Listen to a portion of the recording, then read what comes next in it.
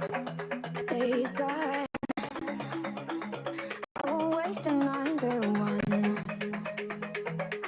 Oh, darkness, it won't set me back again. Oh, my sleeper awake. I won't let the future escape. Oh, my sleeper awake. I won't let the future escape.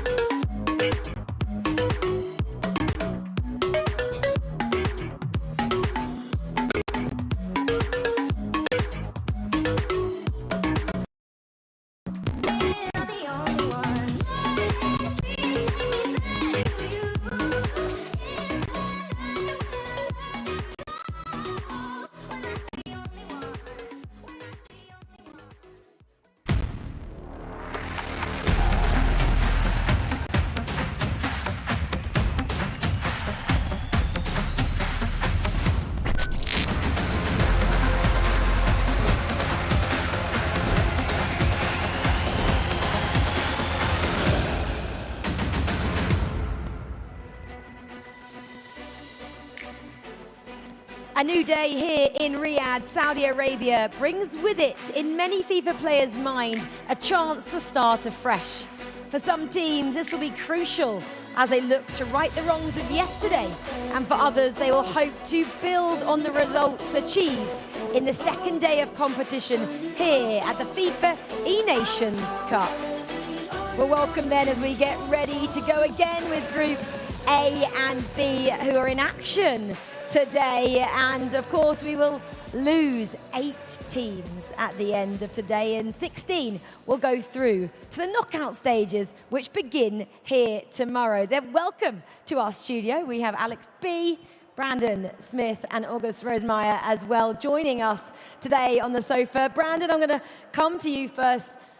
The script pretty much went as we expected it to yesterday. A few anomalies there, but I want to ask you about what do you think some of the clubs may be able to take home from this stage that we saw happen last week?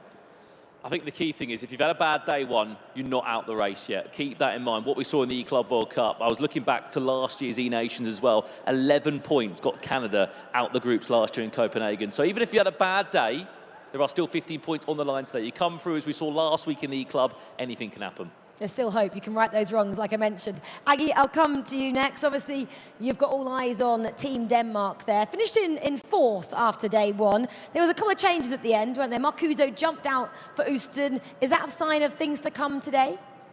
I think they're definitely going to switch up things at times. We've seen the coach, Dennis, not being afraid of making changes fast if he's not happy with what he's seeing. So I think we'll see a combination, but we'll still see Anders as mainly playing all of the games. Yeah, well, Anders is the mainstay in that team. Alex, I'm going to jump over to you as well. A couple of other teams we were seeing struggling. One that we were all keeping an eye on here was the USA. They kind of bounced back, didn't they, a little bit at the end. They got that draw against Finland, and they got a big, big win at the end of day one against Malaysia. Is that enough for them to be propelled into a bit more momentum today, do you think? Yeah, for sure. Obviously, they made that tactical change as well. Lamps having CJ on that side of things, with Fiddle dropping out to the reserves. I think when you pick up that win, that's the best way that obviously you can end that day after a disappointing day one for the US. They would have regrouped last night. They've had conversations. They come into day two, and like Brandon says, it's a completely different day. And day two, we know teams are going to go home. The US put in a strong performance. They can see themselves going through. Well, they're sitting in fifth, aren't they, after day one? All still to play for, though. 5 more matches coming each club's way. But let's have a quick look then at the table toppers from yesterday and a massive goal from each of them. Let's start off then, Alex, with Argentina and Saudi Arabia. Argentina won that one 1-0. Yeah, their first game, they received 2 penalties against them, against Denmark, but they regrouped quick enough and got that top of the group. And then also France as well, that outside of the boot from Kevin De Bruyne, delivering very well. And also, Türkiye, we said about them, they came in. They've got loads of people there supporting them, and they delivered, currently sitting in a very, very strong position in their group as well. And Israel, we saw yesterday, Milinkovic-Savic, that man at the back stick, brilliant header. That one actually ended 6-0 as well. That was a dominant victory for Israel. Well, Group A standings look like this. Argentina, Alex just took you through one of their matches yesterday and one of their goals, 10 points. Saudi Arabia, then the local side, on 9, and the Netherlands probably wanting a little bit. Mark, who we say are in that drop position at the moment. Canada then on 5 points, and Qatar on 1 point. Group B then, 11 points for France and Morocco, both at the top there of Group B. Italy need a little bit more, don't they, with 7 points. They've got a strong side there. Finland on 5. USA, we spoke about them with Alex after a big win yesterday, and then Malaysia as well on 2. Right, well, that's how it looks after 5 matches. Brandon, I'm coming to you about Canada as well. They started so strongly yesterday and then just kind of fell off their form. Do you expect more from that Canadian side with the players they've got as well here today?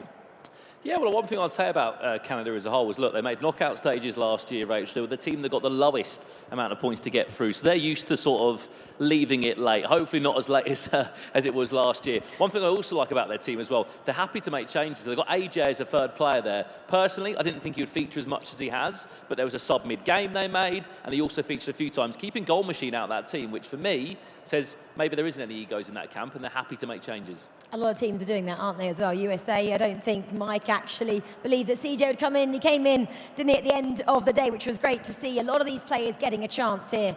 Well, a lot of the players have been getting a chance yesterday. Will they get another chance today? Let's welcome then our players to the stage here on day 2. First up then, it's the local team led by MS Dossery there from Saudi Arabia. They're the home heroes. Obviously, Abu Makara in the middle there. He's qualified for all 3 World Cups, Brandon. Yeah, and there was no change yesterday about the Saudi Arabia team. It was MS Dossery and Abu Makara that played every single game. Moving on to Qatar that came out next, only 1 point from 15. This side, though, again, a team of no changes, no surprise there. Nicholas and Matthias Bonanno featuring in every matchup so far. They will be followed by the Canadian outfit as well. Ranked 9th in the world. We mentioned them already. Goal Machine, AJ and Extra. Then this is the team from Morocco. 11 points yesterday, coached by Mr. Dory. They've got quite the story. Trying to live up, of course, to the national side who got to the semi-finals at the World Cup in Qatar. Yeah, Malaysia just in front of the USA. They were happy to make changes in round 4 and round 5. They'll be needing a much better performance with only 4 points from 15 in day 1. USA have strong history in this tournament of making the knockout stages. Well, as to the team that follow them, France, obviously they've obviously walked onto the stage. Then we've got Denmark there, 11th in the drop zone on 4th at the moment. Obviously you've got Oostermark, Kuzo and Anders there, the world champion from last week. Yeah, last but not least, the Netherlands, Italy. Of course, not last but least is Finland. Italy, they made so many changes to their roster yesterday, still trying to find the perfect way to play. 7 points from 15, wasn't the best day, but certainly not the worst. Absolutely. Well, there we have it. Let's finish on the Italian team there. Let's see how they can get on in day 2. I think everyone's favourite story yesterday, we're just seeing the Finnish side there. They had some good results, didn't they? When we saw Kosu come into the team and the coach was saying he really lifted that side, which was really lovely to hear. But one of the sides that were speaking more maybe about food, weren't they, than their performances, was the side from Morocco, coached by Mr. Dory. The 3 Moroccan players are more like brothers than teammates, as we heard earlier this week.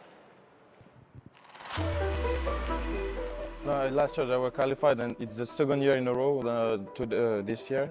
Morocco is becoming a big country of FIFA, and we are proud of this. And we want to continue to keep going on this line and performing on the big stage. We actually just met like 6 or 7 months ago, but we like have we are family now, you know. We're just not a group. We're just spending time being in the swimming pool, going out together, having. We're trying to have the most time together. At the start, it was hard to adapt to each other, but now we are like a family, and now it's good. You stole my question. I didn't know it's. He lived for the cameras. He loved it. We have a very tough group with big opponents, but I think we can make it. We are one of the 4 favorites of the group, I think. For us, the target is to go for the champ, to be champions. We're here to win now. We want to show what we are able to do, make people proud of us, and Moroccan people to be proud of us. Watch out. Don't underestimate Morocco. Don't underestimate Morocco. Okay, and watch out.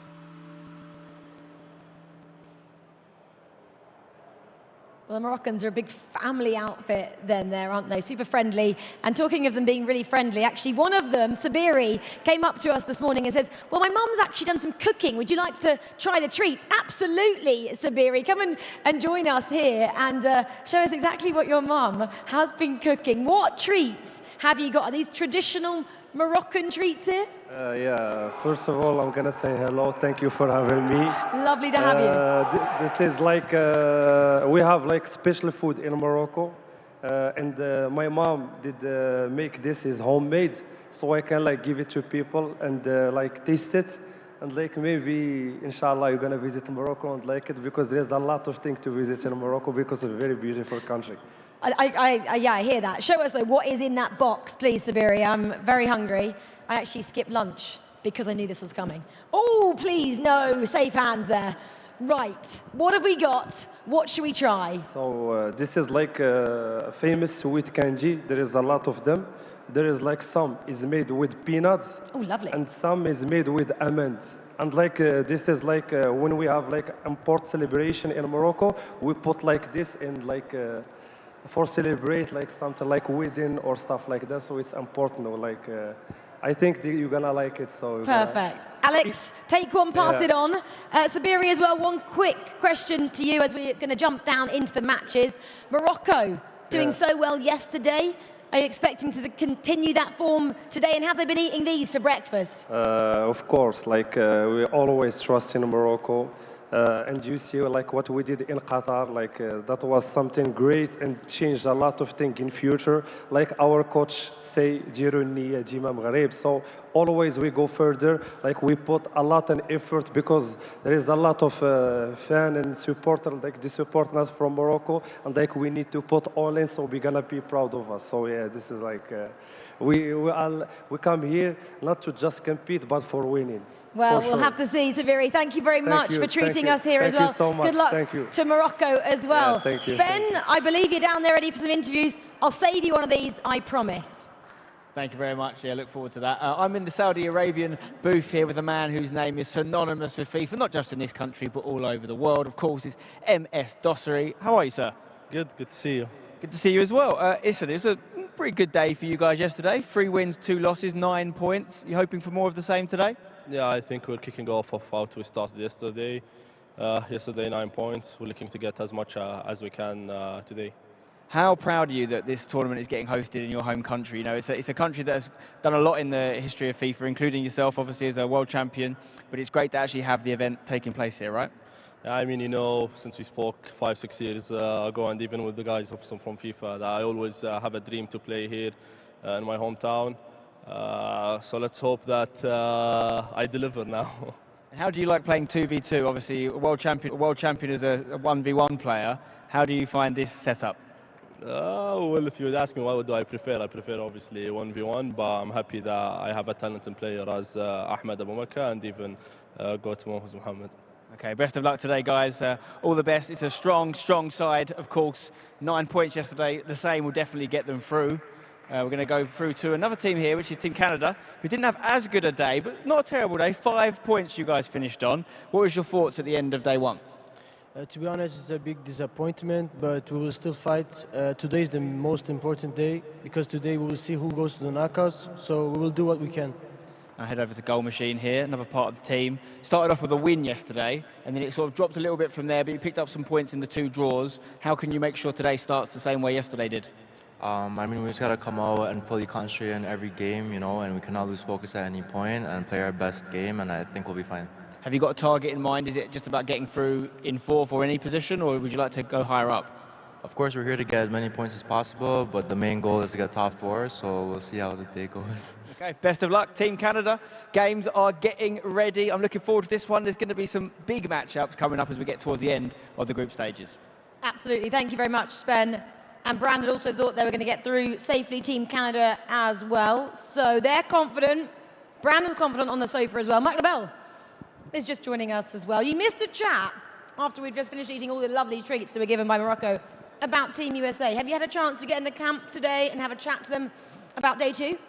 Well, I talked to CJ a little bit last night. I saw him sitting down with Lamps. I expect to see them in action a lot more here. I think CJ and Lamps both have had a lot more experience competing the last couple of years compared to Fiddle, and we have to make moves here, but it's for the taking. That's a positive. When you have an off opening day, sometimes you don't get a second chance, and they definitely are in a position where you can still control your destiny. Did they chat about why they made the decision and what tactics they changed in that Malaysia game when they did get the victory there?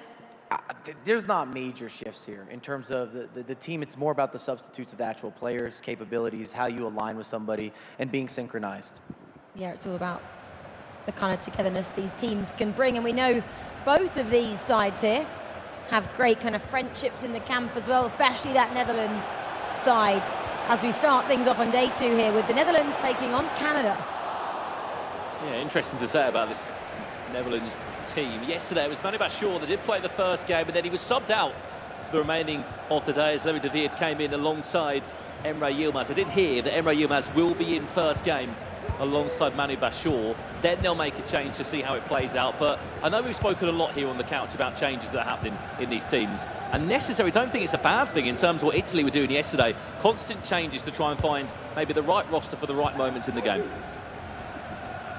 We had the big discussion, didn't we, about changes, and I'm sure we're still going to see some more finding their best team as we speak about that Italian side as well. Brandon started his conversation off with them, a lot of movements, and it's working so far. The first goal of this session comes from those Italians. Yes, against the USA, where they had quite a field day yesterday in their opening match, winning that game 5-1. I spoke to Capchi yesterday, and he said, look, to the outside, I might look like we're panicking. We're changing mid-game, we're changing every game. We just want to find how to see out certain match situations. And I hope that we are not revisiting Italy versus the United States yesterday. It was a similar beginning, down early, and the U.S. wasn't really able to make that competitive. Well, someone who's got close eyes on this game, August Rosemeyer. Denmark against Argentina. In this game yesterday, we saw a 1-0 win for Denmark. I know you spent a lot of time this morning with Marcuso and Anders Vergang. What's the overall feeling in that side of the camp coming in today too? I think they're quite confident. They knew that they could have played better yesterday, but overall I think they were satisfied with the points, and they knew that they had to get some points here. And yesterday they beat Argentina, and now they're taking the lead again, so a promising start for Denmark. Probably one of the most difficult teams to come up with first, if you can again get this good result against that pairing who some of us probably could think could be world champions, as we just see another goal for Italy there against the USA. Just to double their lead. Stop looking at me. I'm directing that type of energy. I don't like it. I don't want it. Is it possible flashbacks to yesterday for the US right now? This is feeling very similar. I've got Rachel looking at me, I've got August looking at me, and then we're conceding goals. And we know in competitive FIFA, especially 2v2, if anything, a lot of the games end up being a lower scoring affair. And it's so difficult to chase back when it gets to 2 or 3 goals without having high risk and hoping for some sort of reward. But you leave yourself back, or you leave yourself open or exposed for a lot of opportunities and counterattacks. You are from the US, right? I am. That's why I'm looking at you. I understand why. I'm just not happy about it. I see the glare from across the room. Over to this game very quickly. A bit of a correction from my side. So it is Levi David and Manu Bashir that start this game. Emre Yilmaz will sit out. We join this one now, a team that is desperate for a good day too, is Malaysia. They drew against Morocco 1-1 in the first round of play yesterday. They're open for a big 3 points here as we jump back over to Denmark against Argentina. And Group A is just, I mean, the results going on right now could be very definitive for Canada, at least. If they lose this one to the Netherlands and Denmark wins against Argentina, it's a big gap from that 5th place up to the 4th place. So it's about being ready from the beginning here on day 2. The quick fire recap too. If you're looking at Group A, it really comes down to is Canada going to make a move. Otherwise, the 4 teams that we expected to be where they are, they might intertwine and move around in terms of the overall ranking or seeding. But those are the 4. And even if Group B, it's a similar situation. France, Morocco, Italy, we thought they'd be there. Who comes in what position? That's a whole different debate. And it comes down to can Malaysia, can USA, can Finland kind of battle out who's going to slide into that 4th position. Well, the team that looked pretty much unstoppable yesterday, top of Group B, find themselves 2-0 down to Malaysia. That instant pause coming through. The Moroccan team find themselves back up against the wall. I mean, we did say they had such a good day on day 1. Day 2, they can afford a few little changes in results. Well, this is where Group B can start looking interesting. If USA lose this game, they'll remain on 4 points. Malaysia win this, they'll be on 5. If France can get the result on Finland, suddenly that 3rd and 4th spot conversation starts going. Because if we're being honest, we're sitting here and we would say coming in to the tournament as a whole, France and Italy should be running away a guaranteed top 2 to go through. Yeah, and I will say yesterday, Morocco for me was the biggest standout surprise. I didn't expect them to share the 1st place in that group, and they were so close getting the 3 points as well against France. Really impressed by them, and they almost did their entire job yesterday. They just need to push now, and maybe that's the thing that's really tough for them, because they know they're so close to get to that knockout stage that maybe the nerves are starting to kick in. Aggie, look away. I would look away right now. Argentina have just put on a masterclass in the last 10 in-game minutes or so. Nicholas and Matthias Bonanno, who lost this game by giving away a penalty in the 85th minute yesterday, are now 2-1 up. The footwork there, Aggie, just to fake that and then get into that elastico, saying goodbye to the Danish defenders. A really nice goal, but also I think a little bit sloppy in defense there. Looked like they both covered one angle, which is maybe a bit out of sync there from Denmark. Nevertheless, Argentina, for me, as I also predicted, the pre-favorites, in my opinion, coming into not only the group, but for the entire competition. So I would expect them to top the group, even though it is a group where a lot of good teams are. We talk so much about these substitutions or player rotations, but I actually just feel, and this is my theory, of course, it's more or less for the group stage to decide who's going to play in the brackets. I don't think we're going to see this type of rotation or adjustment when we get into the best of 3, unless you need something drastic to change or something drastic to happen where there's a clear disaster or it's just clearly not working. I just don't think it's going to happen at the same degree where we're seeing so much almost predetermined interchangeability here. We talked about it a little bit yesterday with August, but some of these teams look as if they've already decided you're going to play game 2, we're going to play game 4, we're going to play game 5, and it's not necessarily about what's happening on the virtual pitch. Do you think when you're looking at your 2v2 and your ideal 2v2, you build it around what we saw Brian for France talking about? We have LJR as our one-player profile, and then it's about moulding it in and saying, right, if we need goals, we bring in Fuma. If we want to see that game out, we use Diogo. Do you think having that one player and then building 2 players around that is the best way to go? Oh, nearly a goal here. But as Rachel was talking about yesterday a little bit, she swung it my direction. I'm a structured guy. I need planning. I feel if you fail to plan, then you're kind of planning to lose these games. And to a certain degree, it's more planned if you know you have one guy in position and then you're kind of rotating around to make sure you're getting whoever's in the best form. But I don't think you can have this free flow. It can't be all for debate and anybody does as they wish to do. You're going to play offense, you're going to play defense, we're going to step, we're going to play pass, we're going to play aggressive. That doesn't work. In my opinion, it just doesn't work. I don't like it. Well, we're sticking with this game, and we were... Are we sticking there? We're not. We were going to talk about the Morocco and Malaysia game. I think they're in half-time at the moment. Half-time means changes again. They're rotating their players behind us. Brandon, you've just seen it actually happen. Yeah, so it's 36 minutes in that game. Malaysia have just scored again. They're 3-0 up Malaysia. As I said, after Morocco had such a good day one, the change that's happened it looks as like Ayman's come out, and it's Adam Hatate that's come in to play alongside Marwan. There we go. There we go. It's a brave sub to make 36 minutes in, but they want a change and they need a change. Mike, you're getting back in it I've got slowly hope. but This surely. was way better than yesterday. Yesterday, we lost this game 5-1. I don't want to talk about it. I don't want to discuss it. But I need you to know at home what happened.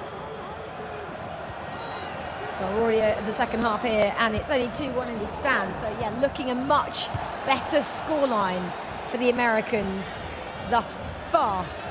But it's still 0-0 as well in the Qatar-Saudi Arabia game. The local side haven't been able to find anything yet. They, again, won this one 1-0 yesterday. So it was quite a close matchup, but still nothing to separate the sides at the moment. Saudi, again, sitting in second place, will be hoping to continue with the form they showed yesterday and get through with ease, Mike.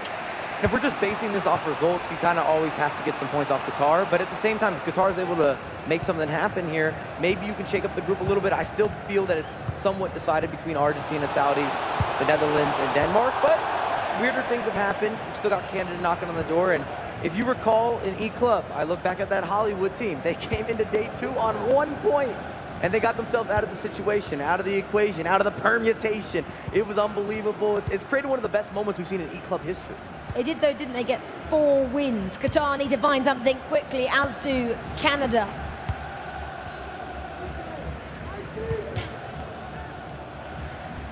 Well, let's go then back to our featured matchup, which is Denmark and Argentina. Denmark led the line early on, and then Argentina very much got themselves back in this one, Aggie.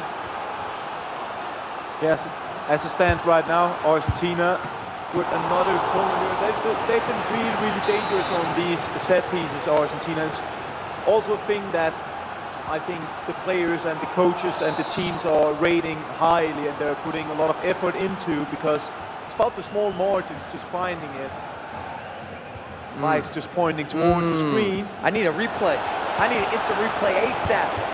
Mike, would you like me to look at you now? What's happening over in the USA match? Well, Denmark just conceded on a side note, but this is what's happened in the USA match. We went down 2-0, but we battled back.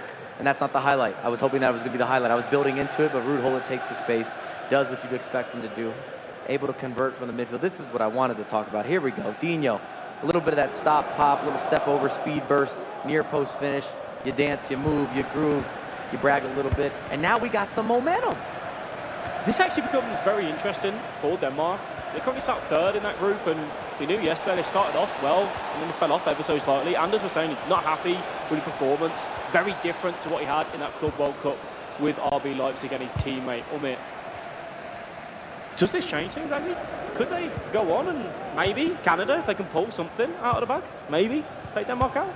I think that head-to-head between Canada and Denmark is going to be vital, going to decide a lot of things. But however, I still back my boys. I mean, Argentina is the best team in the group, arguably. So to lose out to them is maybe, it's not a shame, right? And I don't know the rules of ice bath and sauna talk, but I shared that with the Danish team, including August this morning.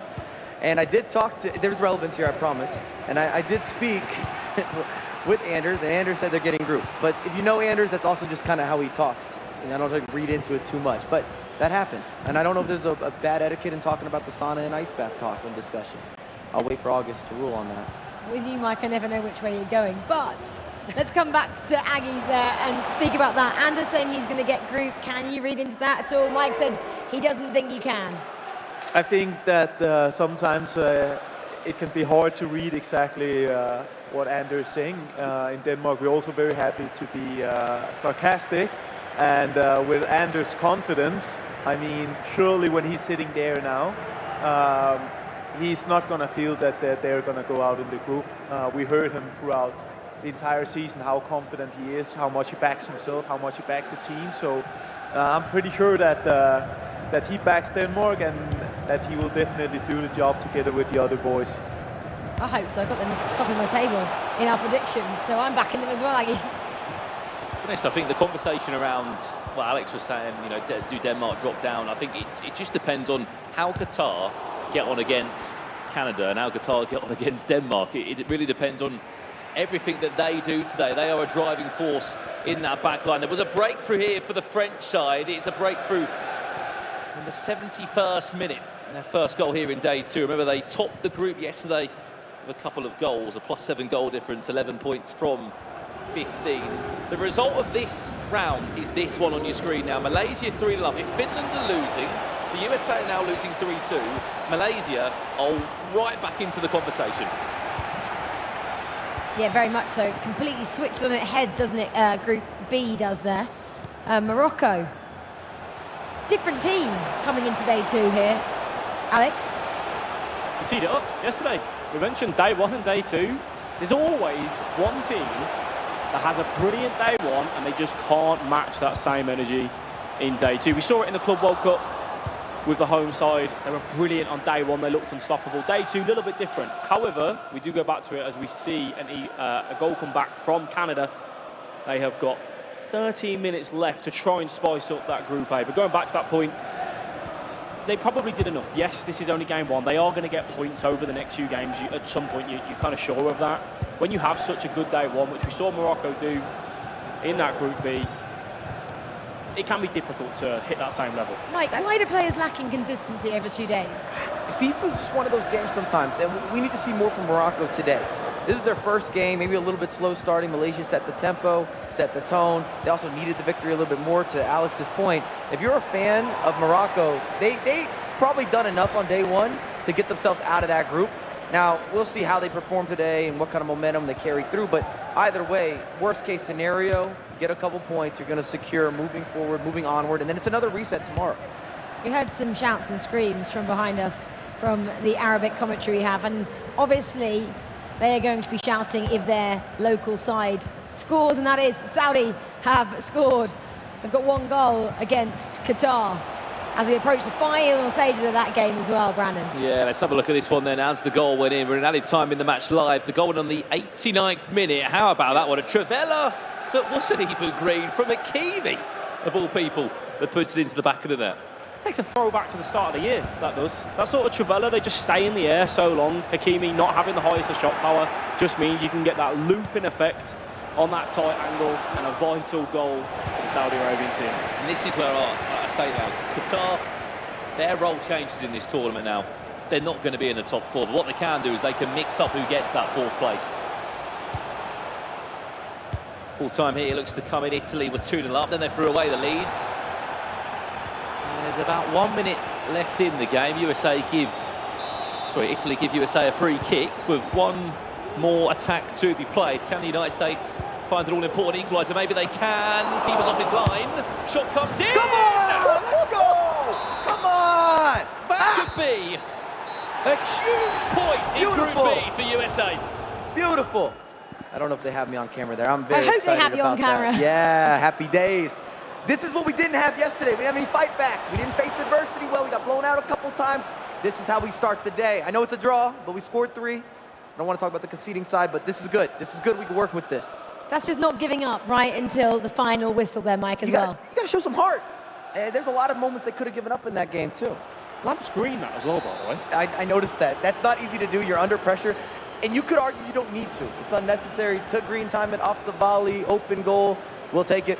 We'll take it. Confident man. Conversation back to Italy, Alex.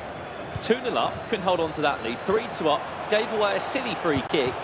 Next we don't lose the game. Let's join this one as we see it live now. 8 minutes left to play. Malaysia still in front, 3 goals to 1. The free kick looked to be smart to try and slow down that game. Got that red card as well, just to break up that counter-attack. They just didn't clear their lines, didn't sort out. The keeper comes out from that cross that we saw. But again, we have to give credit to the US to take that on that strike in that last minute, knowing it is your last possible chance. It could be a vital point in this group stage. Back to the game though, Malaysia and Morocco. Oh, they shorted. The chip there wasn't quite precise enough. And the reason we're bringing up the US game is because it starts to build a little bit of a narrative, and I'm very biased, fully. And I feel like there was a third point that I wanted to add into that. Finland lost. Finland, who are sat right now third in that group, they lost. Fourth, sorry, I should say. Which that's vital, right? If you're the US, yes, you got a point there. But for Malaysia, you picked up 3 points. Finland starting the day on that loss could change things massively. Well, this one, then, Malaysia have had a great start, haven't they? I'm sure Morocco aren't going to get two in, what, a minute. But it is still game on for Denmark. They're still behind against this side from Argentina, 3-1. And time is running away from them. I also think we should track back again and look at Group B here. Italy's not really that safe. They're on 8 points here. You got 5 points for Finland, 5 for the US, 5 for Malaysia. This is starting to open up a little bit in Group B. Might not have expected it, but anything can happen here. And Italy had moments that they looked fantastic yesterday, and then other moments where we started, at least for me, I looked back at Exceed, which was one of the favorites, and we're looking at E-Club with the Italians, and they really under-delivered in terms of our own personal expectation, probably their own personal expectation as well. Well, the Italians then, gave away some big points in that opening matchup. Denmark looked to be doing the same, actually. Could get one back there. Not enough time now, I don't feel, for 2 more goals. Is there a consolation here for Haggie's Danish side? We'll have to wait and find out as the clock just ticks down here.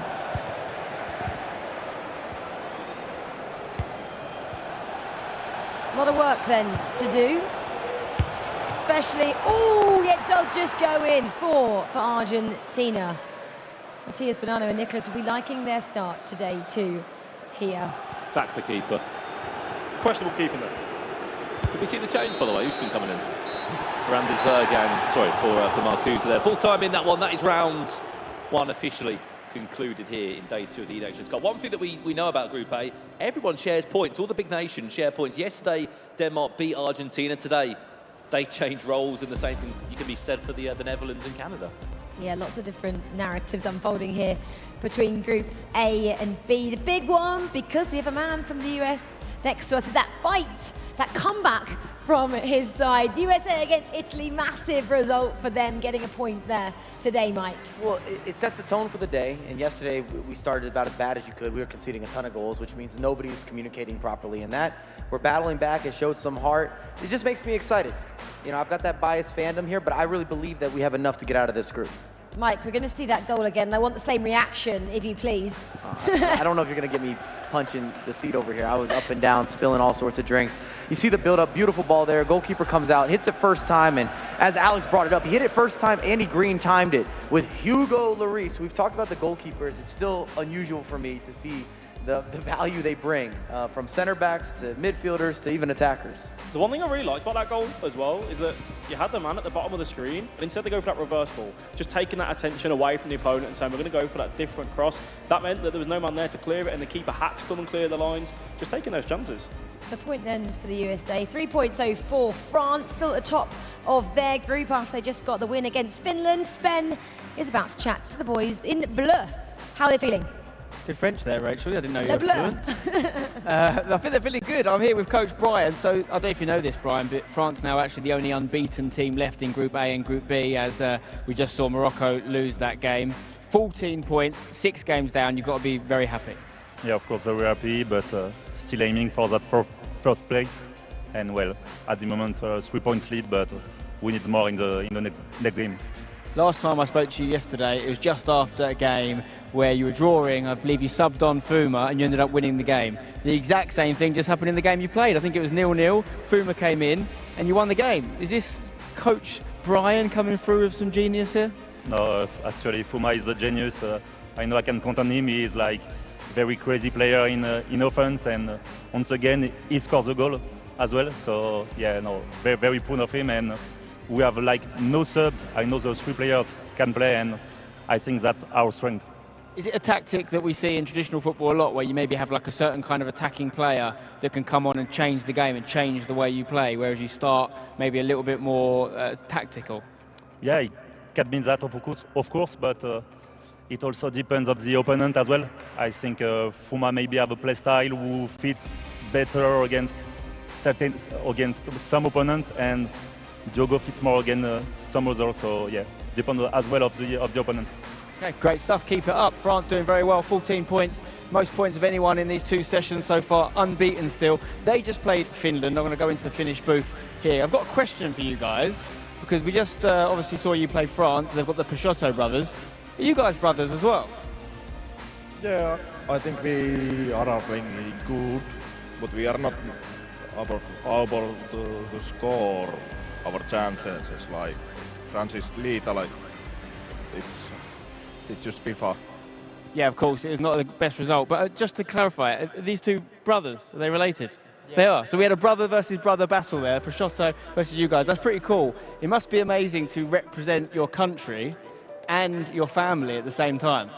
Yeah, it's very special because there is no many brother duos playing. So it's amazing to share this stage with my brother. It's I can hard to explain how I feel when playing with him.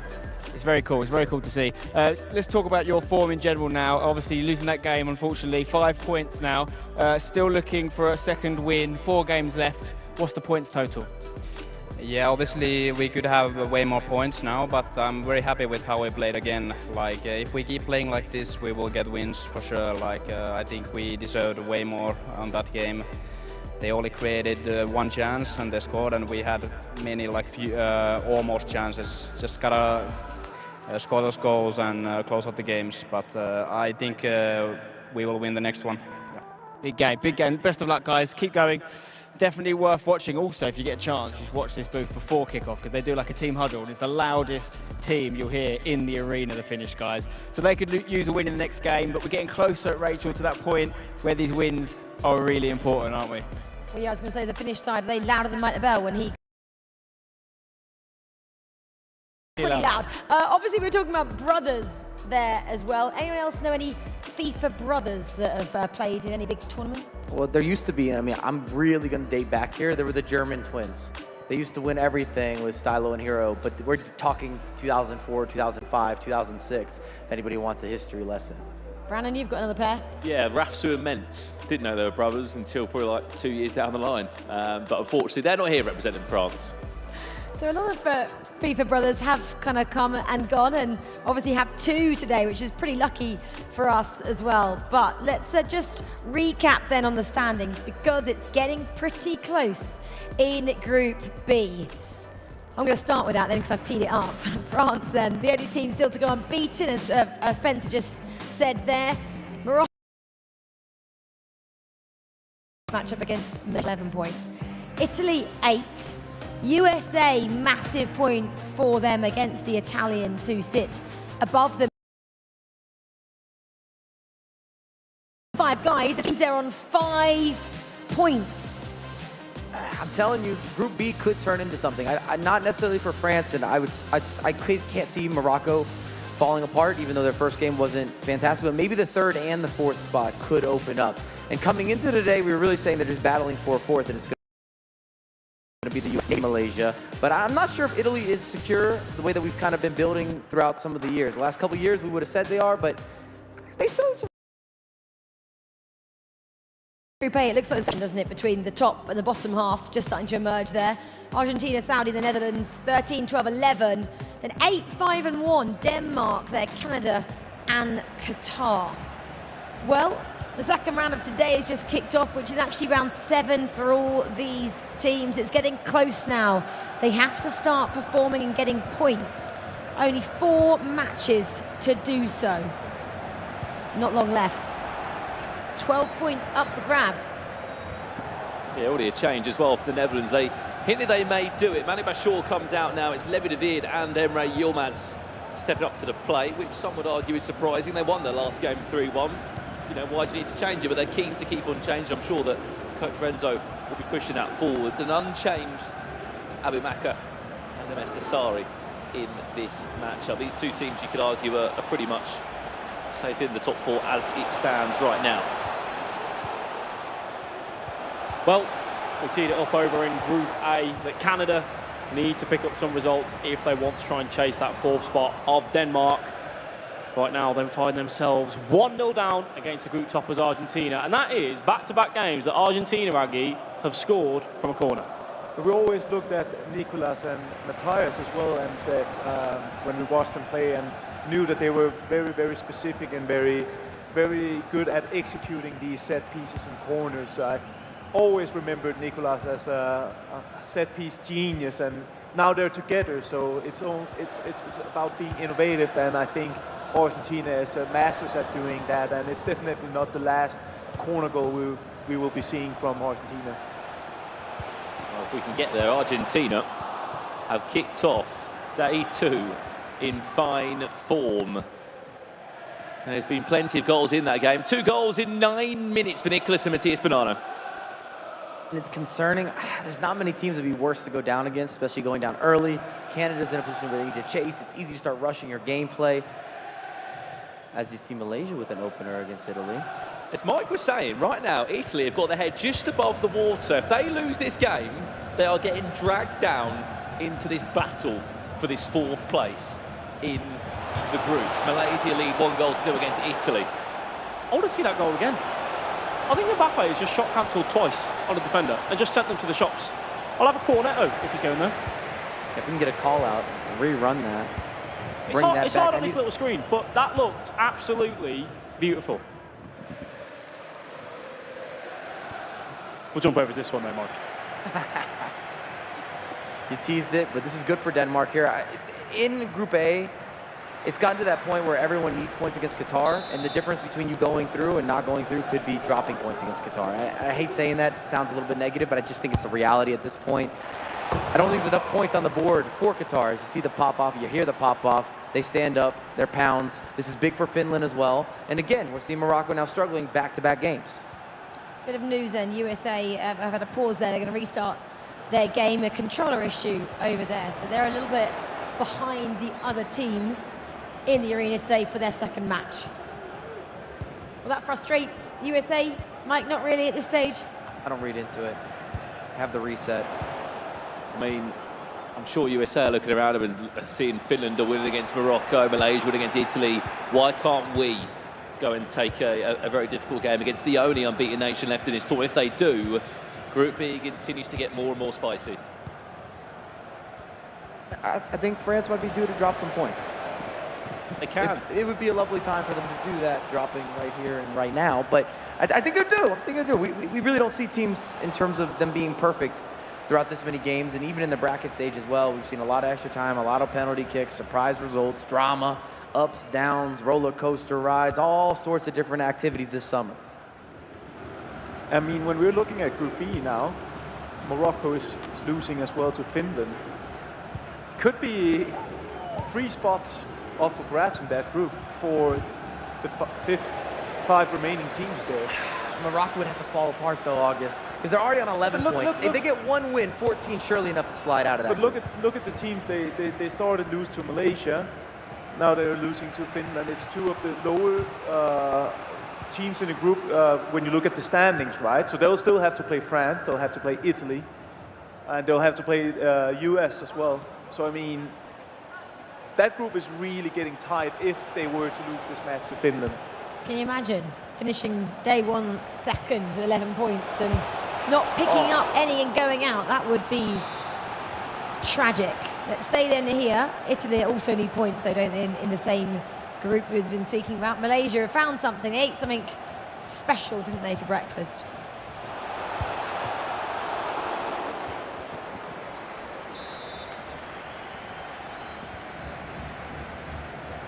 We're going to stay with this match then for the corner. So the Italians can get back in this one.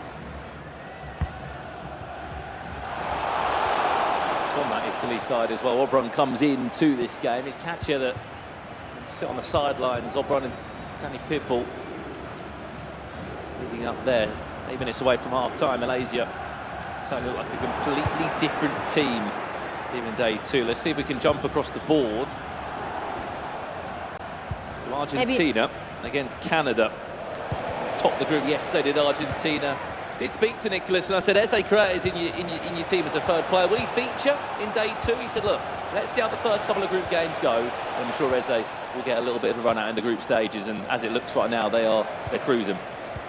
Mr. Correa is a fantastic FIFA player, but I just can't see him actually getting into this rotation. We're dealing with, we've said it a little bit, I teased it yesterday, maybe the future Nicholas, the next Nicholas, when you're looking at Matias Medano, kind of following the exact same footsteps as well, moving over to Europe. It's wild if you think back of not this ECL, but the previous ECL, the only 2 Argentinians also both made it to the finals and obviously played against each other. It was Argentina versus Argentina with the only 2 Argentinian players in all of Europe. Well, Mike, USA have kicked off now against France. Early doors in that matchup. 5 minutes been played as a lot of these other games go to half-time, and including this one we're on here, Argentina-Canada there. Morocco back in this one against Finland. They needed that after a disastrous start here on day 2. Should we go and see how the USA and France are getting on after we have a little replay there? Right, this is the beginning of this game. Mike, they had a little bit of a wait there, but nothing too much to look into. The U.S. just had a good opening chance outside of the foot, kind of reverse elastico action. Good defending from France, but I'm telling you, there's going to be some confidence here. There's going to be a little more belief, especially coming off such a nasty day 1. And as you talk about with August is saying, they're seeing the different results coming in. Spots are opening up. It could go for 3 spots, which is remarkable if that were to happen. I didn't think that's possible. I'm still maybe a little bit of a pessimist in that actually being a possibility. I haven't got to the permutations. I haven't called in Mr. Buckley, but as it stands, 3rd and 4th place, we could get to talking, we could get to discussing, we could open up that conversation, we could start pushing a certain agenda.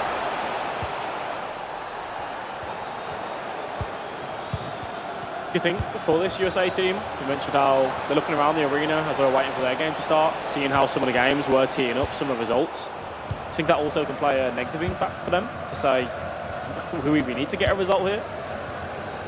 I don't think so, because the results around with the other games, I don't think they necessarily negatively impact the U.S. Maybe it'd be a different story if we were sitting here talking about Italy being leading. Or they're dominating their matchup, even Finland dominating their matchup, something along those lines, maybe to create some degrees of separation. I think it's good to have a little bit of a flip-flop, and coming into day 2, we didn't necessarily think this would be possible, so I love a little plot twist. Well, should we go and see how the Netherlands are getting on against Saudi Arabia? Yeah, let's jump across to it. There's not too much to talk about in that game as we leave that one at probably a good time as France lead the USA by a goal to 0. Saudi Arabia against the Netherlands is 0-0 with nearly 2/3 of the game currently played. When they matched up yesterday, the Netherlands did win this tie, 3 goals to 0. I'm blaming that goal on Alex. I don't know why, but it's your fault, Alex. I apologize, man. Yeah, thank you. Thank you.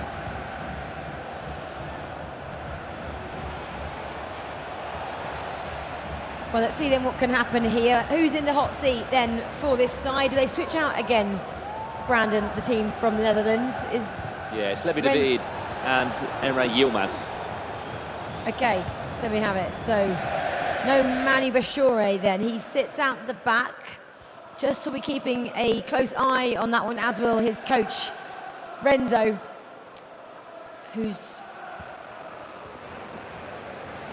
Morocco then, Finland, as we jump back around the grounds. Morocco, the side that were very dominant yesterday. Finished second, didn't they? Had that big loss here.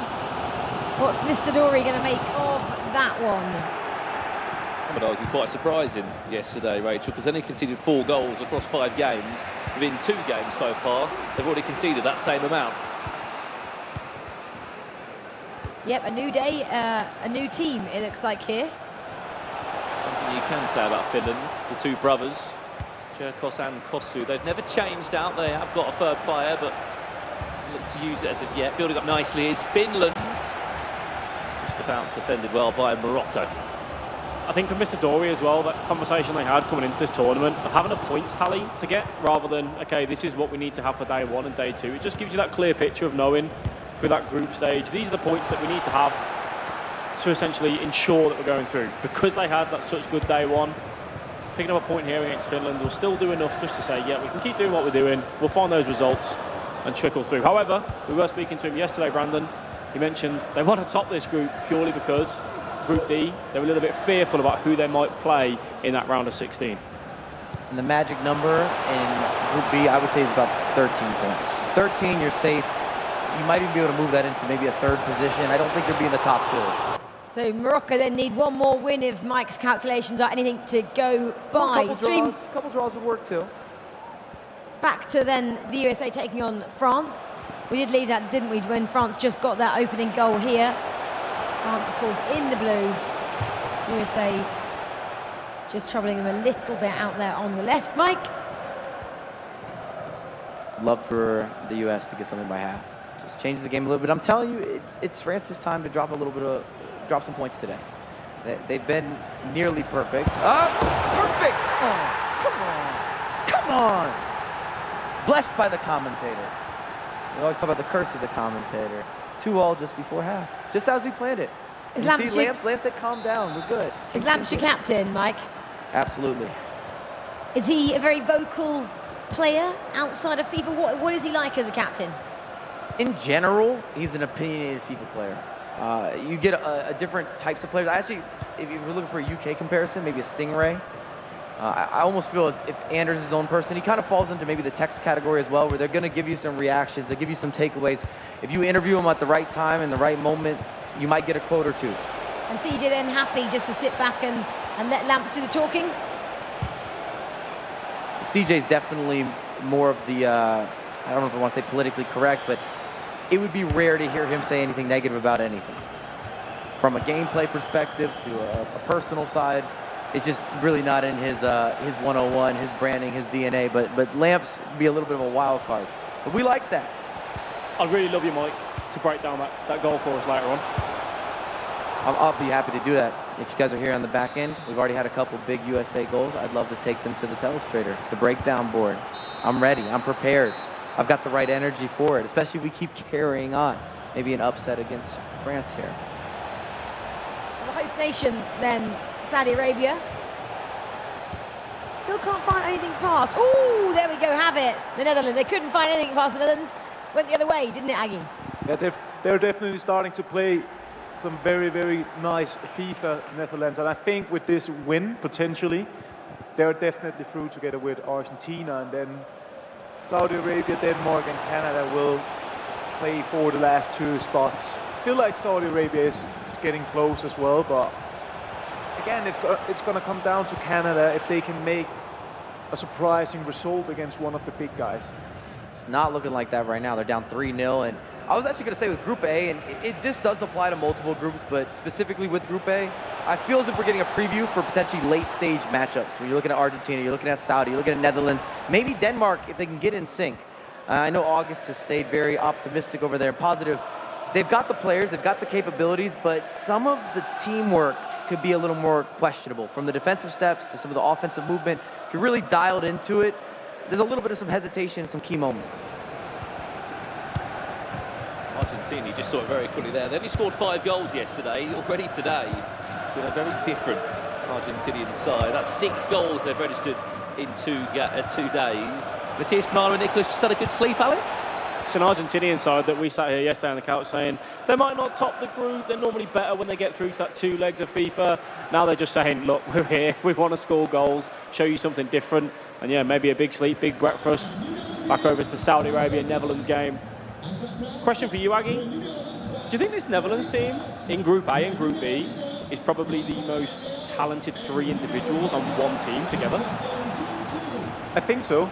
I mean, when I'm comparing all the teams, I would say, especially when you're also looking over the last 3 years. You also have Levy, who's been extremely dominant. He didn't have as good of a 1v1 season this year, but the other years he's definitely been up there as one of the best, if not the best. Then you have the likes of Emre Yilmaz, who we will consider as a favorite also for next week. And you also have Manu, who's one of the biggest talent, who was also at the World Cup last year. So, I mean, I will agree and say yes, that is definitely. I would like to make some counter arguments, if you will, if you'd allow it. Love it. I would also argue that Argentina's in that conversation. Correa is fantastic. You got the likes of Matias, you got the likes of Nicolas. Can't tell me that's not a strong three-piece. I would also argue for Brazil. Palinetto, Resende, PH Zin, the previous world champions in this competition. I would like to just insert their name in there, if I may. Of course, still backing the Netherlands here. Just looking at like titles, qualifications for E-World Cups, etc. And this season as well, 2 players in the E-World Cup, right? They're going to be on form. I think this is Netherlands' best chance to go far in this tournament, because for some reason they always struggle to get past the round of 16 in the last 2 times they've competed. Well, Qatar and the Netherlands matchup just finished. The Netherlands taking that one.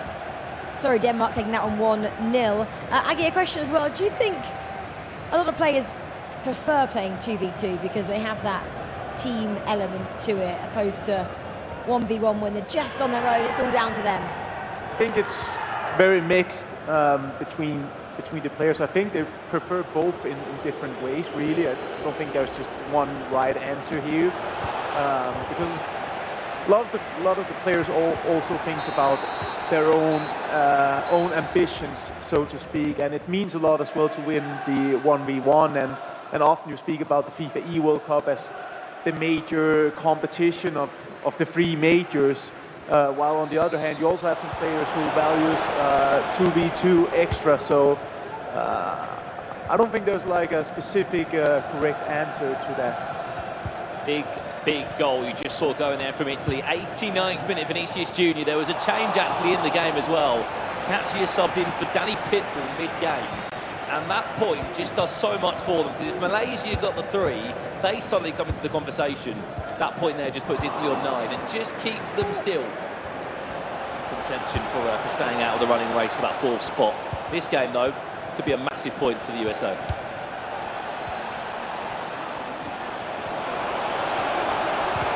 There's a draw in that one as well, as the Italy-Malaysia game. A lot of the results in Group B sharing the points, which again isn't great for Group B at all, as we say with this one, where points definitely weren't shared there. Argentina 4 goals. Brandon said they didn't score many yesterday. Scored 4 in that. Was it 5 yesterday total, Brandon? And they've already scored 4 in that one there today. I think they scored 8 in the first 2 games, Argentina. Remarkable. Looking very different today, aren't they? Nicolas and Matias Bernardo, big win for them. They are the front runners in that Group A alongside the Netherlands at the moment. Yeah, scored 8, Aggie, and conceded just 1. That was to your boys. Impressive, and I mean, you always expect Argentina to do that well, but it's just not that easy to replicate it tournament after tournament. But Nicolas and Bonanno, I mean, if we were to look at just the 2 players, not to take anything away from the 3rd player, it would definitely be up there as probably the best team, just to add on to that conversation we had, Mike. It's tricky when you deal with criteria. Are we looking at all-time greats? Are we looking at the best in form that we've seen this year? Are we just going off the last 2 years, the last 3 years? You tell me, and then I can answer these questions properly, because when you're looking at some of the all-time greats, we got those guys into action. We got Hall of Famers in action. They're going to be joining August at some point when their career is in the rafters. 10 minutes to go. Mike said France. This has been intense for me, okay? This has been intense. Mike Watch said it, France watch should it. drop some points. Stop it, Rachel. We have there's 10 minutes, Mike. Come on, we've got time. I mean for you boys.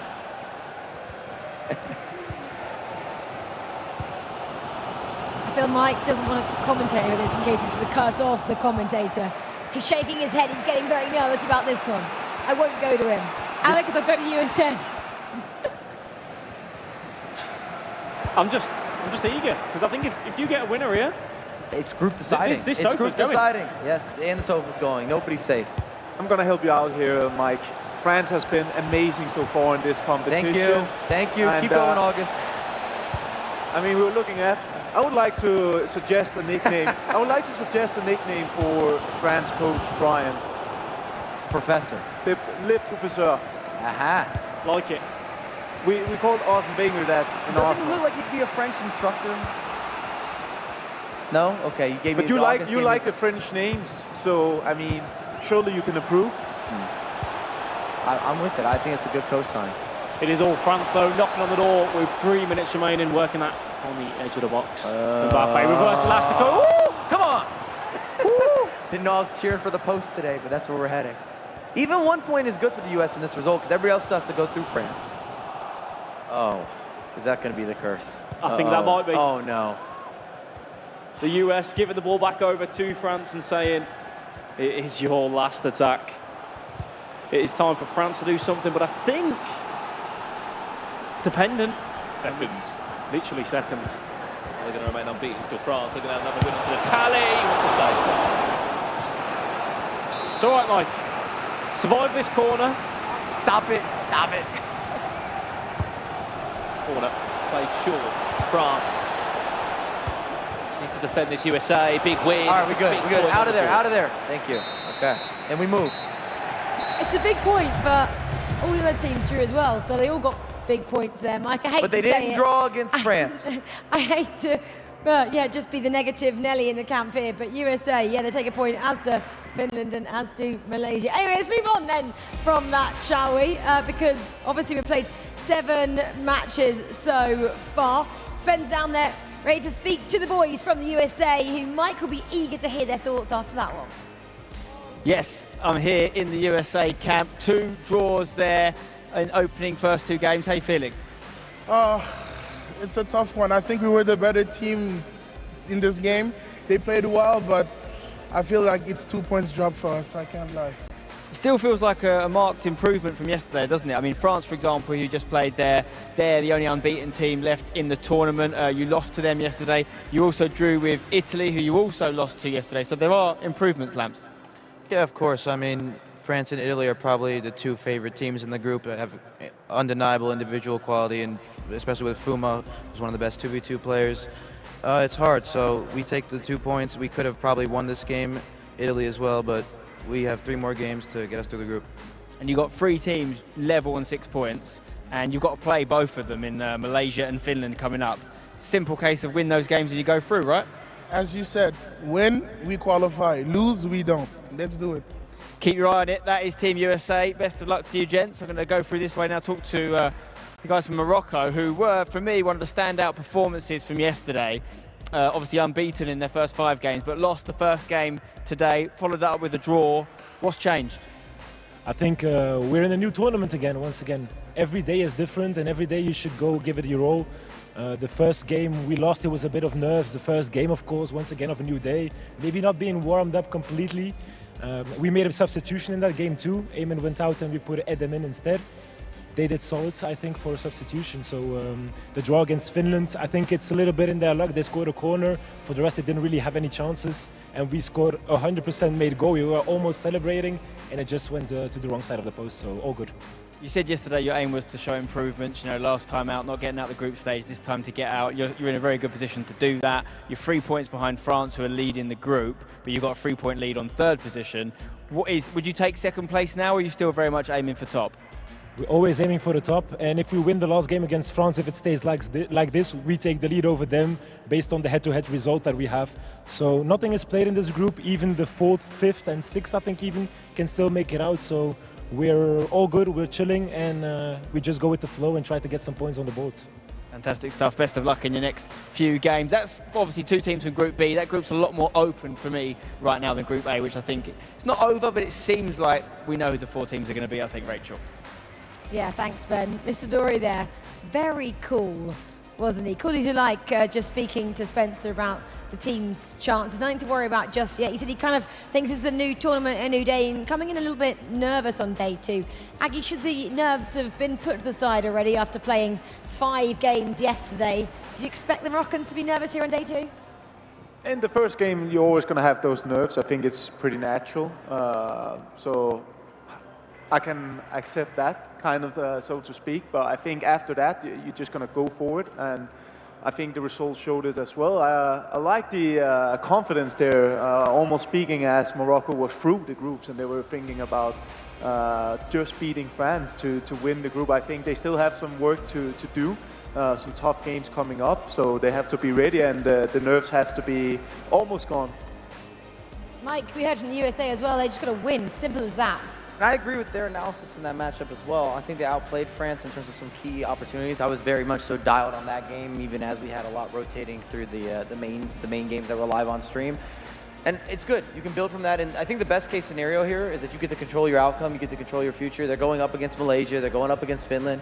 If you win those games, you get positive results. You see it out. And a lot of times you aren't gifted that. You need different scenarios to go for you. I need a draw here, I need a loss there, and then I have to win. This is not the situation. You control it, shake my hand, you've done a good job to get to this point. Now let's go get this, something positive insert there. I was gonna go get this this trophy, get these points. We need more on the board. Go and get a knockout spot. Go and get a knockout spot, because it's still very much for Team USA to take. Well, like Spencer mentioned then, Group A kind of looks like we've already got our top 4. I know it's early to call, we've got 9 points still to play for, 3 more matches, but they've gone Netherlands, Saudi and Denmark. Very much now, they look like the teams to go through. Canada are the team that will be trying to knock them out. Mathematically, Qatar, there's only 9 points there. Spot, so unfortunately, they're out of it now. Whereas Group B, it's a little bit tighter, isn't it? France and Morocco, well, Morocco think they're through. You know, maybe you don't call that just yet. Whereas Italy, USA, Finland and Malaysia, look at the bottom 3 there. It's so... No, absolutely. I think, look, this next round will cement a lot of potential storylines. Morocco beat Italy. I think that we can just sit here and obviously say France, Morocco, you are through. What the USA do against Finland is big, and then Malaysia up against France. There could be some late movers here, but that 4th place still up for grabs. Do you feel though, Mike, because Qatar now are taking on Canada, the bottom 2 in Group A. Qatar now, they can't go. They just try and spice up that group. Do they know that? Do they feel that? I'm still playing for wins if I'm Qatar, and we'll see how that plays out. It's up to Canada to kind of take that result. And I actually think the biggest takeaway when you look at the results there that were on screen is that there's 3 teams that really stand out of being another notch above. You've got the likes of Argentina, you got the likes of Netherlands. Look at the goal difference as well, the separation. They're able to score, they're not conceding, and they're starting to separate themselves from other teams. And then on the other end as well, I think France is in that same category. Similar story, very high levels of consistency, and I would not want to see any of those teams in now a best of 2, or you're looking at the aggregate score lines where you got to go through those 2 legs. We did see that last year as well, didn't we? Brazilians had a really bad day 1, came back through, never topped the table, Mike, and the same actually goes for Italy, and they were semi-finalists last year. So you can't always look at the people at the top. I know in this instance we're, you know, going to probably be pretty negative to not back Argentina with, what have they got, 16 points there, but like Mr. Dory said, today's a new tournament. You never know how it's going to go tomorrow. And I love a stat and a metric, and I still look back at the E-Club. From the beginning, RB Leipzig looked good, and they ended up looking good in day 2 and day 3 and day 4, and they lifted the trophy. And I'm going to take that same sort of logic here when I'm seeing consistency, I'm seeing goal difference, I'm seeing good defense, good offense, set pieces, just certain movements, micromanaging. It shows that you practice specifically for this event and everything's clicking. If you're able to do it on back-to-back days, why not carry that onward? Well, can the Netherlands then get a result against Argentina, who are sitting at the top of that table? That's the big game, in my opinion, here as well, between those 2 sides. Alex, I'm going to come to you for this one. Netherlands have got to get a few results now. Yeah, and give themselves that best possible chance going into the knockout stages. But also, as you said, we mentioned with Denmark, and is there a possible chance? Anders said they're going to get grouped. It looks very difficult for Canada to do anything, really, in that side of things. You'd need results going elsewhere for you. It is pretty much now for that top 4 in Group A, all about who can get 1st, 2nd, 3rd and 4th, and just have that seeding position. Well, I teed this one up. Should we go and see that game? The Netherlands, Argentina. Argentina at the moment have had 2 great matches to start day 2. Nicholas there and Matthias Bonanno. And Mike, wasn't it last year? The Nicholas was close to saying he was going to retire. If he wins this here, this week on Friday. Would that be enough in his locker? Is He he wants, yeah, if he gets a FIFA E World Cup, I think the retirement conversation starts to resurface. I think he wants that, he needs that. It's part of that legacy. When you say you're all done with FIFA, if you have that under your belt, at least one of them, you feel like you accomplished something really special. You were unique, and you could walk away and say, undisputed, you're the best FIFA player in the world for that year. You know, August has had that lovely claim for a year. He kind of The right needs, to the claim. he kind of needs that as well. I would hate to see Nicholas retire without this massive accolade next to his name. I don't think he wouldn't. No, he wouldn't go about a big trophy, whether it's this one or whether it's maybe next week. I've got something to throw in there. I think Argentina last year on paper were better than this year. Better seasons last year. Each Champions League winner, both made E-World Cup last year. Matias Bonano, yes, won the La Liga this year, but has not been as good as he was last year. Well, that's why they're more motivated then. Well, I think it's Because- clear. I think because they that's haven't clear. had a good as year. To Brandon's point, I think it's very clear when you look at Matias Bonano's 2v2 success, the fact that not only the E-Champions League, but they played against each other in the finals of the E-Champions League, and then a tag team duo from last year. And sometimes, I think with them maybe not having the same type of year, they're even more focused on this competition, though. It does motivate you, and we know FIFA can be very harsh, very cruel. You don't take those chances, you don't create those margins, and that's the separation as we see Canada, Qatar. We talked about Canada needing this finesse shot, open up your body, back corner, 1-0. And I do have a little bit of a mathematical equation for all of you. Canada, if they were to win out, they're on 5 points now, 9 points available for them. They'd be on 14 points. Netherlands, Argentina are going to be out of reach. So now it comes down to what's Saudi doing and what's Denmark doing. Because Denmark comes in with 11 points, Saudi with 12. You need some help. Well, right now, Denmark, the other team in red, are finding themselves one to the good against Saudi Arabia. We saw the result from Saudi Arabia yesterday with Denmark, beating them comfortably. We jump over into this game, Mike. Come on then. Yeah, you love a little near post goalkeeper movement gone wrong. 15th minute, Mbappe, he salutes, I salute. The Americans are starting to make that dream a reality. A question for you, Mike. If you're the US, if you got told, if you beat Finland and Malaysia going into this tournament, you're going to guarantee yourself through to that knockout stage, you take that, right? That all day. You take that. Yeah, and we just saw, I just saw an incredible goal over here, and it's for the home soil favorites here, Saudi Arabia. Do we dare to say who it came against? It was against Denmark. I'm not too biased to credit other nations as well, and can't wait to all of you watch the goal because it's really, really good, and I know that Mike is going to enjoy it, Alex is going to enjoy the goal as well. So many nice details in it, so hopefully we'll get to see that goal in just a second. Yeah, as we're saying, as Aggie was saying, there's been 2 goals in that game. 20 minutes in, Denmark against Saudi Arabia. When we can see the highlights from Group A, we'll do it right now. What a goal it was.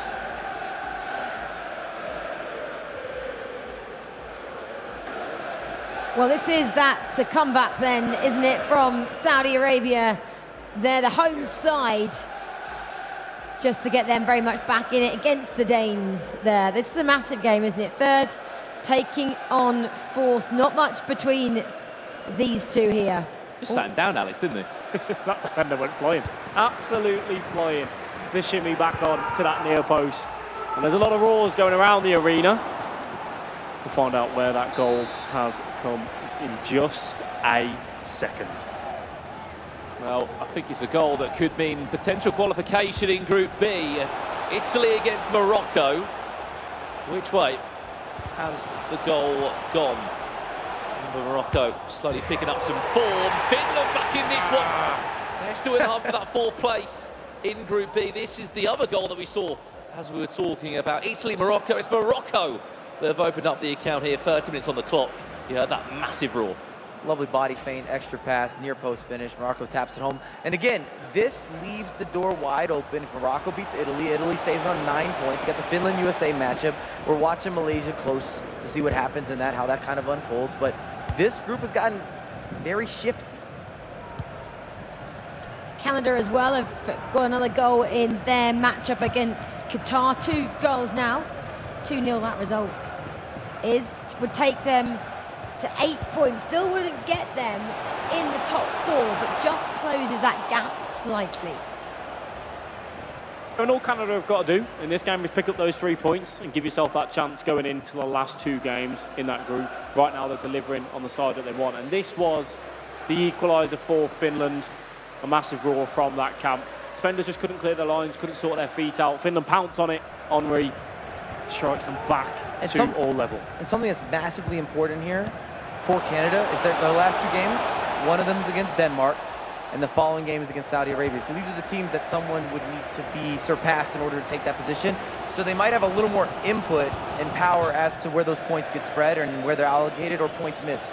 So this game we're seeing right now, Denmark, Saudi Arabia, for Canada, if you want a chance, a draw here would be better for them. Is that right? Correct, because that would leave Saudi on 13, Denmark on 12. They're still going to need help. At the end of the day, Canada can't just win out. It does come down to those results, but the fact that they also play Denmark and Saudi, at least you can control those games in theory because you're going to need the victory anyway. One thing worth mentioning as well is that Canada and Denmark drew yesterday. So head-to-head, if then Canada were to beat Denmark, Canada would surpass them, while Canada lost to Saudi Arabia, if I'm not mistaken. So I think Canada is rooting for Saudi Arabia in their match against Denmark right now. And just as we speak about it, Saudi Arabia on 2-1. And with a win here for Saudi Arabia, they also confirmed their spot in the last 16. So a vital match right here. And Denmark really is feeling the pressure now. This is their time to show what they're made of. There's 2 stories here, isn't there? Italy maybe falling down into a difficult place. And as you're saying, Aga, Denmark, they do not pick up results. It's not looking good for those guys. Netherlands 0, Argentina 0 when this match took place yesterday. It was a 0-0. So I hope we're going to see at least 1 goal in it. And it's also at halftime for Finland and the US, currently tied 1-1. Surely a goal. Yes, indeed. And Netherlands, another day in the office. Again, this is really more of a showcase matchup with Netherlands and Argentina. It won't necessarily impact them going through. They're both going to secure that spot, and it comes down to maybe who's in better form, who's really the best between the two. It's just watching high-level, informed teams with some of the best players in the world. But what I was going to say in the U.S. and the Finland game is that a draw, I don't think, helps either of them. It's just not ideal. We talk about it a lot with Rich, but draws are deadly. Deadly draws. At some point, you've got to start winning. And this was that goal come back. Henry, I mentioned it yesterday, time and time again. His item just on that left-hand side, on that left foot, he finds the back of the net. Time and time again. I'd love a partnership with Henry and R9 up front, wouldn't you? I'm just happy that this Henry came into FIFA 23 and really made such a difference. It's been multiple years since we've seen him in any sort of rotation. If you date back, we used him up front, FIFA 17, FIFA 18, he ended up being some sort of unorthodox center mid, and then he vanished. He was ghosted until this new iteration, as you see Finland pop off. And of course, when I start talking, this is what seems to happen. The U.S. concedes, and this is a massive game. I don't know that the U.S. can drop points against Finland and talk when you're looking at losing, because it not only is a loss there, but it allows Finland to kind of jump. Yeah, Finland then looking to jump over the USA. That result, USA on 6, and this though does affect that result as well, because they just get 1 point each. These 2 teams are also in the same group, which is Group B here. France just kind of fallen off a little bit in the last 2 matchups there. Maybe again they kind of go, well, I think I'm through, I've got 15 points, I kind of can take my foot off the pedal and just have a little bit of rotation, try out a few things, Brandon. They can put the controller down, France. They're through. Regardless, I think, of what happens in these next few games, they are through. No matter what happens. If anything, it's a big game for Malaysia. But back to that game that we said, Finland, USA. That game cannot afford to be a draw for either team. Has to be a big 3 points for either of those sides. We jump around Canada. We said that they can still be in the conversation. They're scoring goals, which might help their goal difference tally if needed. They've just found a third against Qatar. See the build up there, a little extra pass, finds the ongoing runner. That's 55 minutes on the clock. Canada leading against Qatar, who unfortunately are struggling to put up a fight. Over to this game now, Saudi Arabia against Denmark. There is an attack for Denmark if he's onside, he's not. I think just a draw for Denmark makes a huge difference, just to have that gap on 4 points and not 3. So they could actually afford to lose that head-to-head matchup with Canada potentially. So they're going to be chasing that while Saudi Arabia just want to get that extra goal to secure their place in the knockout. But overall, super tight in both groups, and especially Group B, where we still don't know who's going to join France. France to Saudi to find a third. Defended well by Denmark. Let's jump over to another game if we can. We'll give you the latest in Finland against the USA. No doubt that is the biggest game of the round so far. Finland still in front, 2-1 after being 1-0 down in this tie. Pause has been cued by the US.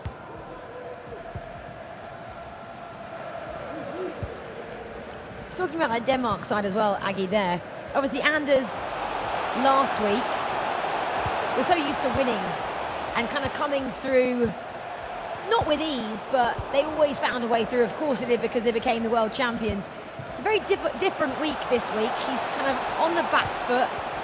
How does he mentally deal with that? I think it's really tough, obviously, also for him to... We talk about the players have to adapt to Anders' playstyle, but Anders still have to adapt to to two players as well, coming from Umut in Leipzig. So it's also really complicated for him, and it's hard and requires a lot.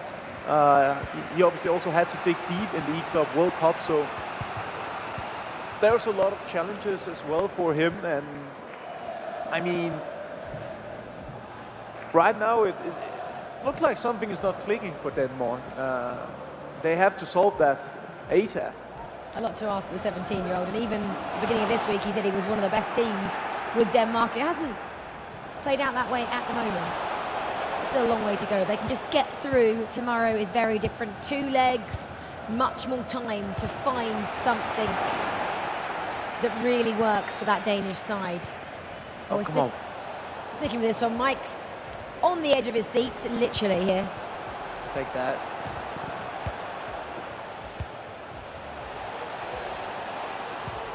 I've realised that Mike cannot talk and commentate his own nation I'm here. dialed in. Penalty. We have a penalty over in Group A. If we can check into the game and see which way it went, and if it did go into the back of the net. Netherlands against Argentina. Argentina were 1-0 up in the game.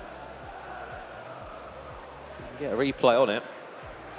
We'll see what has happened here. So it's Netherlands that are on the break. It looked to be a finish. Looks very actually unfortunate that Rafael Varane has got into the book there. Chance to equalise the game for the Netherlands. Manu Bachort and Levi de Veer, the two in action now. They do equalise and make that 1-1. That's 3 penalties that Argentina have given away in this group stage so far. We saw it on day 1 in their first game, 2 in one game, another one there as well. A little bit soft either way. Netherlands say thank you very much. We'll find ourselves back into the game with that. And I think if you are going to concede a few penalties, probably one of the best duos at dealing with that in the game is probably the Argentinian side of Nicolas and Matheus Bonano. Yeah, they're both made of something special, very calm players. And at the same time, slightly different in terms of celebrations and stuff. I mean, Bonano is a bit more verbal and a bit more showing emotions, while Nicolas, the Iceman, is maybe celebrating a bit more inside of him and just trying to not reveal anything while playing. We didn't hold back yesterday when I spoke to Nicolas. I went, who gave away the penalties? It was when Matthias. Straight up. Literally, straight up. But aside from that, they've been a lot better today. Things get kind of complicated, actually, for Denmark, potentially. I mean, it depends what happens here. If you lose versus Saudi, let's say Canada also beats Denmark, their final game is against Netherlands. If you don't get something out of that, there could be a scenario where Denmark doesn't make the bracket stage. There's a lot of what-ifs here, but it's all possible. It's all going to come down to that head-to-head. If Saudi Arabia would beat Denmark here. A game that's even more important. This looks like it's going to be a 0-0. I think we can say France, we know, already are going through. Malaysia needed more than a point from that one. Italy against Morocco. Just to quickly check in, because there has been a goal in Netherlands against Argentina as well. Checking into this one, because if Morocco win this, they now pull away. And now Italy is still going to be in that rat race between the 4 nations for the 3rd and 4th place. We'll leave this one quickly. Let's go to Netherlands against Argentina. We know the Netherlands equalised the game at 1-1. There was another goal in it. We can see which way it went. Or Italy going to try and score now? Big tackle at the back from Morocco. What a challenge there for Morocco. Looked like the back of the net was going to ripple. And this is Finland extending their lead against the US in the 89th minute. That is going to be game, set and match there. Hullet with the easiest finish of his life. I'm telling you, this Group B gets complicated. That's a bad drop from the US to not get anything out of that. And maybe even more importantly, the fact that, again, Finland gets those points, allows them to step right in front. You also have the head-to-head and a positive move now for Finland. If it comes down to some sort of tally of points being even. We've seen a lot of different debates with that. And Malaysia haven't lost today. They just got the draw against France there, former world champions. They got a big win earlier on. They've had two draws and a win today of the team from Malaysia. They beat Morocco, who everyone was talking about yesterday. So they are very much in with a chance at qualifying as they jump up to fourth as well after that victory, after that draw. And they've got to be watching this Morocco-Italy game. It's the last attack here. It's the 90th minute. If this stays 1-1, I think that, again, leaves the group wide open, but we've got Italy probing. Chance. Italy! What a save. Going to do us all not. One more corner to be played. Just look at Italy's result. Every game they've played today, they have drawn. You just saw the goal from Argentina there. As we look to close this one out as well. Italy against Morocco has got one chance left, and we can join it now. There's a corner to be played. Live right now, that corner comes in. It will be defended by Morocco, and that'll be a point shed. Italy today, 3 points from 9 games, has not been good enough. Correct. I mean, they're sitting at 10 total points now. Finland's moved up to 9. The US is at 6. Malaysia's at 7. Everyone's kind of still in target distance where you can make something shift here, where, again, it's not just battling for that 4th position. I'd go on record here to say France and Morocco have done enough. They've secured their position, and you're going to see a big update here. August stood up. He smiled. His hand was moving. His left foot was twitching. You see that left foot twitch? I know something good has happened. Well, Aggie, I'll tee you up for it now. There was a red card in the game. Saudi Arabia down to 10 men, then this happened. Yeah, just Denmark applying the last pressure here in order to get back and succeed with it. A crucial goal for them, which changes the scenario a lot and also lowers the pressure on them going into the match against Canada. Yeah, Canada still needs to win, as we talked about. If they were to beat Denmark, it would put them on 11 points, Denmark on 12 points, Saudi, of course, on 13 points. And again, the same situation or scenario where we're going to be adding up, are they going to draw here? What's going to happen in that other game? And the reality is, and I'll just reiterate because it's important, Canada's next game is against Denmark and their last game being up against Saudi. Oh, massive equaliser from the Netherlands there. Manibashor and Emre Yilmaz finding an all-important equaliser against Nicholas and Matthias Banana. About 5 minutes left in that one. I'm saying these draws have been quite exciting because it makes the table even more exciting as we go into these vital final 2 fixtures here, especially in Group B. It's getting very, very tight. For the Netherlands and Argentina, I believe that's the only game still underway here. 2-2 at the moment between 1 and 2 in Group A. Having a couple of conversations there, Levy and Manibashor. Sorry, Yilmaz and Manibashor. Levy's jumped out. Renzo's very much chatting to them there, Alex, from behind. Lots of hand movements. Yeah, lots of conversations there going on between the players. Coach Renzo as well. I'm just very impressed with this Netherlands side. They've not dropped a game today. It was a half-time sub that was made in the game. Levy David comes out for Emre Yilmaz. But looking across the board, Alex, in terms of their results today, look, from top to bottom, Netherlands won 3-1 against Canada game 1.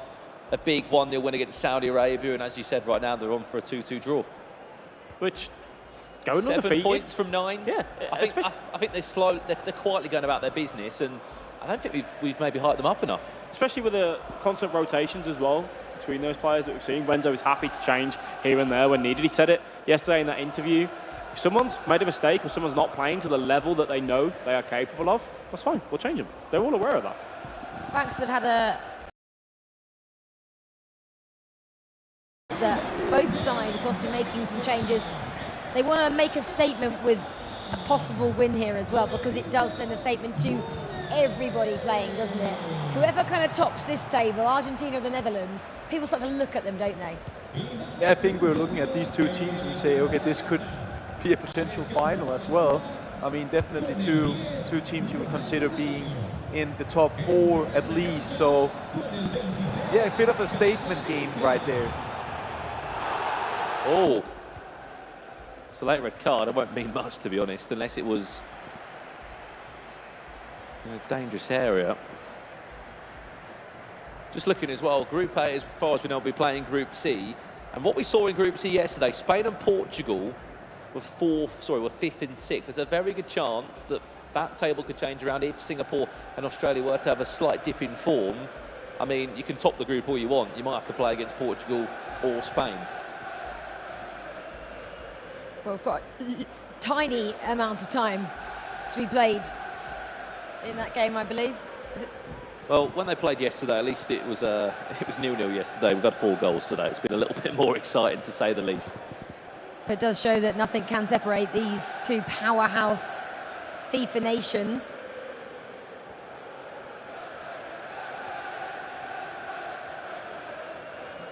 We saw yesterday, though, even the smallest amount of time can make the difference, and that was the Hollywood Fnatic game. It was already in extra time when there was this big pause, and they came back, and it was Hollywood who found a very last-minute goal to send them through to the quarterfinals.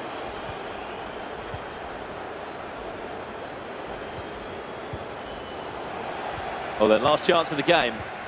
Argentina will get it. How good they've looked today. Full of goals and full of results.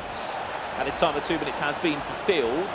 Is there a way to manoeuvre this ball through the box still? No, there will not be. Full time.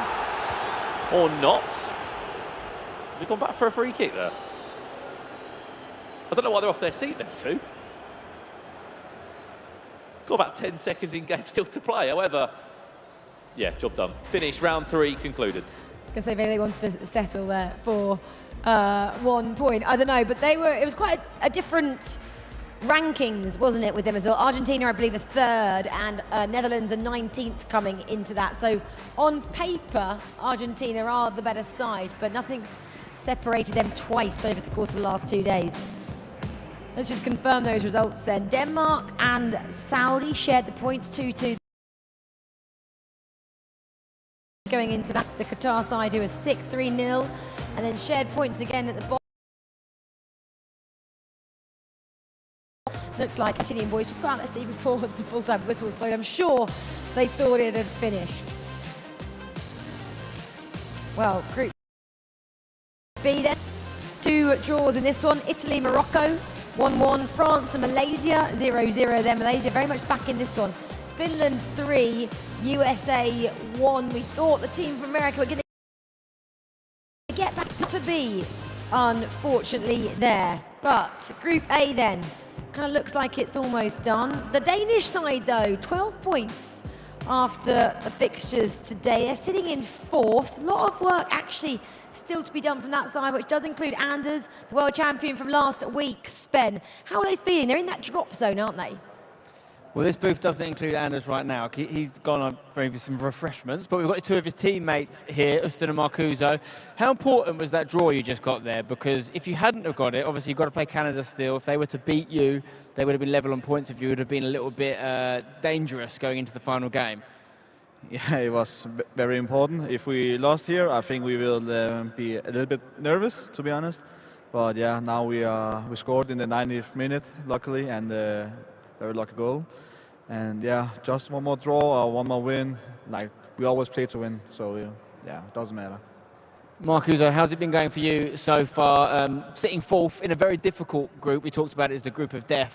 You know, the main job is just getting out of the group. That's the most important thing, isn't it? Yeah, of course. It has been some very tight games. We concede a lot of corner kicks, so we have to work on that.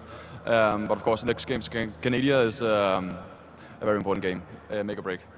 Make or break. You heard it from the man himself. Let's take a little walk now and see who else we can talk to. I want to see if I can grab a word with some of the Italians, if possible. Let's come in here. It's the Italian booth. They've just drawn, actually, all of their 3 opening games so far. How are you feeling? It's difficult. Every group is so hard. I think that every year the Nations Cup is harder, and we try to do our best, like every time. But we've seen a lot of teams in these tournaments struggle if they draw too many games, not picking up those wins. What have you got to do to change these draws to wins? I don't know, maybe we have choked too many chances in the last meters, and every time in this game when you choke one chance, they have another chance. So we have tried to be more clinical, and I think that in this two match we will do.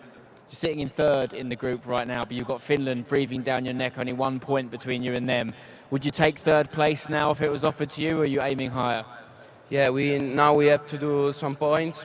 We want to finish at least third, and we have two games. We are confident.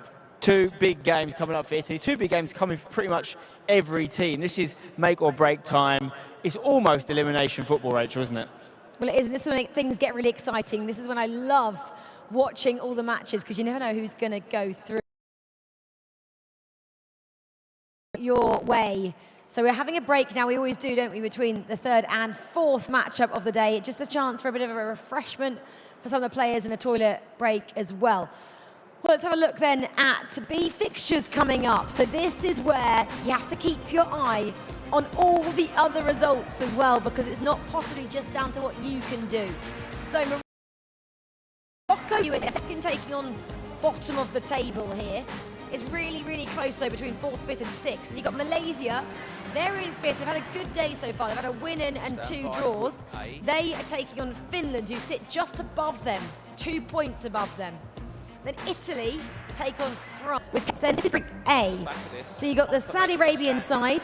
They're taking on Argentina, who sit top of the table. I'm out of it. They're out of it in the last round as well. They're taking on the Netherlands, who sit in 2nd. And then it's a big matchup between Denmark and Canada there. So that's the one that I'm excited to see. Standings, I kind of just alluded to them, but yeah, Argentina through, Netherlands through, Saudi then. In Denmark and Canada take on each other, Qatar in 6th, and quickly Group B, all still to play for between 4th, 5th and 6th there. Finland, Malaysia and USA.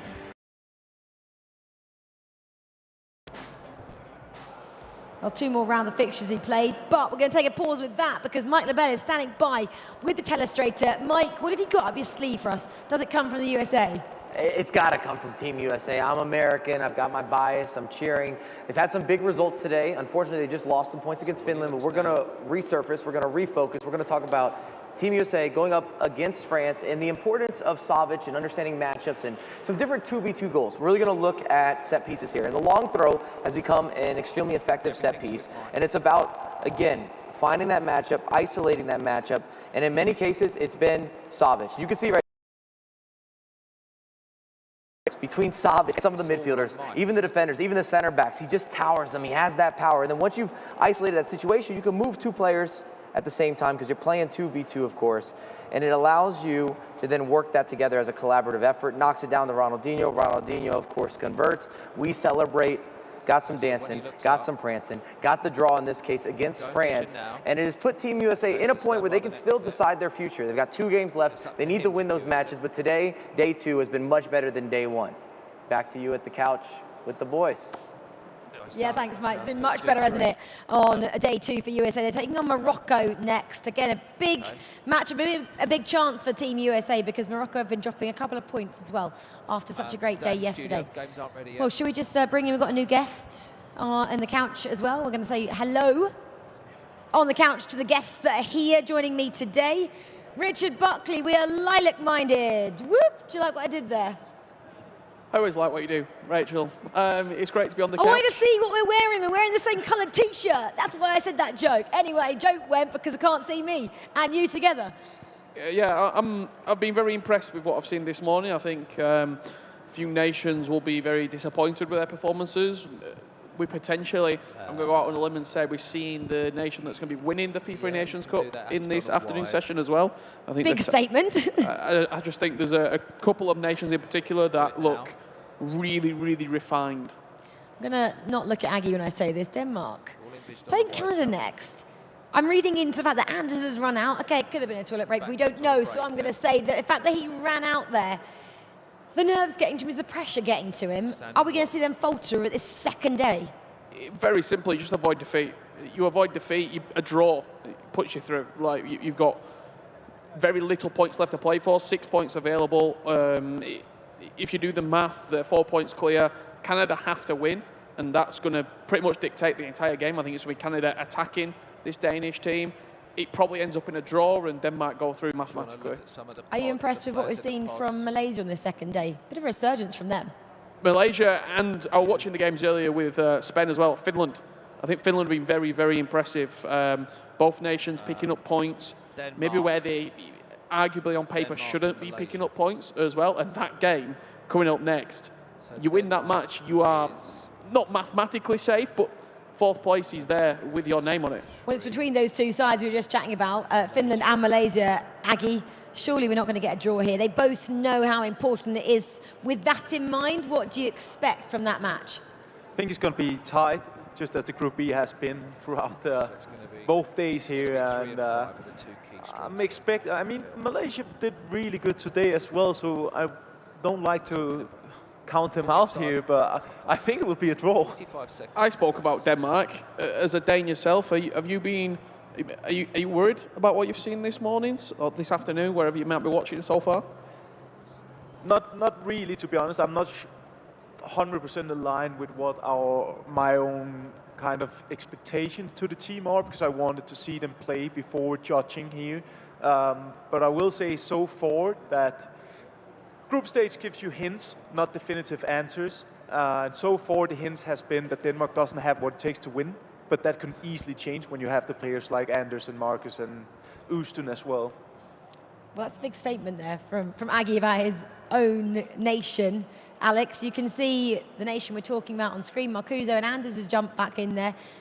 Can Anders, and I don't say this disrespectfully to Marcuso or Østen here, can he find something to carry this side? Well, before this tournament started, Aggie was bigging it up backstage, saying, Anders, he's more than capable. If there's any person that can say, I'm going to take this team, I'm going to drive it forward, and we're going to get that victory, it's Anders that will do that. Hello. Yes, it's been ropey to say. There's a chance he can do it, but if Aggie's saying, I don't think he's going to, I want to go with Aggie and say it's going to be a very difficult task for Denmark to go all the way and win this tournament. Getting to a quarter-final and winning the entire tournament is two very different things. I think sheer quality and sheer ability will only take you so far. Getting a win on the biggest stage is what... It just takes you that one step further. And speaking of getting the win on the biggest stage, these two nations that we're seeing battle off right here, Saudi Arabia and Argentina, I think one of these two will be there on the final day, will be potentially in the top two placement, battling it out for the trophy. For the simple fact that, I mean, Saudi Arabia, they either win or they lose. Like, just their entire performances that they've given so far. Let's go to 5. I think they've got a really high ceiling, August. And, I mean, we all know about Argentina, probably the favourite for this tournament. Yeah, I mean, there's definitely some good shouts there from you, Rich, with the nations we've been seeing in action here. First part, we have Finland already just continuing. And I mean, they work very methodical and a lot with analysis and the element of surprise. I mean, it's very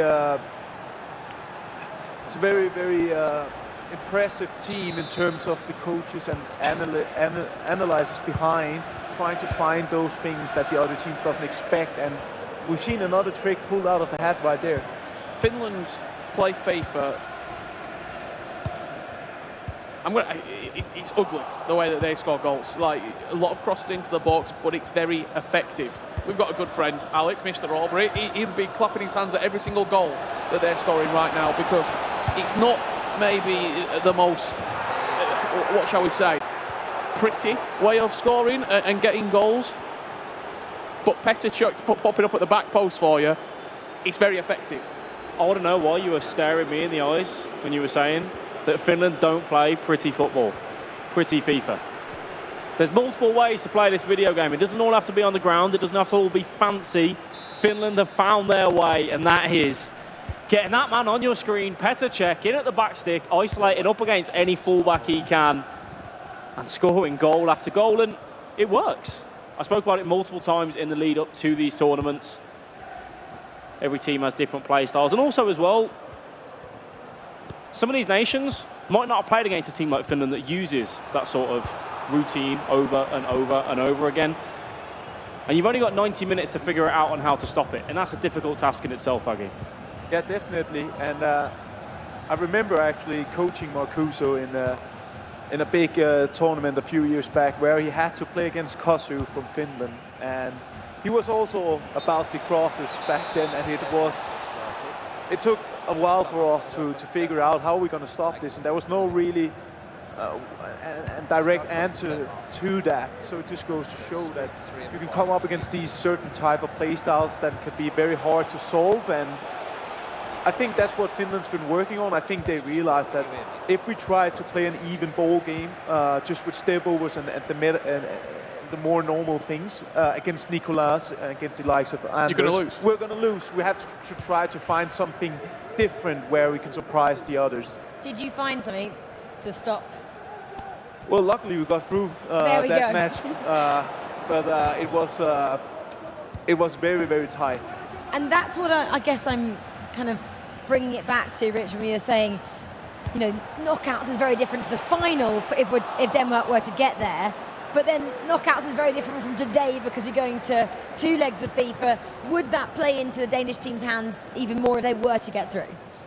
Potentially so, but they've got to get there first as well. And that's what this game against Canada is all about. Group B is where it's all kicking off. We saw 2 early goals from Finland against Malaysia. There has been a goal between Morocco and the United States, and it's gone the way of the United States. This corner came from a missed penalty in which they unfortunately put it to the keeper's side from the corner. Thierry Henry strong in the middle of the box, and all those potentials, all those ifs and buts of, well, if we pick up 3 points here, then this result goes our way. The teams that need to win are winning at this current moment. Finland and the United States are going to be going into that final round alongside Malaysia with everything to play for. There's nothing like leaving it a little bit too late, is there? Denmark, Canada, though, that one's still 0-0, as is Qatar, Netherlands. A lot of these matches in Group A 0-0. Saudi, Argentina as well. Well, we're going back to the USA game here as well. And the US took that lead nice and early, but Morocco bounced back straight away. That counter press just coming through exceptionally well for them. Van Dijk again, not finding his feet, not clearing his lines. If you're a Morocco fan, doesn't matter either way. The US with that dream start, the start that they need to keep their tournament hopes alive. It's just something they've lacked probably throughout this tournament, consistency. They've been really good in spells. They come back against Italy where they scored late and it was such a sort of a pandemonium here in the arena. And then you go into the next game and you just can't convert. Then you find yourself 1-0 down. You go up 1-0 against Morocco in the last game and then they equalise straight away. It's just not being consistent enough to get a top 4 placement, and they are running out of time. Canada, very similar to their North American compatriots here. They have to win this game if they want any hope of leaving it into the final round of fixtures to overthrow Denmark. A draw is enough, Aga, for the Danes. Yeah, and even if Canada were to beat Denmark, I mean, Saudi could still go out as well. I mean, if Canada beats Denmark and Saudi Arabia and Denmark beat the Netherlands, it's the home favorites who will go out of that group. Speaking of Denmark and Canada, just as you were speaking about some permutations, Denmark looking to leave it not to the final matchup as they go 1-0 up. Italy and France underway. There was a shout from behind us and it sounded Italian, Alex B. It does sound Italian indeed. France were looking so strong throughout this tournament. They were top of that group. They've just fallen off slightly. They're still very comfortable. However, this goal here that we saw, Denmark, Canada, Marcuso, he was looking at his teammate Anders. He's just laughing. He was like, I don't even know what I just did.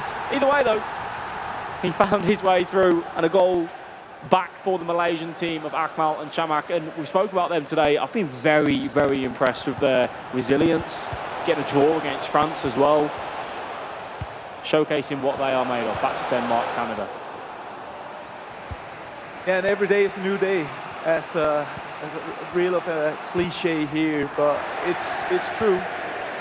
And it's also going to be mixed up results tomorrow. We're going to have an indication, as I say. Group stages gives you a hint, not a definitive answer on who is going for in the competition. And we will see upsets. We will see some of the teams who's performing very good right now going out tomorrow early. Yeah, we lose 8 then, don't we? After this evening's Groups C and D have been completed. And no one wants to be in that drop zone. 5 and 6 go home. So we approach like the half-time mark. Only 45 minutes left of this and then one more game. We can't find a bit of form now. I'm afraid it looks like it's going to be too late for a couple of these teams. The USA in particular need to really have a little think, don't they? 1 point is not going to be enough from this matchup against Morocco. This Denmark-Canada game was a draw yesterday, 1-1. The final scoreline, a draw doesn't help Canada at all. The second half, 5 minutes away, but you have to imagine changes will be implemented, more attacking. Try and just throw everything you've got at this Danish side and hope that they wilt in the final 45 minutes. This could be 2-0, dancing around the goalkeeper. Denmark go 2-0 up.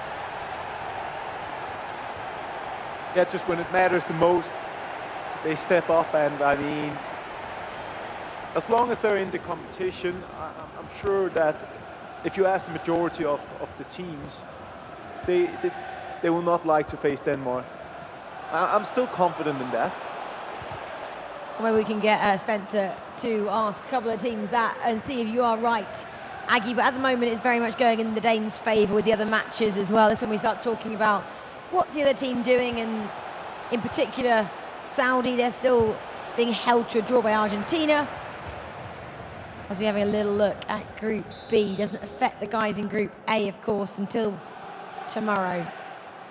This one then, just started to change things up here, Alex. Yeah, that's Netherlands putting themselves into that lead position against Qatar. We already know Qatar's tournament is over. They will be leaving us today from the group stage.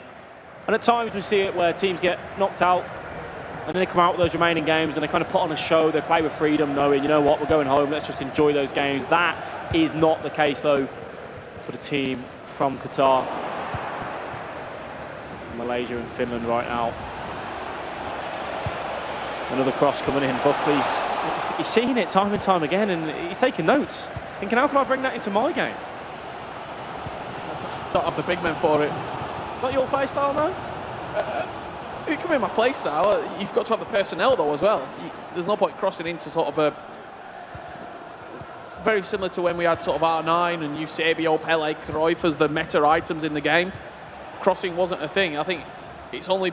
We've only seen it emerge as the players who you're crossing into have got better and better and better. The goalkeepers, I mean, have completely done a 180 on the entire game. The Shapeshifters promo, it's... FIFA is played at such a different style, different tempo, different play style. Everything has changed with that recent promo in the game, especially at this level. Previous FIFAs, a Ruud Gullit, a Patrick Vieira, there was no one like those items in the game. Now you just put Hugo Lloris in centre mid, and he's arguably better than both of those two combined. But you look at Milinkovic-Savic, 6'8", can skill, can move on the ball. Out wide, Thierry Henry, better than... Most players aren't even taking R9 in their teams. That just goes to show how effective these players are. I think the only one to probably survive the Shapeshifter promo very well could be Mbappe. Mbappe, he was in December, January, all the different iterations of Mbappe, and he's still in now. Other than that, you're pretty much looking at an entire new team. Netherlands then just got another goal, didn't they, against the team from Qatar. 2-0, that one is. Second half underway, though, of Denmark-Canada here. Canada, unfortunately, haven't been able to break down this Danish side, have they, Aga? And yeah, looking like they need to find something now. Yeah, and I think at this stage, if you're Canada, you just have to go all in. I mean, you need 3 goals to get back. You have 40 virtual minutes. At their point, they shouldn't care if they lose with 5. Just go for the comeback now. Speaking of a side that's going for it, that is the Italians in a group that they got dragged into this battle for 4th or 3rd. France have been very, very good throughout the group standings so far. However, Italy 2-0 up with not long left to go whatsoever. Back to our featured match, Denmark and Canada. What sort of minute are you looking at for a Canadian goal here, Al, if you're thinking there might be something on the cards for this Canadian side as you flash it past the post? So now would do quite nicely, Richard. I think with Canada, when you're saying we've got to get 3 goals, you've got to start getting that first goal at least in the next 5 to 10 minutes. The only downside that you're going to have is you start putting more numbers forward to give yourself that chance of making that comeback, because a draw isn't good enough. You need a win here. Is that you're still giving Marcuso and Anders chance for them to commit in numbers, for them to have that advantage on that counter-attack time and time again. A big press there, though, Zaha. A goal would have done very nicely there for Canada. You can see that constant press is coming on. Denmark struggling to clear their lines, as they do. We've seen some truly miraculous things with the use of constant pressure and the instructions that you can implement on. We only have to remember back to last week, Footwiz trailing multiple times, getting back into the games, forcing late goals, extra time and penalties. They won't be able to do that here in the group standings, Canada. It's very simple, 28 minutes to go, 3 goals needed to keep your tournament alive. Yeah, that's just it, isn't it, Rich? They are about to be eliminated. They don't turn things around. Aggie said it, why aren't they doing it now? They just need to go all-out attack, don't they? Just to give themselves a little bit of hope in the last round of fixtures as the game paused there. And we can go and have a look around the grounds, as well as we did have another goal in this matchup. A huge goal as well. The United States, with 17 minutes left to play, find themselves 2-1 up against Morocco. The Netherlands doing what unfortunately everyone seems to have done over the last couple of days in beating Qatar. 3-0 now, the Dutch lead. Finland still in front against Malaysia. This Group B is going to come down to the last moments here in this last round. And at the top side of the table in Group B as well, neither team wants to say, I want that first spot. France losing to Italy, Morocco losing to the USA. Morocco win that game against the US, they say thank you. We'll take that top spot going into that last game. As it stands, though, it will be France that stay top of that group regardless of their loss against Italy. If it stays that way, we should say. Malaysia and Finland 2-1. Well, it's just back down between the USA, really, isn't it? And the Finland at the moment, unless this goes... Oof, unless Malaysia have a comeback.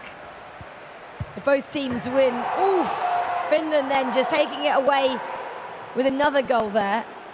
And yeah, it's going to be really tight. It looks like Group A has been summed up there, Rich, but Group B, it's going to be that final match to decide it all, I believe. Well, it put Finland on to 12 points after this round. It put the USA on to 9.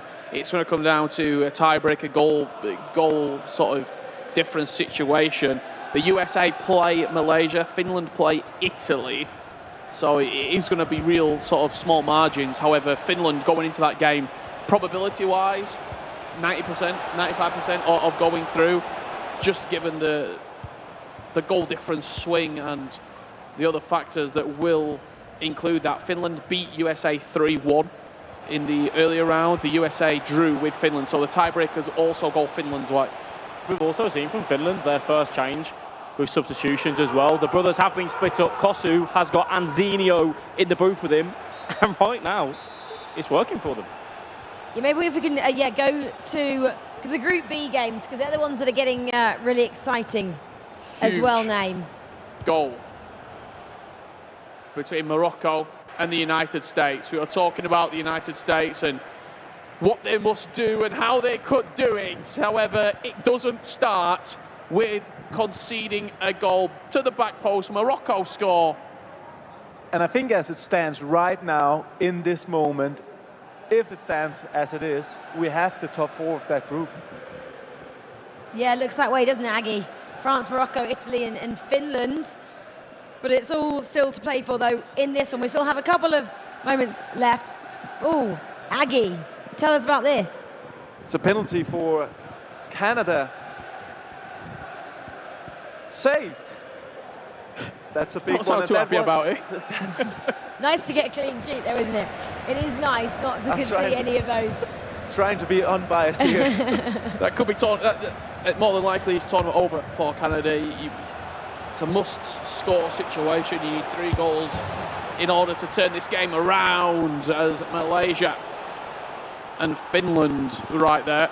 I feel like we should go to Morocco, USA, because it's a big matchup. They're drawn, and they're drawing at the moment. There's only 10 minutes just under left in this one. Morocco flying forward with numbers. Attacking intent is on the forefront of their mind here. To the byline, cuts it back.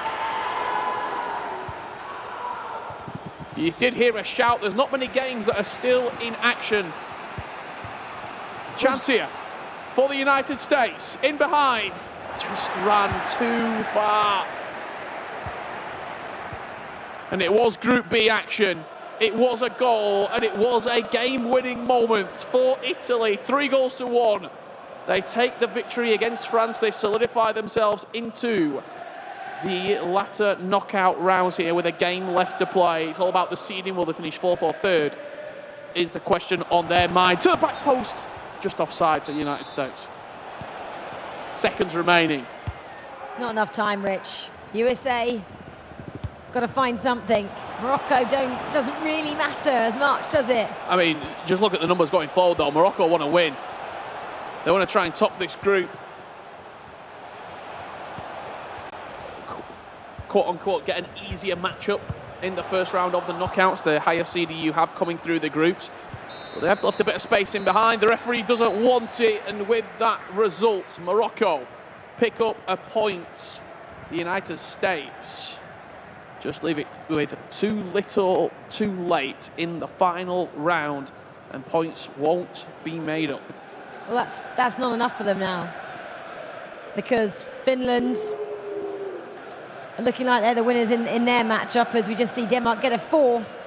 It does look like this stage that all the groups have basically been done. We've got one more round to play, and we have our top 4 in both of them, as we just see the last few moments of this matchup there. This was the one we thought there was possibly a comeback on, wasn't there, when that penalty just went wide and was saved there for Canada. That could have taken it to 2-1, and then Denmark just ran away with it.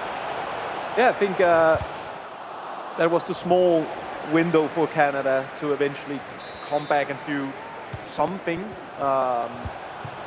Would still have required a miracle regardless if that penalty would have gone in, but both groups concluded here. Now we just have to find out who finishes where. What a performance, by the way, from Italy. We have to say it. They've looked subpar all day. They come into it against top-of-the-table France and pick up a huge 3 points. They were getting dragged into the conversation in Group B. They solidify themselves out of it. And now they're level on points with Morocco going into the final game of the day. A huge performance. And they take on Finland in our final game. There are a couple of huge performances everywhere. We needed a couple more big performances from the team sitting in 5th and 6th, and we really didn't get them there. We were talking about they needed to make a move there and didn't get to. So one of the teams, though, who have been excelling all day, with a team from the Netherlands, and they finished 2nd then in Group A as it stands. One more match to go, but they have booked their spots to tomorrow. Spen, are they feeling happy about that? Are they going to make any changes in this final fixture just to try out anything new? Well, I think there's still some stuff up for grabs in this group. Netherlands is sitting second right now, but you are playing Denmark in the final game. If Denmark were to win that on head-to-head, I think they would go above you. So 18 points, not enough right now to even guarantee second position. Shows you how competitive the group is. Yeah, of course, every game is tough in this group, and now Denmark, we try to get at least a draw, maybe a win, and I hope in the knockouts we have to show our level again. Both you and Argentina have had a really similar journey. You both lost your opening games, and since then you haven't lost. What was your first game like? What did you learn from it, and how did you change things? So, first game we wanted to have a bit more of an attacking duo in me and Emre. I think you take that risk of also conceding, and that happened in that game. That was unfortunate. But for example, against Argentina, we were 1-0 down, and we put me and Emre to play again, and we made it 2-2. So that's also one of the things that can happen. But I think most of the times Levi plays to add that more stability to the team. I think that's what we need sometimes. And yeah, then either me or Emre plays depending on form and situation. Have you had a think at all about who you might face in the knockout rounds? We know you're going to be there. You know you're going to play someone from Group C, and you're now battling to try and get that second or third position. Is there a reason you'd prefer second? Are you trying to avoid anyone? Well, of course, Group C is very tough. Like, only good teams will go out of that because that group is like the same as our group. But yeah, of course, the world champions are in that group, and we like to play them a bit later in the tournament. So we definitely want to get the second place at least, and hopefully first if Argentina slip up. Okay, let's see what happens. There's been a really decent run from the Dutch guys, and I'm going to talk to Argentina at some point today. They keep getting away from me, but they're doing so well. 20 points, just a couple points ahead of these guys in the Dutch camp. But for now, I'll go back to you, Rachel. Yeah, well, they're obviously looking at who they're playing in the next round. That comes into play, doesn't it, when they get to the end of the group stages. Netherlands, they take on Denmark next. That's a big matchup as well. We saw two of the guys there, didn't we? Levy and Anders. They were playing a lot last. Then Argentina, 20 points. The Netherlands, they look like they want, don't they, to top that table there. Netherlands take on the Danes next, and that's Scandinavian matchup. Saudi Arabia have dropped down. That doesn't. Canada, though, and Qatar, unfortunately, are out of it. So it's only 4 placings now in Group A. And the same has to be said for Group B. France, Morocco, and Finland have all booked their spots in the next round because it's not mathematically possible for the USA and Malaysia to overhaul any of those sides. So again, they all want a few more points. Opposition in the next round, which begins tomorrow. Anyone really looking to change anything up? Do you think, boys, in this next round's gone through? I don't think anyone will necessarily change anything up, quote unquote, but I think the coaches will be saying to all of their players right now, look, we're through, we've got the job done. Yes, you might want to get first, second, third, wherever you are in your position, but it's about going into the last game and just playing with freedom, playing with confidence, knowing it's your last game of the day. Let's make sure we go out there, we play good FIFA, we play good football, give ourselves confidence going into that round of 16. Aggie, is this a chance to practice some things that haven't gone well before, or just a chance to kind of sharpen up some more skill moves that maybe you haven't used and might come and be impactful later on in the competition?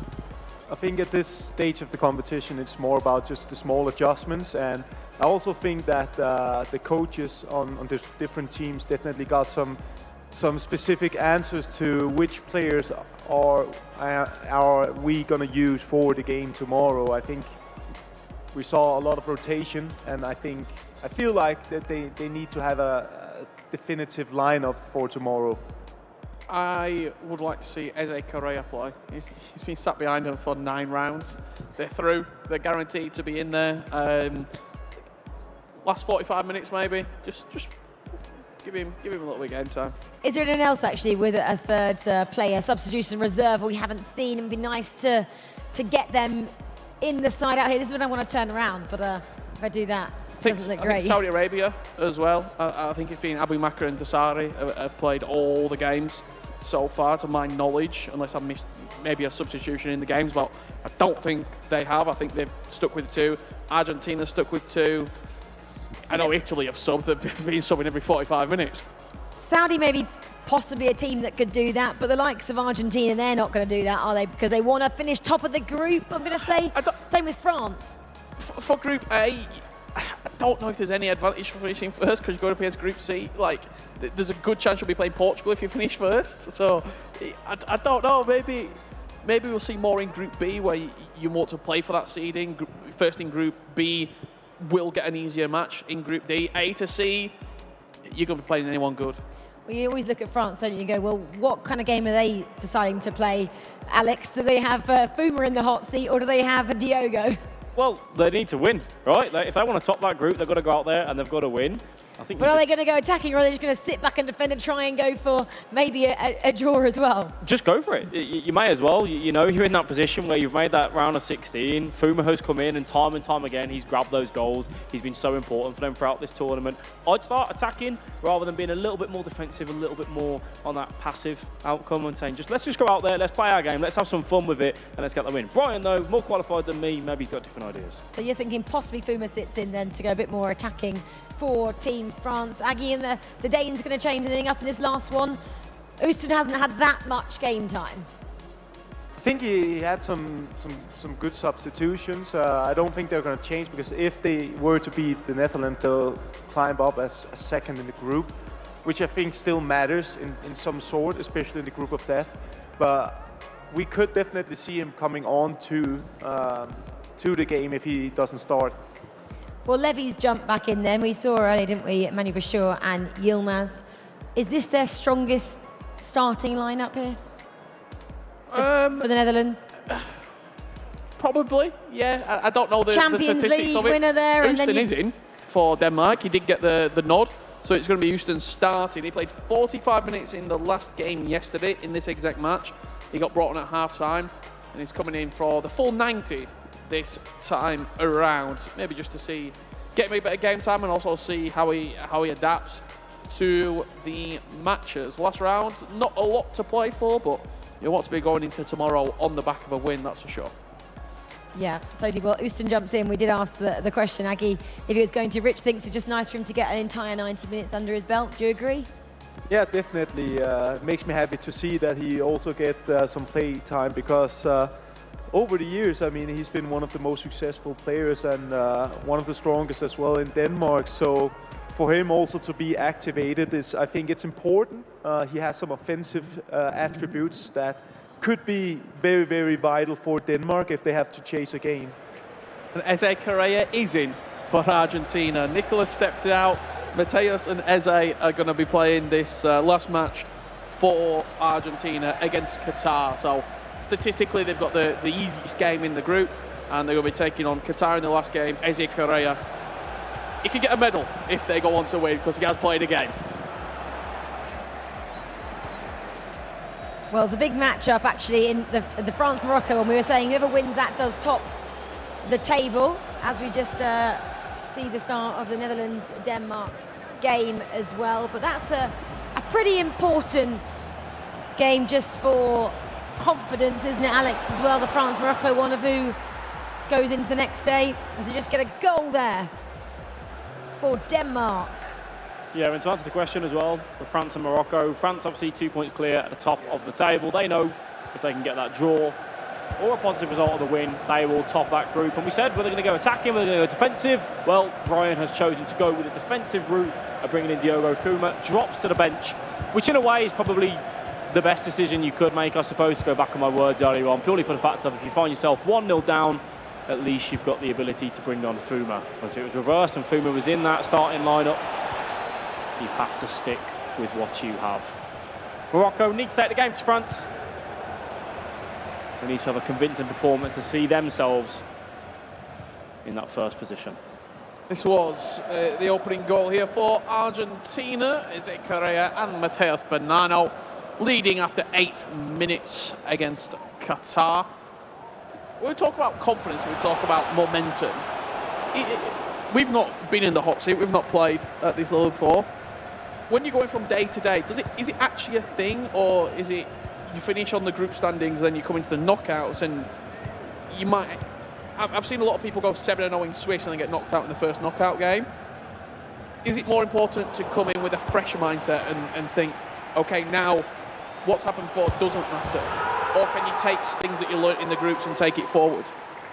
I think it definitely plays a part how you got through day one and day two, so to speak. But I also agree that every day of the competition is a new one. And coming in, I will say, and I have said this many times before, the hardest game in the tournament for me personally was always the first game of the day.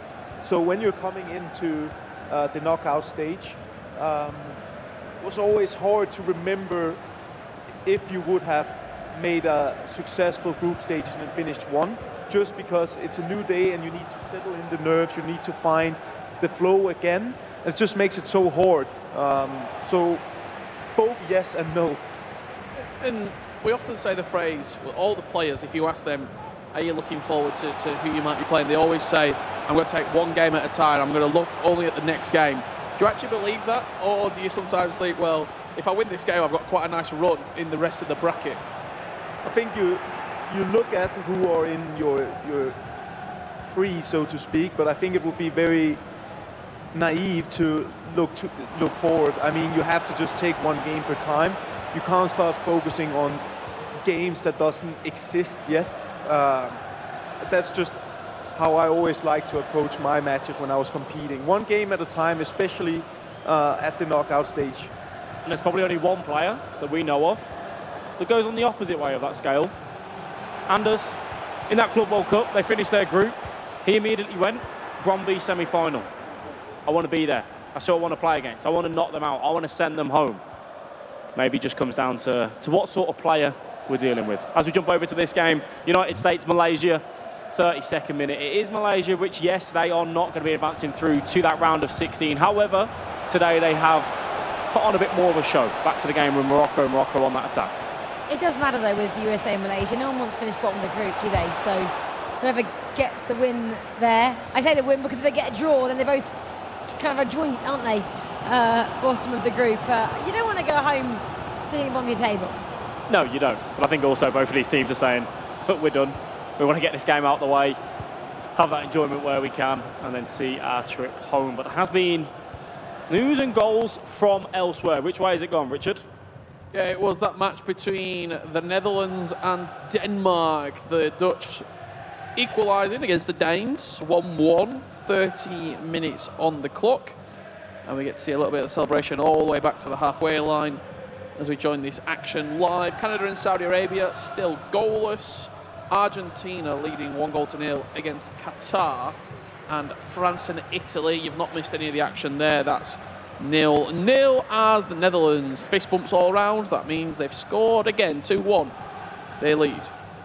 Quick turnaround there, gotta say that. But again, just goes to show how impressive the Netherlands has been so far. It's not always easy to be one of the favorites, but they're just going to show that they're ready for this task. Well, you were just talking about the Italian side, weren't you, there, Rich? Finland, though, might just be trying to upset the apple cart. Oh. Yeah, we can have a look at that goal. We just saw sort of the back of it. Turned his man, fired it in at the near post. Netherlands 2-1 up against Denmark. This was Finland and Italy. And Finland go 1-0 up. I need my eyes testing. I say it was France-Italy. Finland-Italy is the correct result. France losing 1-0 against Morocco. It's been a long couple of days. Did you see that as well there from Finland? That goal that they scored? The ball on the ground. Different. Just through. They don't have to play more serious now. They're a bit more relaxed.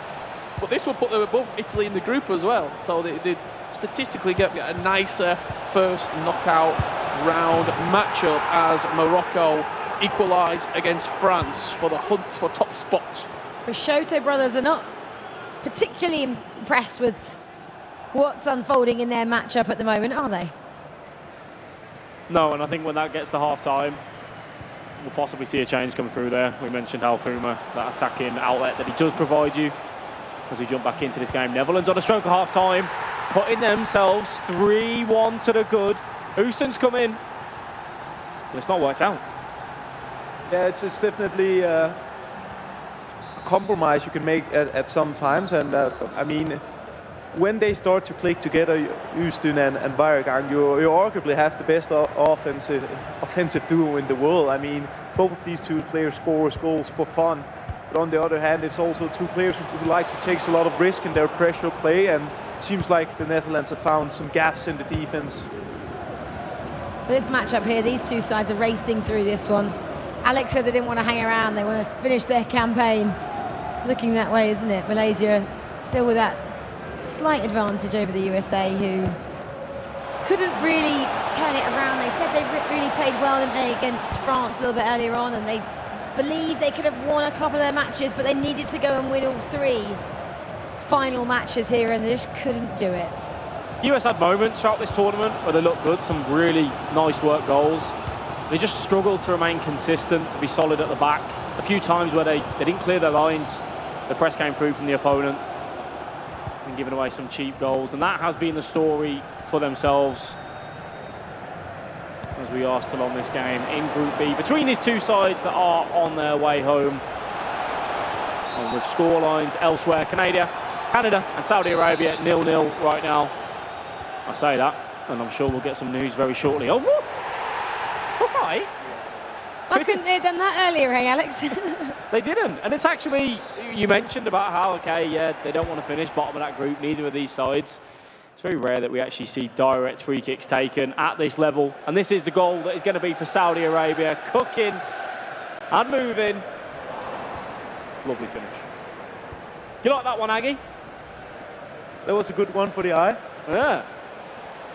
I've been very impressed by Saudi Arabia. I didn't really know what to expect. Just the simple fact that we've not seen a lot of, I mean, especially with Abu Maka, we've seen a fair bit of.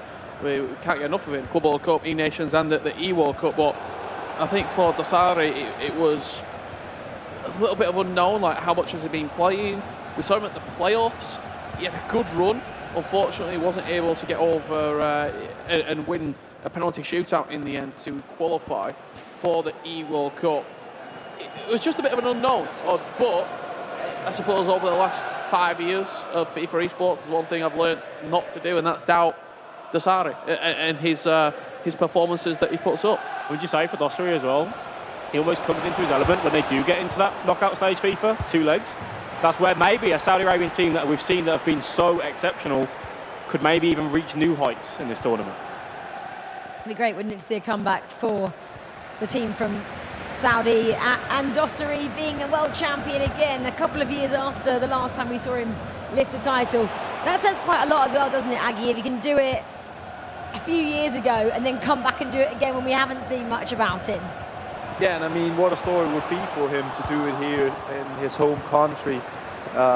He's definitely, as I've been saying, I would never go against MS Dosari at a FIFA E-World Cup or E-Nations Cup just because of his history. He's always there, he's always performing, so I'm really excited to see him. And one other team that I gotta say it's been the surprise of the competition for me. I didn't expect them to do a lot, but so far they're winning Group B as far as I'm concerned, is Morocco. I didn't know what to expect from them, but right now they're putting on a show and they're outplaying France. All I've seen for the last 4 or 5 months on social media is how good Morocco are, but they've not had the opportunity to play. You speak to Dory, he'll tell you how good the talent is in Morocco, and especially this roster that they've assembled for this tournament. It's not that I didn't expect it, I just didn't expect it to go so well. Like, I thought they would go through the group. I thought they might go for 4th or 3rd. To fly through the group in the manner that they have had, very, very impressed by Morocco. And we saw Morocco at the World Cup. You were there, Rachel, back in Qatar 2022. A surprising result. Why not do the same here? And they became a fan's favourite there, didn't they? Everybody got behind them, and I think that's what you heard Mr. Dory say again here. He said, you know, we hope to get everyone in Morocco behind not just the national side, but this virtual e-football side as well. And I'm sure if they go a bit further into competition, they will get a lot of support from back home. I mean, this just is such a statement performance as well. No one's made France look like this. No one's made them look pretty ordinary throughout this tournament, and that's exactly what Morocco are doing. You saw that Fuma jumped back in as well, so they're looking to go more attacking now, and Morocco obviously got a 3rd back when that switch had happened as well. We're talking about United States, they switched back to fiddle and lamps. Unfortunately, they just conceded another one. They went 2-2 now. USA taking on Malaysia there. Did I just see Hugo Lloris just slap that top bin? Yes. Not even green either. Just pick this one out. Maybe when you look at that, the US, yes, they are out of this tournament now. Rachel, you mentioned about how you can go out and play with freedom. They weren't doing that in those games that meant more, where they had to get those 3 points. They had to ensure that they still had their tournament alive. And it is Denmark coming back in against the Netherlands. Netherlands were 3-1 to the good. Houston coming in with Anders as we jump over to Finland v Italy. Finland and Italy putting up a stormer of a game, 1-1 in that fixture. This was that goal that we just saw there, Raggy. Yeah, definitely. All games are tied right now. Also, just as we're seeing on the screen now, Denmark has somehow found a way back into this match. And a goal more, I'm just saying, just changing up the summarize of Denmark's group if they would to get to that second place. So on the screen there, Finland restoring that lead that they had over Italy. It is their main man up front, Petr Cech, with a penguin dance. Someone told you 6 weeks ago you'd be competing for $1 million and you'd be having an attack of Petr Cech, Thierry Henry. You'd have a midfield of Hugo Lloris and Milinkovic-Savic, and at the back, Emi Martinez and Gigi Buffon as your centre halves. I think, what year are we playing? I would say we're playing FIFA. That's what I'd say. USA then 2-2. That does end their campaign against Malaysia there. Unlucky for those guys, finishing 5th and 6th. Finland, Italy. Didn't expect that result to be as it is. And Argentina, Qatar. Full time, 2-0. Eze Correa then jumps in for Nicholas, doesn't he, with Matias Bonanno there. Nice for him to get a chance. I believe that's the most points we've seen as well, accumulated, 23 points. If memory serves me correctly, for Argentina, that was more than we saw at the Club World Cup last week in the 10 rounds of groups. And it's going to be a real feat. Probably the lid side this evening that might get near it is Türkiye, if they continue their form from yesterday. The Netherlands and Denmark putting on a classic here with 14 minutes left to play. Impressed by what you've seen from Denmark to bring this tie back, Aga? Yeah, I mean, they're definitely capable of getting those goals. As far as I can see, no substitution for them, so they just stuck with the same two players, Houston and Anders, and I mean, that's what they can do. Their offensive abilities are remarkable, as I've been saying, and I think the entire FIFA Pro scene would know that it's two players with a high reputation in terms of scoring a lot of goals, so even if they get behind with 2 or 3 goals, they would still be able to bounce back, and they will still need another goal to make it count for real, because that would swap the two teams in the group. Saudi Arabia, their match has just concluded as well. They were taking on Canada 3-0. That just adds another little bit of a nail in the coffin, doesn't it? Team Canada who exit here as well alongside Qatar there. Morocco are making France look like they shouldn't be going through right now, leading 5-1. Back on board for the final few minutes against Netherlands and Denmark. What a performance from Morocco, Al. Massive performance. We spoke to Dory yesterday after the event, and he mentioned how in that first matchup they had against France yesterday, they had some technical difficulties, and Morocco were looking on top before 2-0 up, I think. 2-0 up before they had those technical difficulties. That came through, and he said it just stopped them in their tracks. They didn't get back into the kind of rhythm and the movement and the vibe that they had. And he said, wait until tomorrow. They're delivering on that. Maybe they got a bit complacent as well in their first 2 rounds earlier on today. They got a draw, didn't they? They lost to Malaysia there. And then Mr. Dory wasn't really worried, was he? Had confidence in his team. Had confidence in his team. Maybe he knew, he said the nerves were getting to him a little bit. As we share the points then with those two teams on your screen. they make it through to tomorrow. Well, it's all been completed, hasn't it, here between groups A and B. We now know our round of 16 teams, and Spencer is right down there. Spen, who are you going to chat to first? Argentina. Correct, yes, I'm with the guys from Argentina. I've just informed Nicholas exactly what Richard was saying on the couch a minute ago. 23 points is the most anyone's got, not just so far here at E-Nations, but also at E-Club World Cup. That's a pretty dominating performance in a very tough group. Yeah, we are so happy for what he did, and yeah, you know, you want to get the most points possible. So yeah, we tried, and I think we are okay. What a turnaround from that first game. You started with a defeat, let's not forget. It was a penalty, it was 2 penalties actually, but only 1 went in. But ever since then, you just turned into a different machine and no one could beat you. Yeah, that's what I say to Mati, and you have to be with that mindset, in the sense every game is important, you know what I mean? And also, like, you have to improve, you know, if you lose it's for something, and I think every game we are improving, so I'm so happy, like, today we play really, really good. Yeah, we've just seen some of your goals on the screen there. Are you starting to think now about the next step? You know you're going to play someone from Group C. We don't know who that's going to be yet, but there's no reason to fear anyone, is there? Yeah, I think like that. Like, my mindset is like, for example, this tournament, if we want to be the best country, the best national team, we have to beat like every national team, you know what I mean? If there is, I don't know, Brazil, Portugal, Spain, or whoever, we don't care. Like, we want the trophy. I love it. Great work, guys. Well done. It's a really fantastic group stage from Argentina. 23 points is the most points we've seen anyone get. Maybe most points we'll see anyone get over the next few weeks as well. Only losing 1 game, couple draws in there, 7 wins is no joke. Right, I'm just going to go down here. I want to talk to the guys from Finland. We spoke to them earlier, but they've really turned on the form coming into the Finnish camp here. Guys, so yesterday, 5 games for you, 1 win, couple draws, 5 points is what you had. Today, they've really turned it on. 3 wins in a row to close it out as well. You've got to be very happy. Yeah, we are very happy about our performance. Now we was able to score our chances, so it shows. Because of that win in that last game against Italy, not only did Finland manage to make it out of the groups when you probably would have bet against them going into today, they actually finished 3rd. You didn't finish 4th, so that's really important, isn't it, to help with the seeding in the next round? Yeah, I think it's good, but it's just important to get out of the group. Like, you can face anyone and anyone's good, and then it's 1B or 2.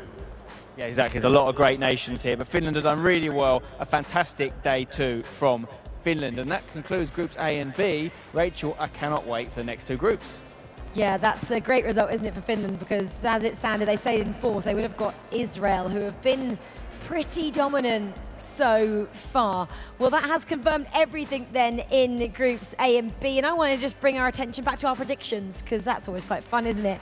I'm going to go straight to Mike, because he's not here, so I can call him out because he's not on the sofa. He went with the USA topping Group B there. None of us, I can confirm, had Morocco. Surprised by that. None of us went with Morocco. They topped Group B in the end. Aggie, you had Italy, so did Rich, so did Alex, so did Spen, and then a lot of us had France as well. So we're a little bit split between those 2 sides. Only it's only Mike, sorry, that went the other way. Group A then. Did anyone have Argentina? Rich, you put your hand up, and so did Spen. Smug there is Richard Buckley. A lot of us had Denmark and also the Netherlands. So we did get all of our teams going through, apart from, unfortunately, USA. Well, let's confirm then who topped the table. Argentina. I mean, who wouldn't want to have here? He's such a great leader now. He's been here for so many years, and he has got so much experience. The Netherlands then and Saudi Arabia go through, as did Denmark. Qatar, unfortunately, would be Morocco. No one had them as table toppers of Group B. They went around their business quite well yesterday, and they came back at a shaky start to come back and get 17 points. France 16, Finland 15, and Italy go through as well in 13 points. Looking at those, though, 23 points to 17. Quite the difference in points gathered between the 2 sides there. I think it's mainly just down to Argentina being fabulous. If you would have said before the tournament, pick the 8 nations that go through Group A and B, I think I'm 8 for 8. I think I'd have gone the 8 nations that went through, I think Group A was, no offence to the teams, but pretty easy to predict. I think that the 4 there, in the 4 that went through, everyone would have said that they would have gone through. And then Group B, it was a toss-up between the United States and Finland before the tournament started. I'd seen more of Finland personally. I watched them in England's qualifying campaign. I know what they're like. Having the experience last week here with YMCA as well, bringing in Kosu, they knew how much of an impact he had. I don't really think we've seen any surprises. The biggest surprise was how good and how surprising Morocco were. I thought they'd go through. I didn't think they'd go through first. I guess one of the take-homes as well, yes, Argentina finished top, but the Netherlands, they managed to keep it to a stalemate both times they faced the Maggie. Yeah, I mean, there's definitely a potential later game in this competition between some of the teams in Group A, and especially the Netherlands and Argentina were impressive in that group. So, I mean, yeah, all 4 teams, I totally agree with you. I think I would have swapped Morocco and USA, to be honest. I think it was between the USA and Finland and Morocco to get those last 2 spots, but Finland were incredible, and the same goes for Morocco. So, yeah, some surprises will happen in this competition. Alex, do you agree? No massive surprises going home, like Rich said? No, I think Rich is exactly right. I think the only one was Group B for myself. I had a conversation with the E-League of Ireland champion, Example, who was telling us that Finland, they're a team to watch out for. They are incredible. I thought the US, with the team that they had, with Lamps and CJ and Fiddle, I thought there's a chance, maybe, that they would go in over Finland. But Finland have just looked so confident in their ability. Who knows if history might have changed if CJ starts. He probably picked up more points those first couple of games when Fiddle was in there. It didn't really click. CJ came in and they got better performances. Maybe they'll kick themselves thinking, what could have been? Well, we'll have to wait and see till next year, because at the moment we've lost 4 of our teams and we'll lose 4 more again later on this evening as we turn our attention now to Groups C. Spain, massive night for the Spanish outfit. Portugal, same goes for them as well. They're taking on the world champions, and then Türkiye, they are leading. We'll see them up first. Group D then. Who's playing who first? Israel, they are topping that table. They take on Peru. Germany with the world champion Emmett. They take on, yes they do. And then you've got Sweden, who have finished second, take on South Africa. Well, thanks then to all of our guests here, and especially these 3 on the sofa with me, Aggie, Rich and Alex. Well, no massive surprises then did we have in Groups A and B, but expect some possibly later on tonight, because as it stands, the pressure is very much on the Spanish side and the side from Portugal. Could we see those 2 massive nations go out in the group stages? Well, it's looking possible at the moment, and you'll find the answer to that, won't you, in about an hour and a half. Come back and join us at 10 to 8. We'll be back here. We can't wait to see you guys too. We'll see you then. Goodbye for now.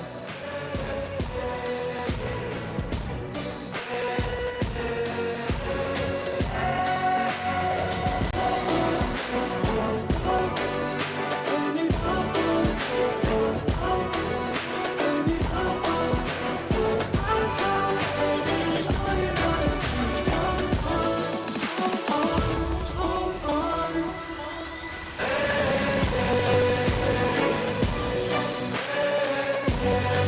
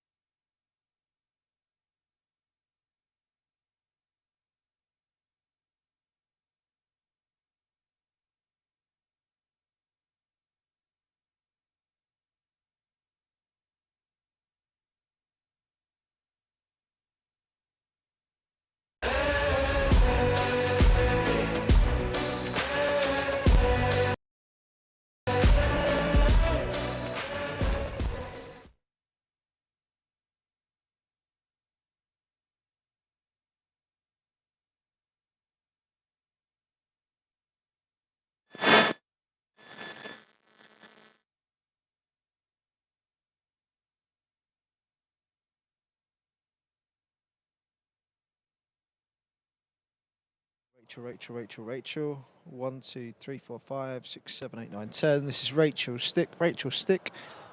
1, 2, 3, 4, 5, 6, 7, 8, 9, 10. Rachel stick. 2, 3, 4, 5, 6, 7, 8, 9, 10. Rachel stick. 1, 2, 3, 4, 5, 6, 7, 8, 9, 10. Rachel stick. Do you want to keep going on Rachel stick? 1, 2, 3, 4, 5. Andy Brad.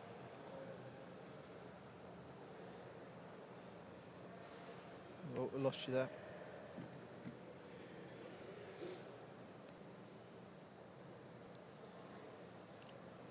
Yeah, this is Rachel stick. 1, 2, 3, 4, 5, 6, 7, 8, 9, 10. This is 2, 2, 2, 2, 2, stick 2, 1, 2, 3, 4, 5, 6, 7, 8, 9, 10. This is stick 2, 2, 2, 2, 2, 2, 2, 2, 2, 2, stick 2, 1, 2, 3, 4, 5, 6, 7, 8, 9, 10, stick 2, 2, 2, 2, 2, 2, 2, 2, 2, 2, 2, 1, 2, 1, 2, stick 2, 1, 2, 3, 4, 5, 6, 7, 8, 9, 10. This is stick 2, 1, 2, 3, 4, 5, 6, 7, 8, 9, 10, stick 2. Stick 1, 1, 1, 1, 1, 1, 1, 1, 1, 1. 2, 2, 2. Not particularly. What, on 1? Which might you talking about? 1. 1, 1, 1, 1, 1, 1, 1, 1, 1. This is stick 1. 1, 2, 3, 4, 5, 6, 7, 8, 9, 10. Rachel stick. 1, 2, 3, 4, 5, 6, 7, 8, 9, 10. This is Rachel stick. 1, 2, 3, 4, 5, 6, 7, 8, 9, 10. Rachel stick. Stick 1. 1, 2, 3, 4, 5, 6, 7, 8, 9, 10. This is Rachel stick. Rachel stick. 1, 2, 3, 4, 5, 6, 7, 8, 9, 10. Rachel stick. 1, 2, 3, 4, 5, 6, 7, 8, 9, 10.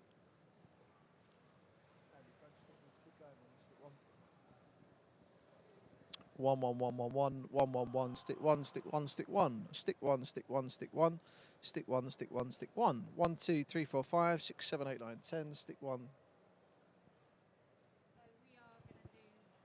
We're going to do the permanent telestrator scenario. Cool. So it will be Alex, but he probably won't be in from the top. Okay. Cool. And then we've got Mike, Brandon, Rich. Mike, Brandon, Rich. Camera left, Mike. Sorry. Oh, no, you're doing your checks. Right. Carry on. Mike, Brandon, Rich.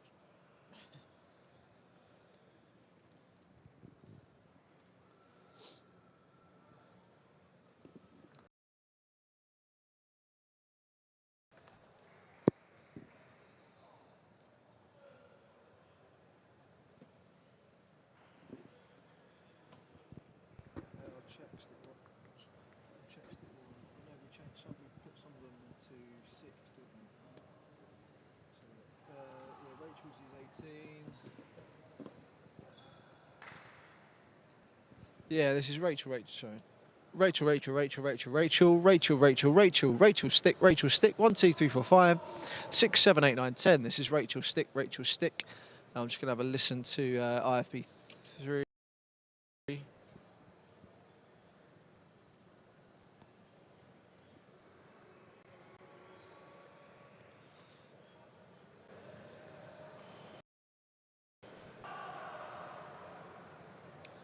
One, two, 1, 2, 3, 4, 5, 6, 7, 8, 9, 10. 1, 2, 3, 4, 5, 6, 7, 8, 9, 10.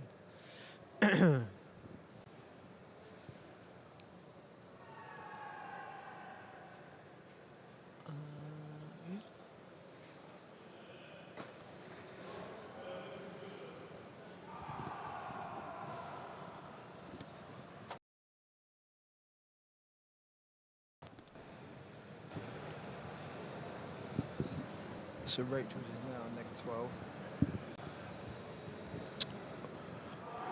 12. Rachel Rachel. 1, 6, 7, 8, 9, 10. This is Rachel, Rachel, Rachel. 1, 2, 3, 4, 5, 6, 7, 8, 9, 10. This is Rachel's mic. Stick 1, stick 1. 1, 2, 3, 4, 5, 6, 7, 8, 9, 10. This is stick 1, stick 1, stick 1. 1, 2, 3, 4, 5, 6, 7, 8, 9, 10. 1, 2, 3, 4, 5, 6, 7, 8, 9, 10. 1, 2, 1, 2, 1, 2, 3, 4, 5, 6, 7, 8, 9, 10. 1, 2, 1, 2, 1, 2, 1, 2, 1, 2, 3, 4, 5. Is smashing it. 1, 2, 3, 4, 5, 6, 7, 8, 9, 10. 1, 2, 1, 2. It's quite hot on the IEMs and the sends. Okay. Do you want to go back to neg 18?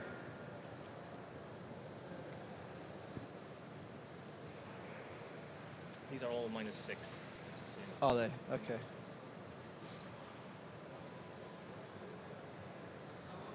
Yep, sure.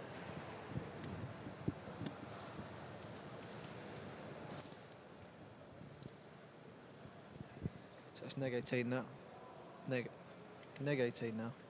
1, 2, 3, 4, 5, 6, 7, 8, 9, 10. This is Rachel Stick, Rachel Stick. 1, 2, 3, 4, 5, 6, 7, 8, 9, 10. This is stick 1, stick 1, stick 1.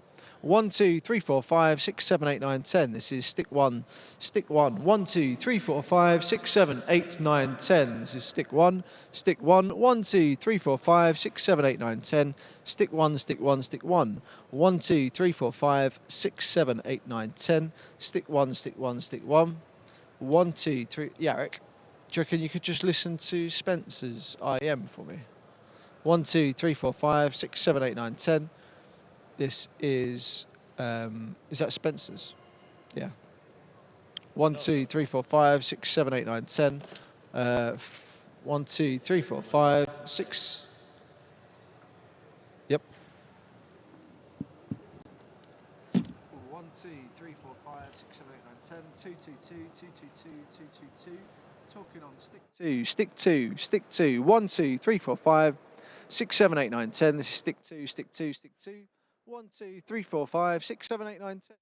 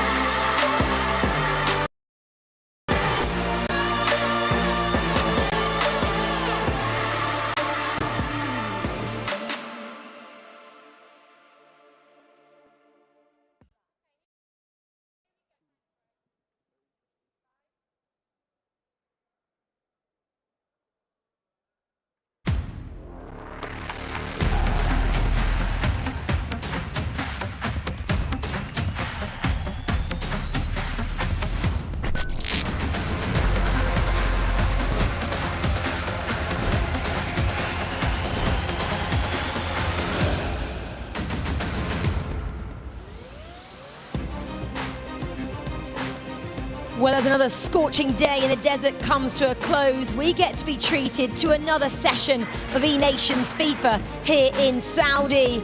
And some of our teams have already booked their spots in the knockouts. One of those spots goes to Argentina as they top Group A.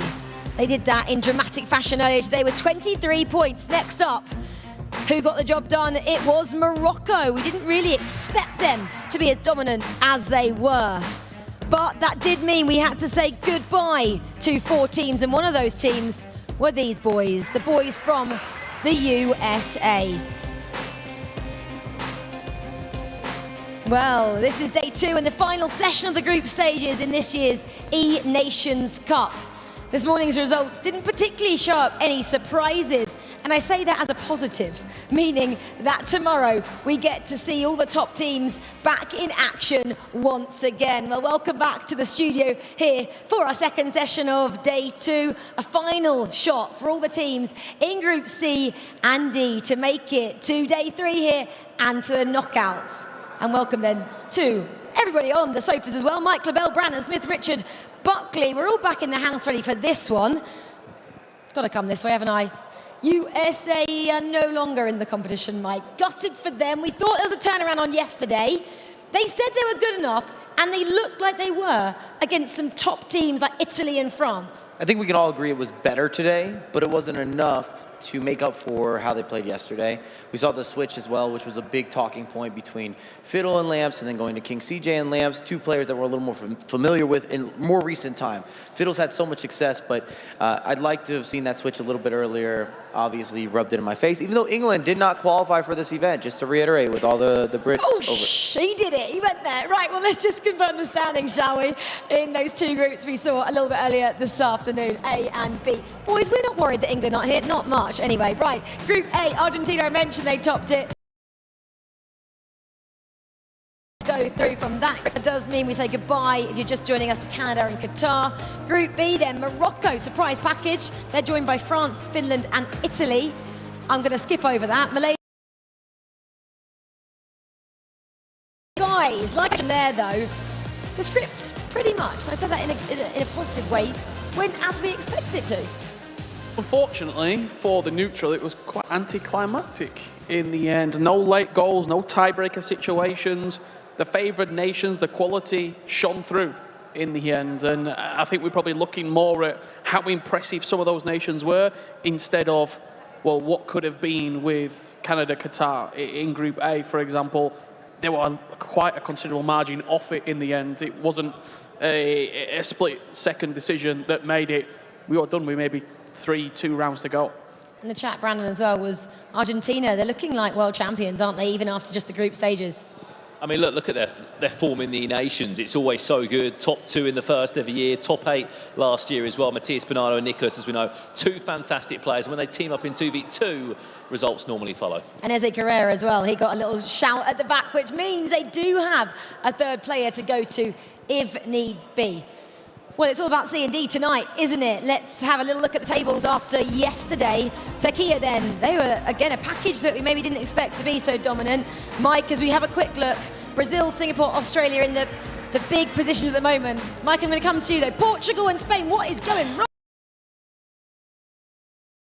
Be the watch, and it has leaned into that. I don't think anybody expected Turkey to be sitting in first place on 13 points. I don't know if they need to actually come and get any more points today. I think that might be enough for fourth place. But the real storyline is both Portugal with Tuga and Spain with Indoni are battling it out right now to progress to... And Group D, Israel, Mike was really backing those boys yesterday. We're joined on the same amount of points in the end as Sweden. I wonder if Olalito has got his voice back. That was what he was saying was wrong with him yesterday, why he didn't play any FIFA. And at the moment it's India and South Africa who have to find something today, go up another level in terms of play to get... One goal yesterday. 1 goal in 5 games of FIFA. Far too many draws. And I don't know what was going on within. It's actually down there on the side. Sub him in, get him a game, and I think today I hope to see that there's going to be some changes in that roster, depending on how this first game goes. We saw lots of changes, didn't we, earlier on this afternoon? Teams come out. Spain, Portugal, Brazil. Portugal taking the world champions, and then TÜRKIYE, the table toppers, take on Australia. Group D looks as follows. So just wait to see what Group D are. Here we go. Peru, Israel. Germany take on India. Got a world champion in Umit there, and then Sweden, they're sitting second. Form like a team did, same team did last week. And 3 of the 4 have done what we sort of expected. I actually thought Israel should have got more points if we're looking at yesterday, so they might regret only coming away with 9.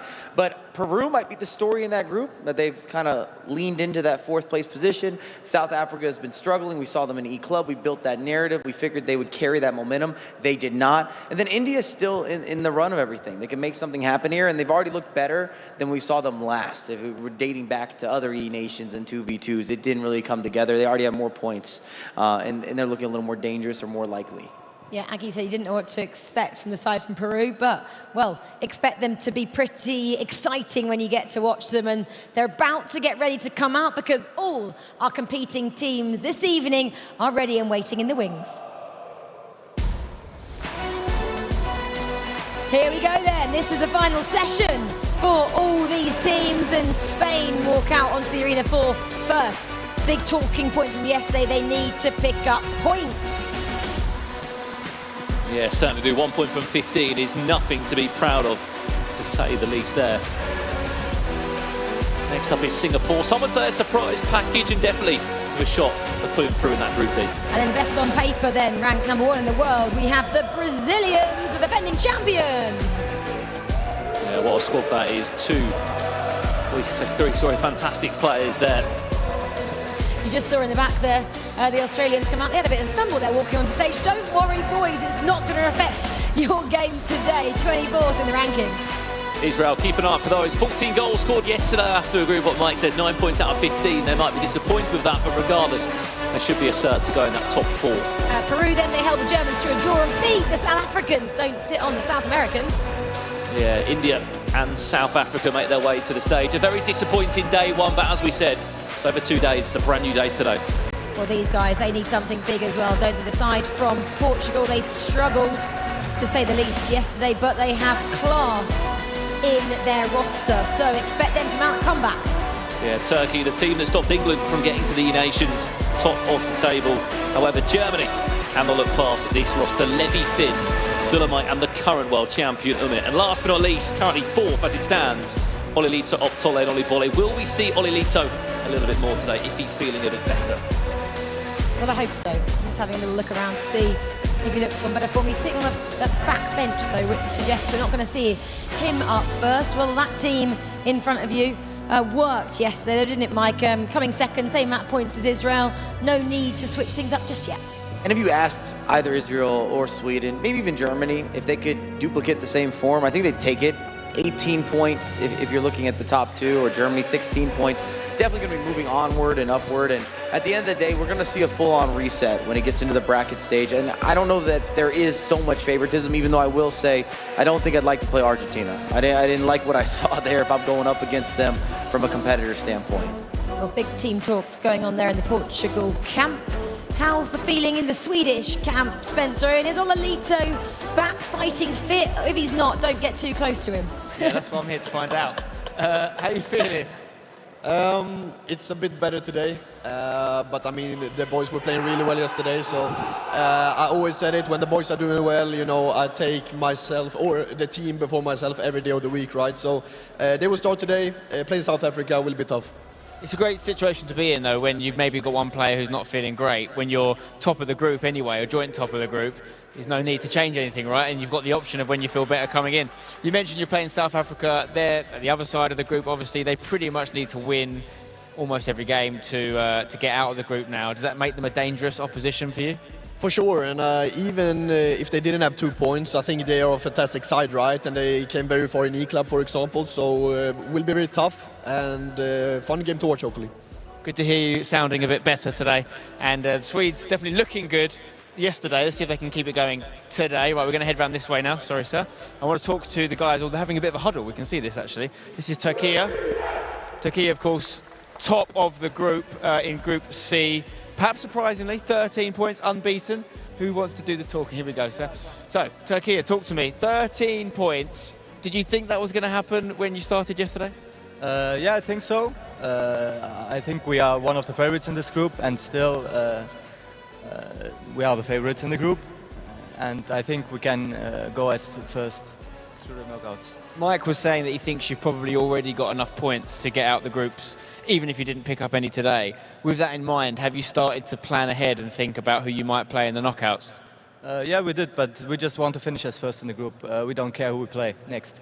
You got a target, because I can tell you that 23 points is the most anyone's got so far in both this and the E-Club World Cup. That was actually Argentina who got it earlier. If you were to beat that, that would be quite impressive. And also, no one's gone an entire group stage without losing a game yet. You could do that as well. Would that mean anything? I know it doesn't get you anything, but it's quite a nice accolade, isn't it? Yeah, it's a nice target for us, but our first target is to get us first through the groups. Okay, keep up the good work. Türkiye, you can hear the noise kicking off. Teams getting ready to play. Let's get these games underway, shall we, Rachel? Yeah, thanks, Ben. Well, Group D is still pretty stacked, and in that group we have a side who are ranked 6th in the world. Sitting 5th in that group, it's India.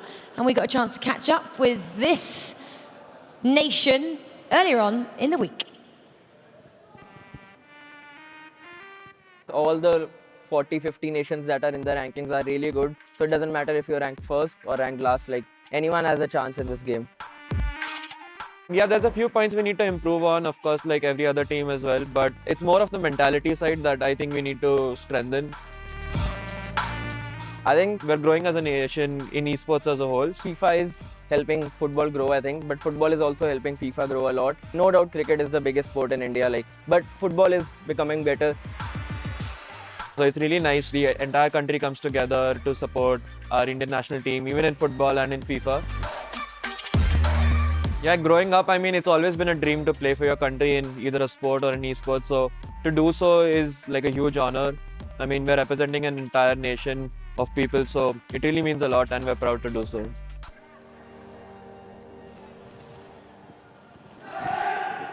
Well, that Indian side are playing these Germans first up today. It's the same order as they play on day one as well. Germany did get the better of the Indian side, 2-1 it was yesterday. Umit comes in as the world champion. We haven't seen his partner Anders perform at the same level with his national side here today. Mike, do you think the Germans have a slightly better chance from what you've seen compared to the Danes? From what we saw yesterday, I thought they looked a little bit better. But at the same time, if there is a critique for Germany as a national team, I think our expectation is greater than what they've accomplished thus far, especially when you look at it from an individual and the amount of quantity of top-level players. You start thinking surely they should be in finals, at least reaching top fours consistently, or they're just not picking the right mix, the right group, the best 2v2 that's available, because you have such a high level and high quantity of top players in that nation. Well, it's fitting that we're on Brazil during that chat, because we brought up the same chat yesterday, didn't we, in terms of the roster change that the Brazilian side have seen this year compared to last year when they were the world champions. Do you think Germany, then, boys, have picked the right team to come here this year? Absolutely. I think the newest addition in that team is Levi Finn. He was the rookie of the year last year, and he's continued to have unbelievable dominance, not just in the European rankings, in the virtual Bundesliga, and in general. He's just got better and better, and many have called him the next big thing to come from Germany. Well, he sits next to a world champion, so expect that pairing to try and have a great start to proceedings. But they're up against India, and we're looking at Singapore-Spain so far. Rich? Must-win game for Spain. If you're not winning this game, the tournament is almost a write-off. Even this early on, you've got 1 point. Singapore would be a very close competition. They would start to move the needle, push further ahead.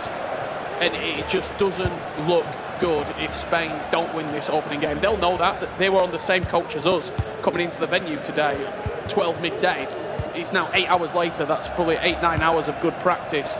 And they just have to start well, do Spain. Mike, I'm going to come to you. You're now Team Israel in my eyes, if that's okay with you. I know you're bigging up their chances, and they get an early goal here to kick off Group C and D.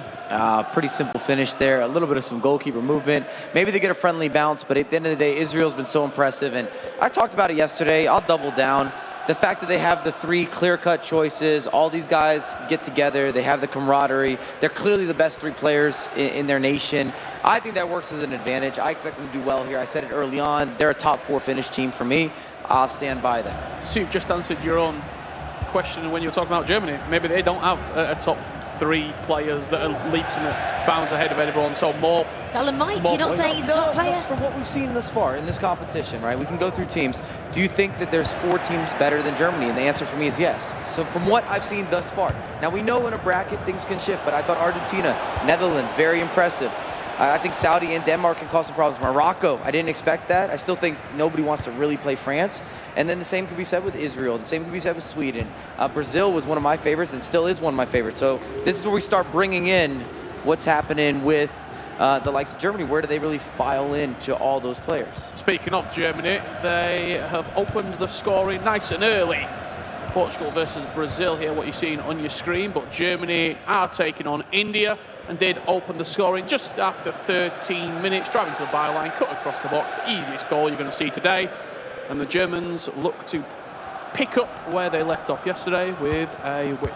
And I'd like to date back to what you were saying, Rich, with Spain. They got to be perfect today. They don't get leeway games. They don't get anything that's going to be in between. They have to legitimately be perfect. And that might just be enough. I don't even know if it gets some insured thing. We've already got TÜRKIYE on 13 points leading the group. You're going to need some massive results, and you also might need some help from Brazil, from Singapore, who also shook up this group. I don't think a lot of people expected Singapore to come out and get the points on the board. They're sitting with 7. Australia was sitting with 6. Portugal sitting with 5. And we know Tuca's going to battle. There's a lot happening in Group C is the point that I'm making. For Spain, what you need is TÜRKIYE to keep winning. You can't have them dropping points to players around you. Spain Something they didn't do, Rich. We didn't see that yesterday. Open the scoring. It's Garrincha with the goal, and Spain have doubled the amount of goals they scored yesterday in the opening 20 minutes Wild today. statement. Quick feed, and they always eat inside the box. Got to be good for the confidence. Spain scored their first goal in round 4 yesterday. Someone who loved scoring goals yesterday was Israel. That's their 16th goal they've registered now in this group. You have to keep an eye on them. And just back to the Israel conversation, speaking to Roy Feldman before they kicked off today, he said, look, I don't think there's going to be 3 players as good as us in Israel that come through for quite some time, which just shows the confidence those 3 have. That's a fair statement. Or, Mike, they can actually create that by them being world champions this year. Well, I think he's more so saying from even a developmental state that what you already have here in terms of the trifecta, you just can't remake and replicate that level of talent. Beautiful goal there, Israel adding to it. Peru's down 3-0, 20th minute. This is definitely fitting the argument. Spain was the question on a lot of people's minds. There has been a second goal. We'll give you that in 1 moment's time. Brazil opening the scoring against a turbulent Portuguese side yesterday. They were a little bit sketchy in their performance. Too many draws, not enough wins, not enough goals being scored. I was speaking to Tuga for generally maybe about 10-15 minutes before we got kicked off today. And he said it's so important for that opening game to get a win, and that is exactly what Spain are doing. They're 2-0 up against Singapore, and they look to be potentially doing something historic. They need 4 out of 5 to give themselves a chance. And we saw this happen earlier in E-Club. We talked about with Hollywood, with the Aussies. 13 points in this group, I believe, will be enough, but you're not slotting or topping the group. You're barely getting in there. It's going to be a 4th place battle. It's also not easy games. I'm not saying that Hollywood got easy games on their route through. However, the level of competition is much tougher for Spain, it has to be said, than what Hollywood matched up against earlier on in the week at the FIFAe Club World Cup. Well, we've got plenty of goals to go to. Let's go back to Brazil against Portugal first and foremost, if we can, and I'll guide you through what else we've just seen across the last few in-game minutes. Brazil, Richard, you said they went 1-0 up. It didn't take them long to go 2-0 up. We heard a big vamo from the edge of the box. How about that one for a finish? Didn't need to be time green. That wasn't the only goal that went in. Over to Sweden now against South Africa. Sweden currently 2nd in the group, looking to go on from that. And then there was another goal from Israel to make it 4-0 over in that game. We'll go and check that one out very shortly indeed. Germany still lead India by 1-0 in this one. And it's on quick fire there. Hitting all the highlights. Goal on goal on goal. Well, let's go to the Spain game. Spain have got 2 goals, 1 more than they had yesterday. Of course, they only scored 1. The comeback is on, though, in this one, Mike. We got a glimpse of this just as we were switching around. We saw this in real time. Low-driven, easy tap-in. Spain's going to have to battle through, and they need a result here. I know we talked about it already as we're getting into, like, halftime, but there's no other way around it. Spain's going to have to win out to kind of give themselves a chance, but I'd love to be a part of that narrative. In fact, Richard, in the same seat, this same couch, yesterday said, Spain's getting through, I guarantee it. So we'll see if Rich is true to his words. I did. I also put them top in the group, Spain, here in Group C. Doesn't look likely. I think that has to still be credit to the competition. We've talked about it a little bit, but the fact that TÜRKIYE came out, the fact that Brazil, who we expected to come out and do the business, Singapore, Australia, Portugal, the quality of opposition is really what's throwing off Spain a little bit too. They didn't play good yesterday, but they couldn't get any points not playing at their best. You can't quite see us on camera right now, but it's pretty fitting. You've got Nom-Nisat of Israel, with a pair of sunglasses on, arms folded just behind his 2 teammates where they're just banging in goals. They're 4-0 up in game 1. They're cruising. Who does that remind you of? Champions wearing sunglasses? Real Crepaldi action. If he starts bouncing some dance moves, we're going to have a real situation. And I would also argue that this is the best that Yuval's ever been at FIFA. So the fact that you're even getting better, and these have been the 3 staple pieces to that success story, that's why they talked about we might not see this in history again. Number 1, isn't it? Yeah, it comes down to winning FGS. It comes down to the talent pool that you have to work with and the potential of that talent pool. You can develop, become a better FIFA player, but everybody still has different peaks and different levels of potential. And these 3 guys are at that upper tier, that highest degree of pro player goodness, and it's hard to make that and remake and replicate it. It's just the reality. And you can even argue as well, different years they both peaked. Like Roy Feldman last year, good runs in the Champions League. This year's all been about Yuval. Then maybe that FIFA 20 season and FIFA 21 season was all about Nisat. So you've got 3 great players there that have been teammates before in the same esports teams. Loads of reps together. And I sort of joked to Roy earlier and said, I think these guys are your brothers, aren't they? And they said, yeah, they pretty much are. They also did win the European qualifier to get into this tournament. The 11 nations from Europe, they were the best nation in that, took home a decent prize money as well. And who did they beat in the final? You'll not believe it, given on performances over the last couple of days. Spain were second best in qualifying in Europe. They've been subpar, that's to say the least, to put it kindly, here in the group standings, here in Group C. Still leading though. Can you have a look, Mike, as well at the length of the seasons? They started many months ago in this qualification period, and Richard just saying there, you know, Spain did a good job in the qualifications. It comes at the end of FIFA 23, doesn't it? And they've played so many matches, so many hours they've been playing and grinding out this game. Have you already gone past your peak for Team Spain? I would argue against being past your peak, but the game has updates, patches, shifts, changes, what adjusts in the meta. And every player, again, I talk about the potential, but certain players are naturally better at certain elements of FIFA, therefore a patch can cater to them or be detrimental, and that's something that we see happen. But I don't think there's a fallout or a lack of communication or a mental fatigue throughout the year. That's not the case. It's just a matter of how the game shifts and then how well or how quick can you pivot as a squad. Well, that qualifier also, I'm going to go pre-SS, pre-shapeshifter. And now we're post-shapeshifter. Is that what we're calling We're in a this? post-shapeshifter Pre-SS. FIFA 23 meta, and some sides that will suit a lot more. Well, and let's add some context there to give an idea. That's before the Petr Cechs of the world, or the Savic, the Buffon as a center back, Martinez as a center back, Hugo Lloris into the midfield. All these key players that do change the game. And something that was strange about goalkeepers was the size. So many goalkeepers that are now 6'4", 6'5", but they move like a winger. They're moving like Neymar on the virtual pitch. Even a few of the icons as well. Henry, he's a big lad. What, 6'2"? Now he's 5-star, 98 rated. Can twist, can turn. He can play left wing or left wing back. Just the level of player that we've given the FIFA pros is through the roof. So we see Portugal here still leading, still trailing, should I say, 2-0 against Brazil. Yeah, well, there was one game that was 0-0 for quite some time. It was TÜRKIYE against Australia. Now, suddenly that game has come to life. We'll give you the lowdown as soon as we can from that one. Two teams that currently sit in that top four. TÜRKIYE, the only unbeaten team left in the tournament. Australia, as we said, were 1-0 up. It was TÜRKIYE that we're here. Brought a goal back in that game. Brazil still leading Portugal 2-0 as it stands so far. This was the news that we heard come in. Over to Sweden against South Africa.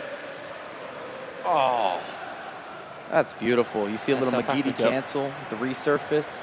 Big time finish. Got a goal back. This is the one I was trying to tee up. TÜRKIYE making it 1-1. Little step over to the right. Thank you very much for coming. You had quite a good shout of South Africa last night, Rich, in terms of what went wrong for those guys and sort of the attitude coming in for today. Yeah, as we see a late consolation there for Peru. They just said it seems very simple, but we just didn't score. We didn't create. We were maybe just a little bit weak in the final third mentally as well. We weren't expressing ourselves. We weren't taking risks. And when I was speaking to Bianchi, he's the leader of that team. He said, if we're going to get eliminated, I want to go out knowing that we did everything we could do. We didn't leave anything on the table. We tried our very best. And you're seeing this performance where we saw the goal, the equalising goal against Sweden. So yesterday, that might end up 2 or 3-0 to Sweden. They're pushing back in games now and they're showing a bit of fight. And he's got a certain bass in his voice too. When he speaks, I You listen. listen. If he was going to lead me into a FIFA war, I'm with him. Put me on the squad. The accent is great, isn't it? The South African accent. But this would be a great result for them if they could keep it as it is, as it would be for Australia here against this TÜRKIYE side who... Mike, did you expect them to be as strong as they have been here? No one expected him to be leading the group on double digits, the only team on double digits coming into this, especially with a group that's shared by the likes of Brazil, Australia, Portugal, Spain. These are some big name nations that some have underperformed, some have overperformed, and maybe some of it we just missed. I didn't realize TÜRKIYE was good as they are. Similar story possibly to Morocco, which we saw a little bit earlier. Definitely, potentially, that is a talking point for this TÜRKIYE team that, I mean, look, what day they had yesterday. The crazy thing is, these TÜRKIYE players are so good, they keep Izzo Power and they keep Omerto out the team. Who are still in that booth, but haven't picked up the controller as of yet. 10 minutes left in this one. Portugal did get a goal back against Spain. Let's go and have a look at the goal now. Speaking of Thierry Henry, shapeshifter. There's him. Back the goal. The corner for Turkey. They build up their pressure there. Here's the goal that we said we missed. Portugal hunting for a way back in this tie. Keeper got a hand on it, but not a strong enough hand. 2-1. Brazil still do lead. Spain still leading 2-1. They're looking for their first win in the tournament. Yeah, if they get their first win, Spencer's got to be straight down there asking them, are they maybe playing with more freedom because they didn't do what we expected them to do yesterday? Might they just have to kind of relax a bit more and say, it doesn't matter, we can get we've got to do better than yesterday? I don't know if we're going to see a lot of shifts from Türkiye. I wouldn't change anything. Everything worked for you yesterday. I'd keep that on a repeat. You're trying to build consistency, if anything. We talked a lot about substitutions. Ooh, that's beautiful. You see the pop off. South Africa. I'm looking forward to an interview again. Put Bianchi there. I'm telling you, he's going to lead me somewhere. You saw the reversal last week. That's a big moment for them. Actually, a huge moment for them. They need the points. They've got the points. They celebrated the points. And it was a gorgeous setup, gorgeous goal. Had the extracurricular. And I just spoke to them outside before coming into this venue here 5-10 minutes before we went live. He said, we're going to do this. We're not leaving anything out there. We are going to perform. Spain inches away from picking up 3 points on the board and starting to turn the screw. Just on that Sweden-South Africa game, we didn't see it on the main feed, but they actually cleared it off the line, South Africa, 5 minutes before scoring that winner. What a massive 3 points that is, but more so for Spain. 1 point from 15 yesterday for a team that scored 1 goal all day long. Look, they're getting 3 points, and they've actually scored more than 1 goal in their opening game. And they've stuck with the same team. Zidane's still waiting in the wings. They've gone with Andoni and Neat to turn it around. They got them into this mess, get us out as they extend their lead to 3-1. Fist bumps all around, a little bit of belief potentially starting to seep through into those Spanish players. There's plenty more games ahead of you. You're probably minimum 4 wins out of 5 for Spain. That would put them on 13 points. And you're probably just about on the cusp, maybe 4th or 3rd. And results are probably going to have to go your way if they want to try and solidify a spot. Germany versus India. This has got only a few moments remaining as Germany look to once again pick up 3 points against a resolute India side. And I think it's going to take time, isn't it, to work out what is that the right German duo. I think the one thing they do have in their favour, look who's standing behind them and sitting behind them. They've got Daniel there, who just coached the team to an E-Club World Cup victory. You've got Stylo there that coached Mo Alba to a FIFA E World Cup victory a few years ago. So much talent and knowledge of the game between those two in that booth. The issue is they're spoiled for choice. I mean, it's a good problem to have, but that's my opinion. You probably have in Germany easily 20, 25 players that would be eligible for successful 2v2 partnership. Especially with the virtual Bundesliga, they're practicing all year. So then it comes down to who works the best together, who likes each other the most, who has the time to practice, who's going to give you the best opportunity to achieve greatness. I'm going to very quickly disagree and say I think it's Umut +1. I think Umut's a world champion. He's just won the Club World Cup. You have to find someone who accompanies him the best, and that's the question. I don't think you're looking for. That's still 2 spots. I think it still makes my point valid. 1 spot and a sub. Well, you still want to have the depth, don't you? Compared to possibly, like we were saying about Israel, and there's only those 3 top players. You want to have choice in these national sides because obviously all these sides want success and to also breed the next generation of players to come through in years to come and have the same success that we see here this year at this E-Nations Cup. Well, that's the first round, and actually it did kind of switch things up a little bit. Not to make the table change, but to give a lot of teams some hope, and I'm talking about that Spanish side, of course, getting their first 3 points of this nation's campaign, and Singapore just hold them to ransom as well, don't they? They take points off them, so they obviously close that gap slightly. We've been chatting about, haven't we, the side from Spain. They stuck with the team that they knew. They stuck with Andoni and Neat there, but Spen is down there on the ground for us. Spen, which team are you picking first to go and chat to? I'm going to jump in with the Australia boys who've just got a draw. 7 points now. What are you thinking? We probably should have won now. We played very good for our standards. I feel like we got robbed of 2 points there, but it is what it is. We've still got 4 games to go. You're in a better position than you were this time last week in the E-Club World Cup, though, and you know you got through that, so you've got to be feeling confident. Yeah, of course. We just need maybe 1 win and then don't lose the rest of our games, and we're good to go. Naylor, what's it like playing alongside Mark? How's your chemistry? Pretty good. We've known each other for a while and played pro clubs together for like 4 or 5 years now, so we've got pretty good chemistry. Okay, Australians going well. Marcus called them underdogs earlier. We'll call them the down underdogs, shall we? Let's go down here and talk to the South Africa lads who've just picked up a really big win, actually, against Sweden, who were unbeaten before that. Now, I've heard that you guys were really confident, really, last night in your ability to get out of this group, and you've backed it out with the performance there. Yeah, that was very important for us, going a goal down. We thought it might be the same like yesterday, but you need to have the willingness to want to win, the determination and desire to continue and keep going. And I think that's what we do. Our slogan, mine for the past 2 weeks, it's been until the end. So we're going to fight until the end, keep going until the end. And I'm glad we brought it back to win. That was clutch. I like it a lot. 5 points now. You've got 4 games left. You need to win them all, or maybe 3 of them? That's the goal, I think. Take it game by game, obviously. But the goal is to win every single game. We're going to give everything for our country and our people back home. I love it. I love the passion. And listen, they just beat a team in Sweden that was unbeaten, so they can beat anyone. What that tells us, South Africa could still make it out of this group, Rachel. Yeah, it's a massive result for them, isn't it? And they go up against India next as well, so could take another big 3 points, could the South African duo there. I'm just going back to what the Australians said as well. They said they want 1 more win and then they want some draws. Would that make it 3 more draws? So they think they can get through with 13 points, and I'd probably say they're correct there as well. I mean, Group C, in a perfect situation, you're kind of hoping that Türkiye and Brazil pull away, and then it allows for the bottom 4, the other 4 teams to kind of battle out for the 2 slots. I think that's the perfect scenario. Maybe for us watching as well, if you're a neutral, you're going to have a lot happening in that group in terms of things shifting and each game mattering so much if those 2 teams are able to carry and kind of pull away. Otherwise, Well, also those draws take points away from Spain and Portugal.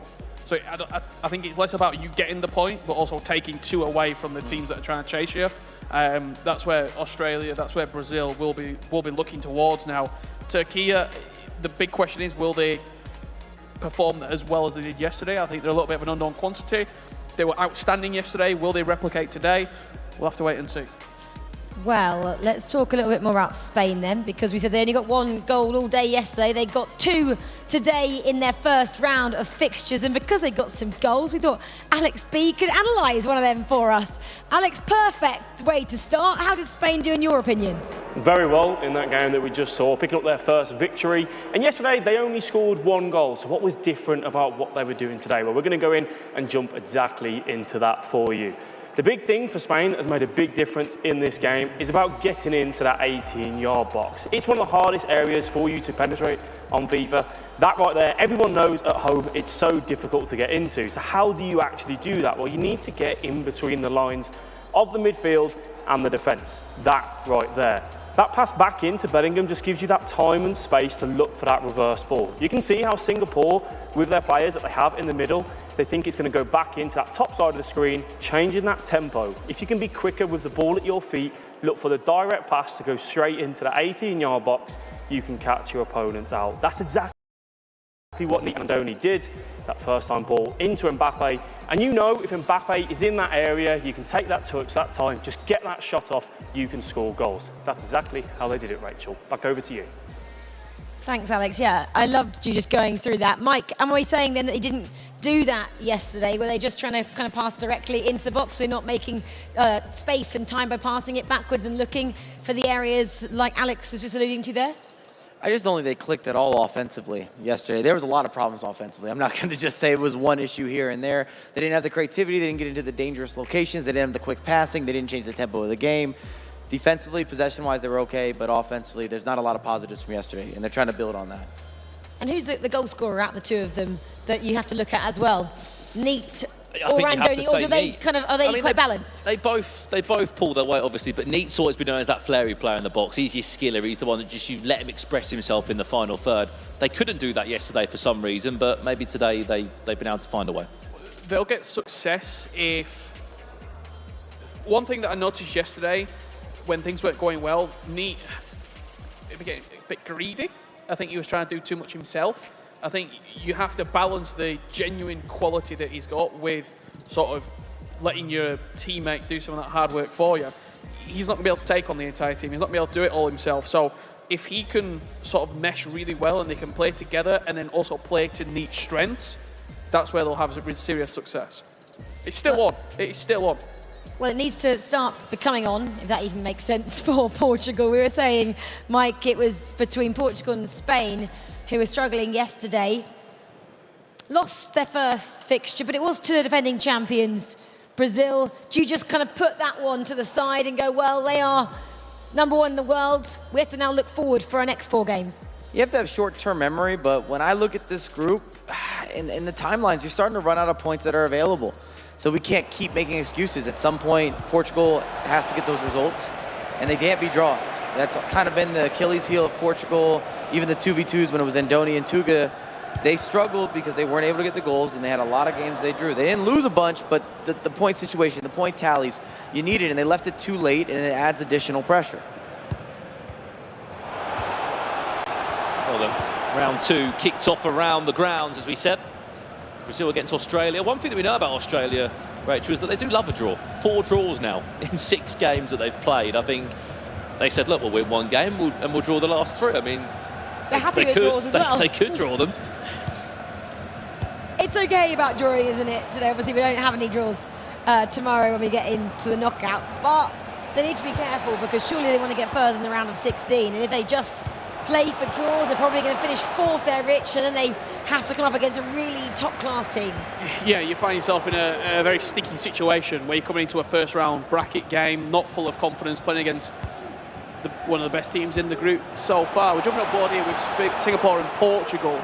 You just see Portugal, they know what they have to do. They have to start scoring goals, and the confidence has to start moving and grooving in and around this box. Tuga didn't play the first game. I'm not surprised. He's probably the more defensive of the 3. He's brought in when you need to see a game out and you need that sort of element of leadership in the team.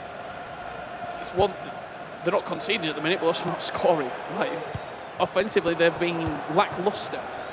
I don't want to be a broken record, but you need that inventive nature. You've got to have those cancellations. You have to have the intricate details, the particulars, different ways to express yourself, and you have to be willing to take risks. We've even seen teams, sometimes instead of the skills, they go with more of a direct approach, where you're seeing a lot of knockdowns with the Savic or the rude hole it in the midfield, and then those headers allow for spacing to open up, and they're dragging players out of position. There just has to be some way that you're pushing bodies forward that's not too methodical. Singapore have been a very sort of inconsistent team so far, and I think in this group it might very well come down to how they perform.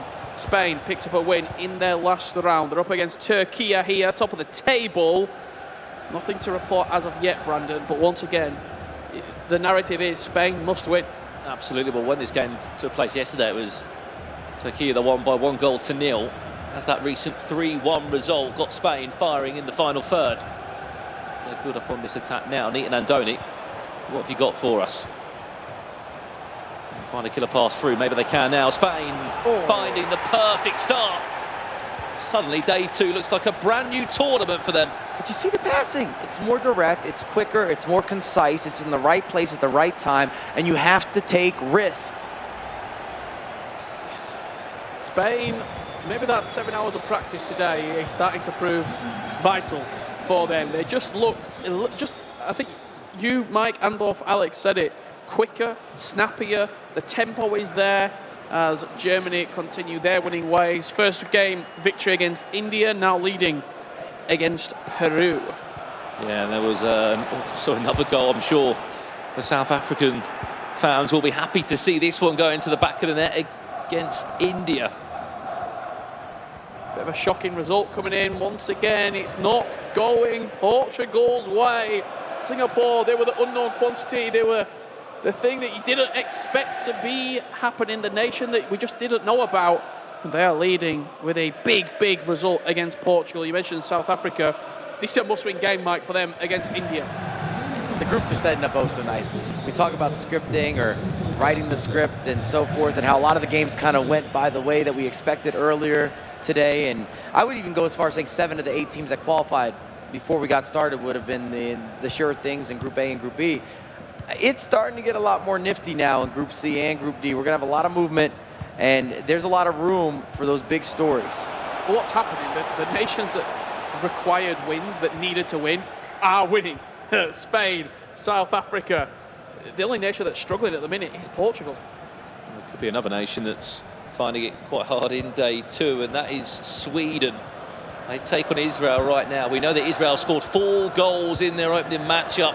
They haven't stopped scoring in game number 2 as well. They've scored not 1, but 2 goals. First one came in the 15th minute, as they have actually made a sub, in fact. It's Nisat that comes in alongside Yuval Belli.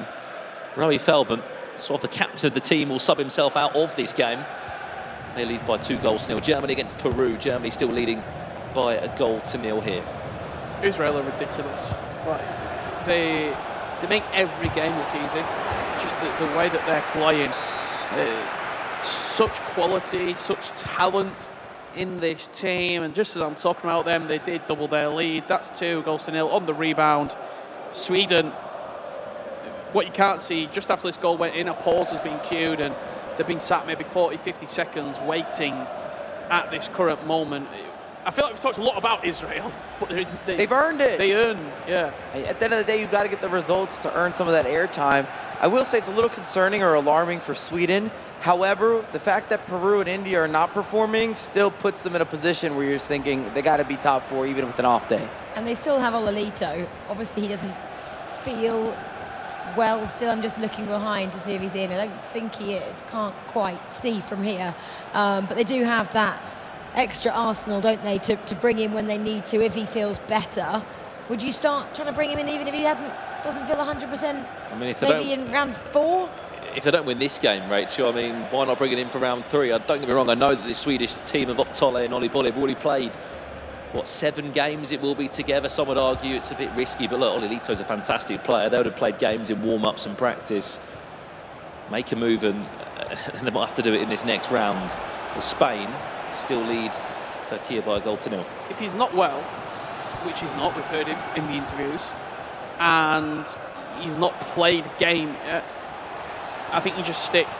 I think you just stick with Oli Bolle and Optole. But at the moment, they're relatively safe, Rich, because Peru and India are dropping points. So you kind of want him to play at least 1 game, though, even if he's not feeling. Maybe we wait a little bit till round 5, like we did earlier on with some of the teams, and he has to just get a warm-up as we jump back into a team who don't really need to warm up. They are having quite a lot of fun so far. It is Germany. They haven't conceded a goal yet in day 2. One thing they have continued to do is score goals. No Dolomite involved as of yet. Still Wimmet and Levy Finn. It's a big 2-goal lead there at half-time against Peru. And that's a lovely read. Kind of fakes the step over the change of direction. A little bit of a hesitation. Burst into space. 5-star weak foot, always going to convert. Big chance for Sweden as we join this one live now. Has to go in. What a save it was. Let's go, he's begging in the end. 8 minutes away from half-time here. I know we said at the top of the show, Israel probably disappointed that they didn't get more points. I think one of us was speaking to the team. I feel like they've won every game. Like, every time we go to Israel, they're winning. And I just... The scary thing is, for a lot of these other nations, I don't see a lot of nations that beat them right now. They haven't lost a game. They've dropped points. They've drawn a few, but I don't see another nation right now. Maybe Argentina. I think they might match up quite nicely. I can't count on one hand how many nations. But Rich, we know what happens tomorrow. If a couple of teams hold them to a draw, how good are Israel at penalties? Because we saw a lot of matches go to penalty shootouts last week. Be completely honest, I think they blitz a lot of teams. I'm going bigger on that blitz because they're Group D. They're going to play Group B. There's no one in Group B match up nicely. Yeah, there's no one in Group B that's beating Israel, in my opinion, on record. They match up real nicely until the brackets cross over and you start playing teams from Group A and C, and that's where potentially they might come unstuck. But there's still a long way to go. They could, well, they're going to go through the groups, but you never know what might happen overnight. Well, Robbie said earlier, he said, look, Brandon, look, we top this group, we play Italy, or we come second, we play Finland. But he sat there and went, some people might favour that Finland tie. This is that they're both going to be difficult games regardless of what happens. But Italy should be fearful if Israel are going to be topping the group like this. I actually think Italy's a more predictable game. You know what you get? Finland, you're going to get a lot of crosses, you're going to get a lot of balls to the back post, you're going to get a lot of headers. That's almost a more difficult game, whereas with Italy, I think you pretty much go toe-and-toe, and Israel, in my eyes, from what we've seen from Italy so far, probably come on top out of that 9 out of 10 times. It's hard to say. If you haven't watched Finland play, I suggest you rewatch some games, but they have a little bit of a different approach to playing FIFA. A lot of route one, lobbing the ball forward, again, looking for those knockdowns, playing a lot of percentage play. It's clever, it's strategic, it's definitely programmed and planned, and it worked for them really well earlier today. Brazil, big chance, ball bouncing around the box, still 0-0 in this one. Australia certainly know how to see out a game in a drawing scenario. But to Rich's point, they're not necessarily following the rules of FIFA goodness, and that can lead to some unpredictable nature. You might come out there for Israel and crush them, but they might disrupt what you've been doing because it's not a normal team, a little more unorthodox, and it's probably not what you've experienced in some of your practice games, some of your online developments, and so forth and so on. I mean, I know they're not here in England, but we've seen many times in England have faced Israel in group stage and qualifiers. Israel are just that bogey team that you don't want to come up against because they always give you a ridiculous game. You know, you look at the Australia side and they just said they wanted about 13 points to go through. Do you look at that as well and kind of go, well, that could sit them in fourth? Have they not looked at Group A and who they'd come up against if they were sitting in fourth, Argentina? Do you not look ahead and kind of go, oh my God, I need more than just one win because I do not want to play Nicholas and Matthias Bonanno? I don't know if you do. I think the number one aim for Australia is just get out the groups. Maybe they should then, Rich. If they want to progress a little bit further. Again, I'm not taking anything away from Australia. I'm giving a lot to Argentina. Well, they've got a bigger problem right now, Australia, because the idea was to win the next game, but it's not looking that way as Brazil. They're having a few South American woes already. Yeah, have taken the lead in this game. Little jockey and a dummy all the way through. 25 minutes left in that one. Brazil lead by a goal to nil. Keep in mind they are the current Nations Cup holders. We can say then with these guys, because Germany have had a lot of success so far in Riyadh. Well, I should say a German team, and now a German nation is looking to back that up. And if that was to happen, guys, if a German club could win last week and then the German national side was to win this week, it again just cements the fact that we said there's a lot of talent coming out of Germany. Let me paint a picture with Peru here. Coming into the day, 6 points. Let's assume that Germany sees this out. They're up 2-0. You've got South Africa, you've got India in striking distance. If you're Peru, you've got to win those matchups today. If you want to have a chance here, you've got to take points off the teams that are around you. Otherwise, not only are they going to be surpassed, they're going to be dealing with the very much so informed, rejuvenated, motivated, confident-speaking Bianchi leading South Africa. That South Africa looks like they're poised to make a run.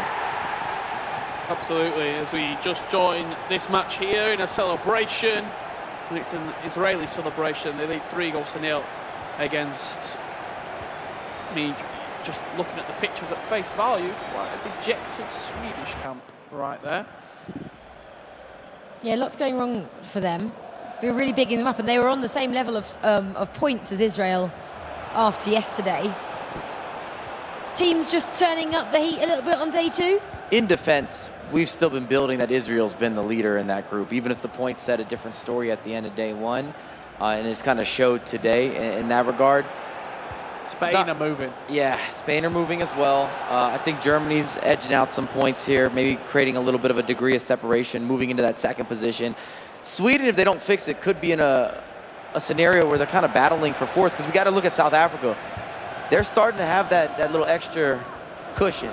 You can feel the energy's different, the ambiance is different, the confidence. There's a certain aroma of FIFA wins coming through when they're speaking. Certain level of composure and almost responsibility for the nation. When Bianchi spoke to Spain, he said, I got to do this for South Africa. Well, they made history last week, didn't they? The fact that the first South African team to get to the Club World Cup finals. And they just, I think they realised they did a lot wrong yesterday and need to right those wrongs. And they look more relaxed. They were going to enjoy it, Mike. And if they don't right those wrongs, this overshadows the good E-Club that they have. That's the issue. They want to motivate more players, don't they, in their region and in South Africa as well. And getting some good results here does just that. They also knew that they underperformed massively in their own performances. India inside the box, get an equaliser. Twisting and turning. In South Africa, frustration. Lovely outside Elastico. Creates a little bit of a lane of space. We did all that building for South Africa, and now they're in another one of those scenarios they're going to have to chase back. And then also, if India can nip this game at the end, puts them in a whole different competitive spirit going forward. We're still pretty early on if you're looking at Group C, you're looking at Group D, but it is day 2, and everything starts to be under that magnifying glass. Well, a team that aren't necessarily under that magnifying glass. So Germany, they don't need to be. Peru possibly do. A lot of work to do. Aggie was going, I didn't know much about them. They're doing quite well, aren't they? Sitting in that 4th and automatic spot at the moment. Let's go over then to big matchup. Well, a big matchup for the Australian side. Said they wanted a win. That is slipping through their fingers at the moment, as they do face the defending champions here. Yeah, not going to plan, is it, for Australia? They look like they could be under the magnifying glass very soon. If they can't pick up any more points. This is live footage now from the game. 77 minutes on the clock. Brazil in the driving seat. Also haven't checked in on it recently, but we've still got Spain 1-0 over Türkiye. And that's important. 84th minute, they see this out. Big upset just based on form and back-to-back wins now. Newsflash, Israel are still scoring goals. There's been some more news over in this game potentially. 85 minutes on the clock. This is massive for Spain. Minutes away, seconds away of real-life time. From 6 points from 6 on day 2 of the tournament. They were rock bottom of the group coming into day 2 with 1 point from 15. Now they'll sit on 7. People might start taking them a little bit more seriously.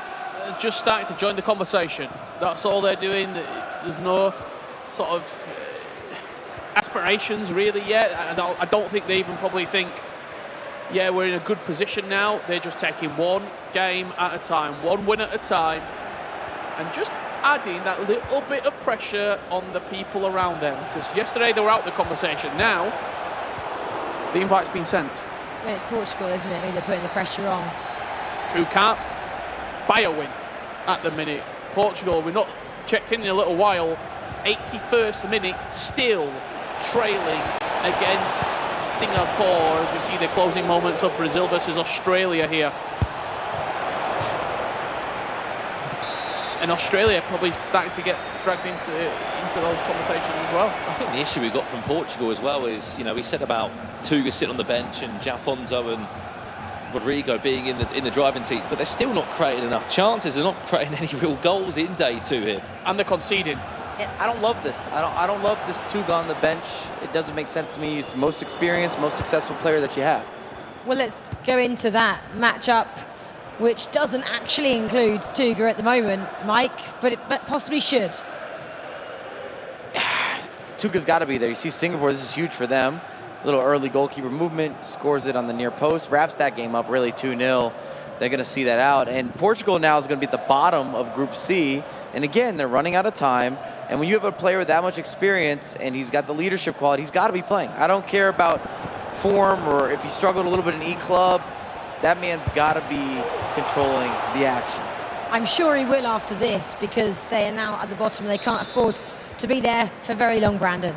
No, they can't be, especially, as you said, with Tuga sitting on the sidelines. Just Israel making it 5 goals. And that's a full-time result now, by the way. Sweden looking a little bit worse for wear. Chance of Portugal comes in up in the league. I think Portugal's in a position too where they not only, I don't think they can afford any draws, they have to win out now. They're at 5 points. Yeah, the 9 there hits them at 14, just based on what's already happened in this group. I think they need all those points to progress. And you know who they play next? Spain. Portugal, Spain. It's get the Oxford Dictionary up, look up 6-pointer, and you'll see a picture of this game. You understand what I'm spitting. I'm just looking at results here. Turkey on 14, Brazil on 14, seeing out this game. Singapore, when they close out with Portugal on 10. You got 3 teams in double digits, and you got 3 teams not quite there yet. You're at that point. If you're not in that position, you have to win out if you want the 4th slot. Quick question. Why could Sweden not find anything back against Israel this time out? Yesterday, they held them to a draw. 5-0 Good today? on them. Good on them. I'm telling you, Israel should have had more points yesterday. Yeah, but Sweden obviously played well yesterday. If you've played a lot of FIFA, it can be a landslide rather quickly. You go down a couple goals. In order to forge that comeback, you have to take that risk, and you're going to concede goals. Would you rather lose 2-0 or go for it and maybe lose by 4 or 5? Well, hold that thought, Richard Buckley. I can see you're about to answer Mike's question, but Spen has some more interviews. Spen, I can't see who's behind you. Who have you got? I have got the guys from Singapore with me here, just picked up a big win against Portugal. They're into the double figures club now, 10 points. How many more do you need to secure progression? I think we need 3 more points. That would secure qualification to the next round. Hopefully we are going to continue this form. Portugal was a tough game. I think the 3 points was very big for us, and hopefully we can secure enough points to go to the next round. And would you take that now if someone said to you, like, I can guarantee you 4th place, you get through, or are you aiming a bit higher than that? I'll just take it and go now. Take it, take 4th place. I like the honesty. Listen, keep up the good work, guys. You're doing very well. 10 points so far for Singapore. We're going to head down the stairs now. I want to talk to the guys from Peru who've suffered back-to-back losses today, which leaves them on 6 points, but in a group where there's still time to get out of it. You've got India on 5 points, South Africa on 6 as well, so plenty of time. Hi there. So, back-to-back losses so far today. What do you need to change? Now we're going to talk about the next matches. There are a lot of points going on. There are 9 points, so everything is open. Nothing's closed yet. And you've obviously, looking at the group, there's other teams that are on less points than you still, so you're still in a good position to progress. Yeah, we know about that, but I think we can even get farther in the group. Are we seeing any change up with your squad selection? You making any substitutions? No, we're feeling comfortable with our picks. I think it's all about tactical change. Okay, best of luck in the next game. We've heard from Peru there as well as Singapore. Let's see what happens in the next matches. Yeah, thank you very much. Well, Peru and Singapore very much still in with a chance of making it through to those knockouts tomorrow, and maybe they can learn a thing or two from Alex B, especially the team from Peru, because Alex is talking about Germany and they are in their group. Alex, what have the Germans been doing so well? Well, they've very quietly been going against the radar. They've just been scoring goals, they've been performing, doing exactly what they need to do. So we're going to take a look and see how Umit and Levy are doing that. In this first goal that we are going to see, Germany, they just have that little bit of time. It's all about Mbappe drawing in that defender. The defender is now completely out of position. So take a little look at the man of R9, who's going to have that run and that time to go and run towards the box. He has that ability to drive. Now, he's a little bit isolated. He's kind of by himself here. He hasn't really got numbers with him. So it's all about what can you do, Levy? What can you do, Umit, in this area? Drawing in that man, and this is the position where the magic happens. You think about this at home. What are you thinking the opponent's going to do here? The little bit of the shimmy to look for the step over, you would normally go into this position. But it's all about duking out that opponent. The step over is just a feint to go the same way on that left foot, trusting R9. And it wasn't just that where we saw brilliant work done as well. We jump over to the game between Brazil and Australia. We're going to see something very different on this side. Klosterman is just going to drive into the space out on this right wing. If you can bring your fullbacks up into that area, you're going to give yourself so much more time and freedom to try and work up against that defence. The left mid doesn't stay all that way, and then Mbappe says, thank you very much, I'm going to have that space. This is the left back who is now out of position. I can go into one area and give myself all the time in the world. Now, Australia are wary of this. They're looking at it and going, okay, well, you want to pass to this man. And this is where PHC and Resende go, okay, we'll use that as bait, the step overs, that extra pass off across, and that is going to be one of the most loveliest goals you will see, just time and composure from that Brazilian team. Over to you, Rachel. To Max, and that's why he used to be called the FIFA analyst, because he does stuff like that and he does it very well as well. So thank you very much, Alex. I think that's, you know, it's great, isn't it, to see the intricacies that each team do actually put out on display to just find the back of the net time and time again. And we saw it from two world champions there, Germany and Brazil. I mean, which one of those two, Mike, do you have in your locker a bit more? I've been backing Brazil, so I'm going to stick strong to what I said at the start of the competition. But Germany's looking good. I'd love to see them make a run. Like, we keep talking about it, but it's one of those nations that comes into all the discussions. We talk about FIFA and esports, and I just don't think they've done what they should have done up to this point in the 2v2, at least not on this stage. Germany, I'm going to say, are a little bit better side yesterday as well. What do you think they've found to come out performing more like world champions today? Oh. Good question. Because I feel they have, right? Probably maybe sticking with the roster that they tried out yesterday. I mean, they mixed it around quite a bit yesterday. Dolomite came in more than we've seen. I think one thing on the Germany conversation as well, they've never really had a good E-Nations. And it's crazy to say, we sat there in FIFA 19 and Megabit and Mo Alba got grouped in FIFA 19. Last year wasn't that great either for their own standards. I feel like they've got a lot to catch up on. That's what I was kind of getting to, is that for a nation that has such success stories in the FIFA esports ecosystem, it hasn't really happened on the biggest of stages, not in the 2v2s.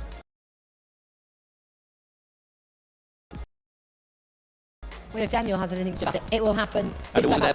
He knows now what success tastes like, and when you've had that taste of success, you want it even more.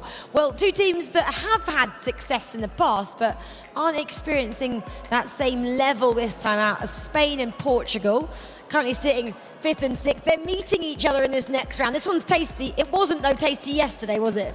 I was just going to say, before Richard has his point, I was looking through the games yesterday. Round 3 yesterday, you had 3 0-0s. Boring, boring, boring. How is that Sorry. ever happened? Very different though today, because Spain have come and they know what they have to do. It's very simple.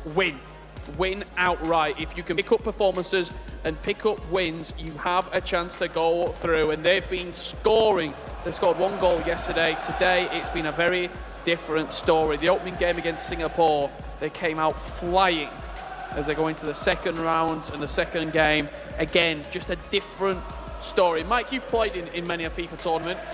Do you ever have such drastic day 1 and day 2 performances? What's changed overnight? Because it's night and day. It happens, and look at these goals. Do I see a bunch of skill moves? I don't. It's direct. They're making quick passes and they're being decisive, and you need that if you want to have these types of success stories in competitive FIFA. And that's something that we did not see yesterday. They didn't put their opponents under pressure. They're probably going for a little bit too much of the perfect goal, the perfect pass, the perfect skill. We talked about it a little bit. Sometimes Neat gets carried away with that too, because he's so talented. You'll see too many cancellations, too many extra skill moves, too many flicks and tricks and swerves and curves. But today, they're keeping it simple and they're getting the results that are necessary. And they're starting to build a little bit of some momentum. And they could do it. I can't believe it, but they could do it. They're halfway there already. I said they need at least 4 wins. They got 2 of them. Well, we saw Portugal and Tuga sit out yesterday. We kind of said, was that because you were going up against Andoni? Andoni said, no, it wasn't, of course. But we keep calling for Tuga to be in now. Are we going to see that switch happen in this fixture, this one today? The only time I've seen Tuga get subbed in mid-game was when they were 2-0 up in a match yesterday in their second round. He came on for a Tuga-esque, let's see the game out performance. I don't know why he hasn't been featured before that. Again, round 3, it could all change. He has to rally the troops. You just got to get this team going. Believe in the style of play, believe in the nation. They're not going to need any extra incentive from Tuga, but if he's the one to be the catalyst, you've got to play from here on out. And use him, hey, for your advantage if you are Portugal over Spain. He knows how Andoni works there, so surely you can find something going head-to-head with that Spanish side, which does, of course, have Andoni and Neat in it, who have very much got themselves back in contention to get a knockout spot for tomorrow. This are the 2 teams we've been talking about. He's playing. He's back in. Tuga's in the hot seat of Jafonzo. That's exactly what he called for. He wanted to see it. They need him to play his best FIFA now, don't they, Team Portugal and Tuga? This is their season. That would be back-to-back group exits for Tuga. And if they don't win this game against Spain, I don't think there's enough points available for them.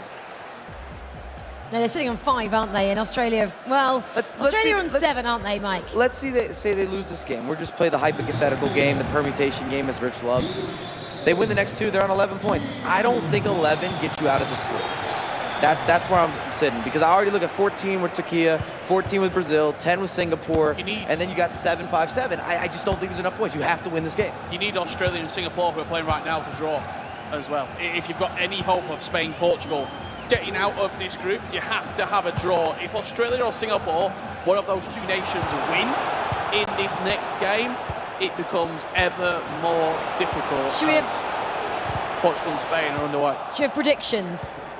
Which one is going to get out? I'm saying one of them is going to get out, Spain or Portugal. Well, I know Spain is backed by Richard, so I'm guessing he's off that way. I'm going to say I'll join him. I'll join Spain.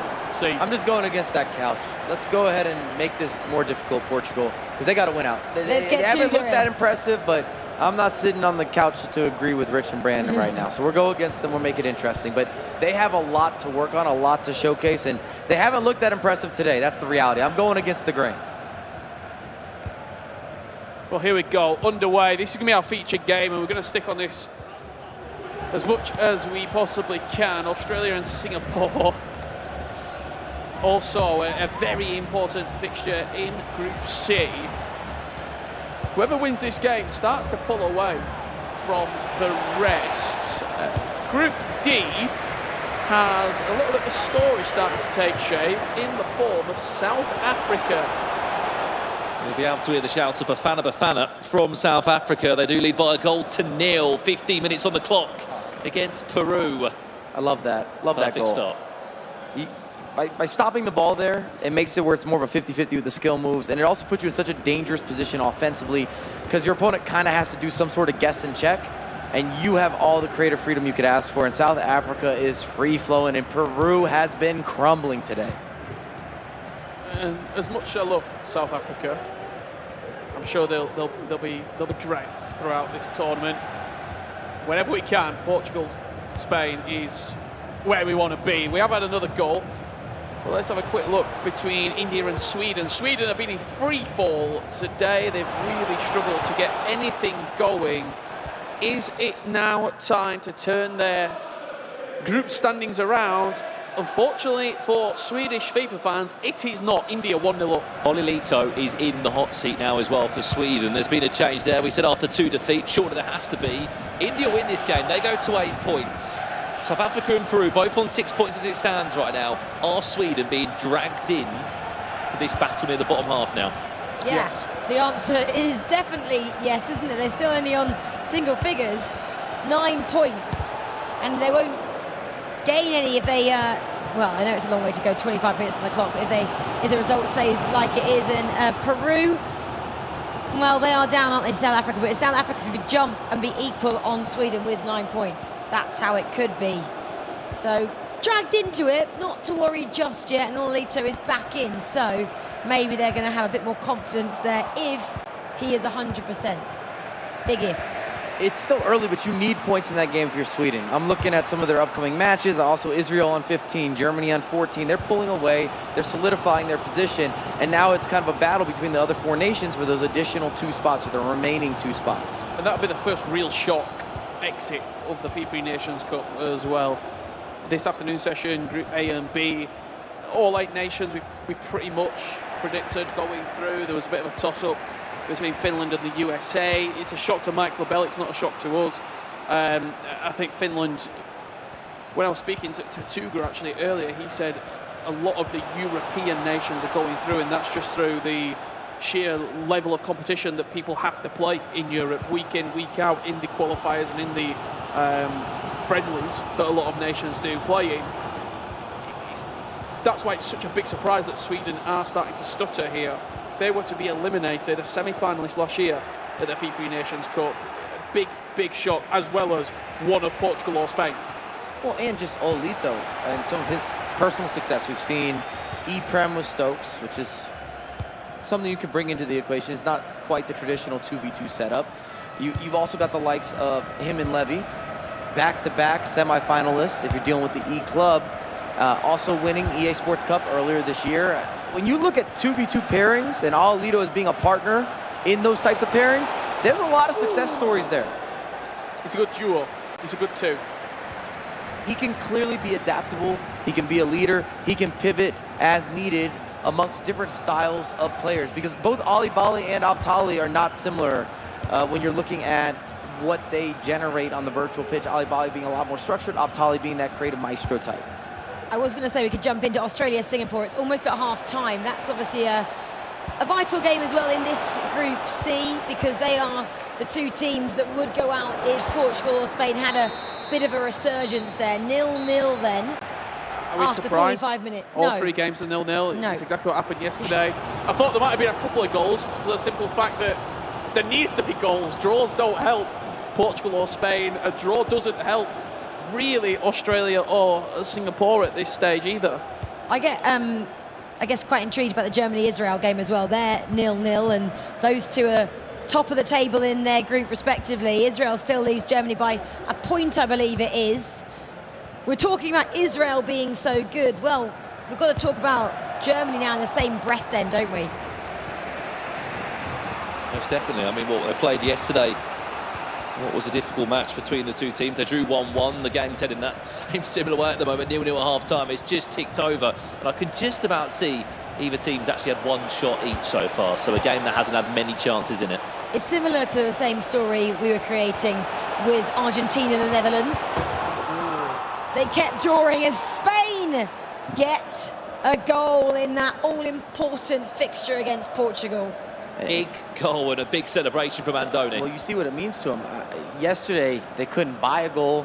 Today, they're getting a buy one, get one free. It's beautiful work down the end line, a little ball roll, the resurface, the extra pass. Again, there's nothing about the goals that they're scoring that is that innovative.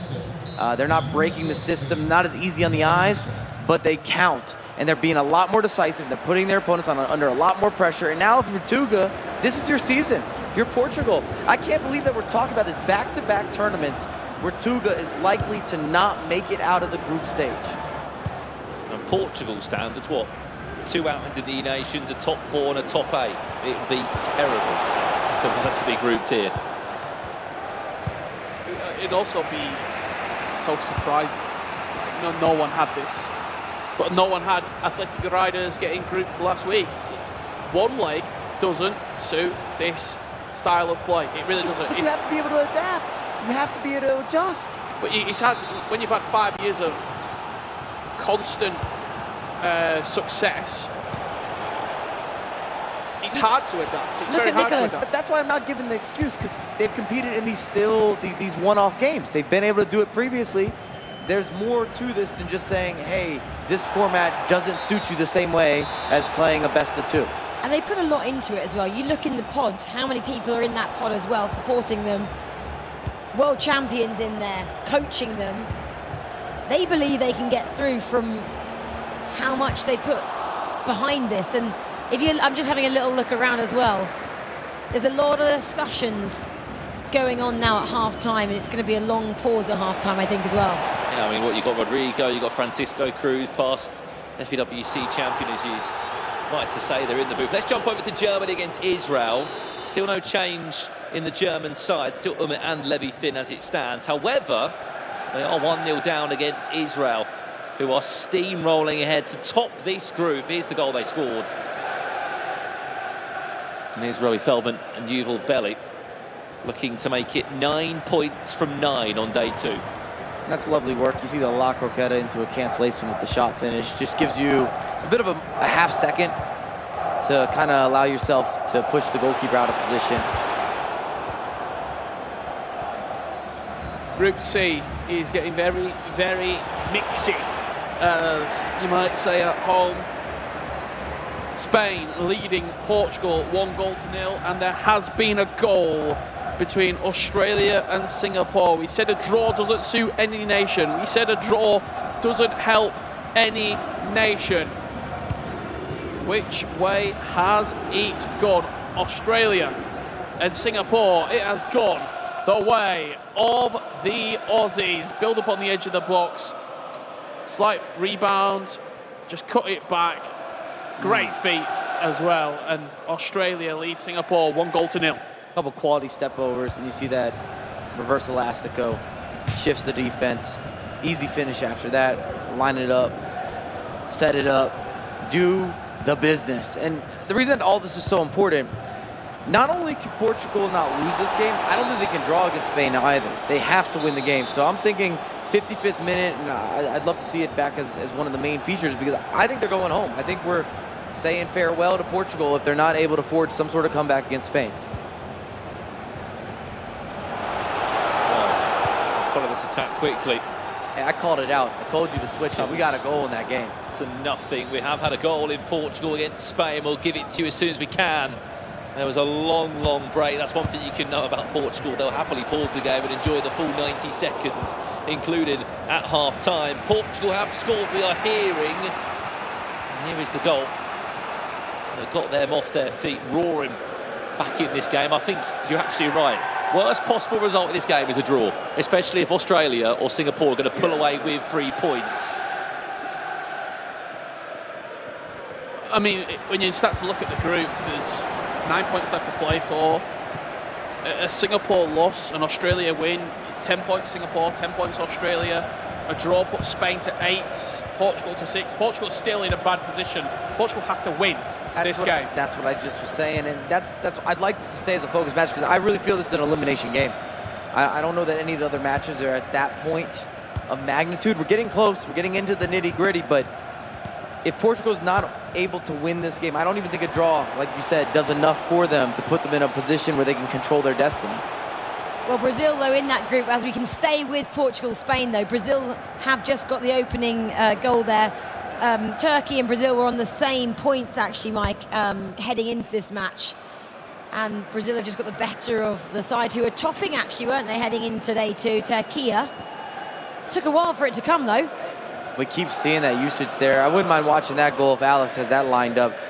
You see Savic on the back post, love a knockdown. It's all about, again, understanding those matchups, taking advantage of them. And we see these knockdown goals being so effective, especially in a 2v2 format where you can synchronize and simultaneously move players. And I don't want to say it was just a one-day performance, but Türkiye, 9 points that they played today, they've only got 1. Like, they did all the work on day 1, but... And good on them, though. They put themselves in a position to push through. But it leaves you in a very, very unsure situation of, is it going to be day 1 Türkiye or day 2 Türkiye that turns up on the knockouts? That's the situation they find themselves in. I'd much rather, if I'm finishing on 15 points after the group, pick up 7 and 8 rather than 13 and 2 on my 2 days. And I'd rather have a consistency level that's pretty balanced at a 7 out of 10 instead of a 10 out of 10 performance, and I know I've got a 2 out of 10 performance in my locker.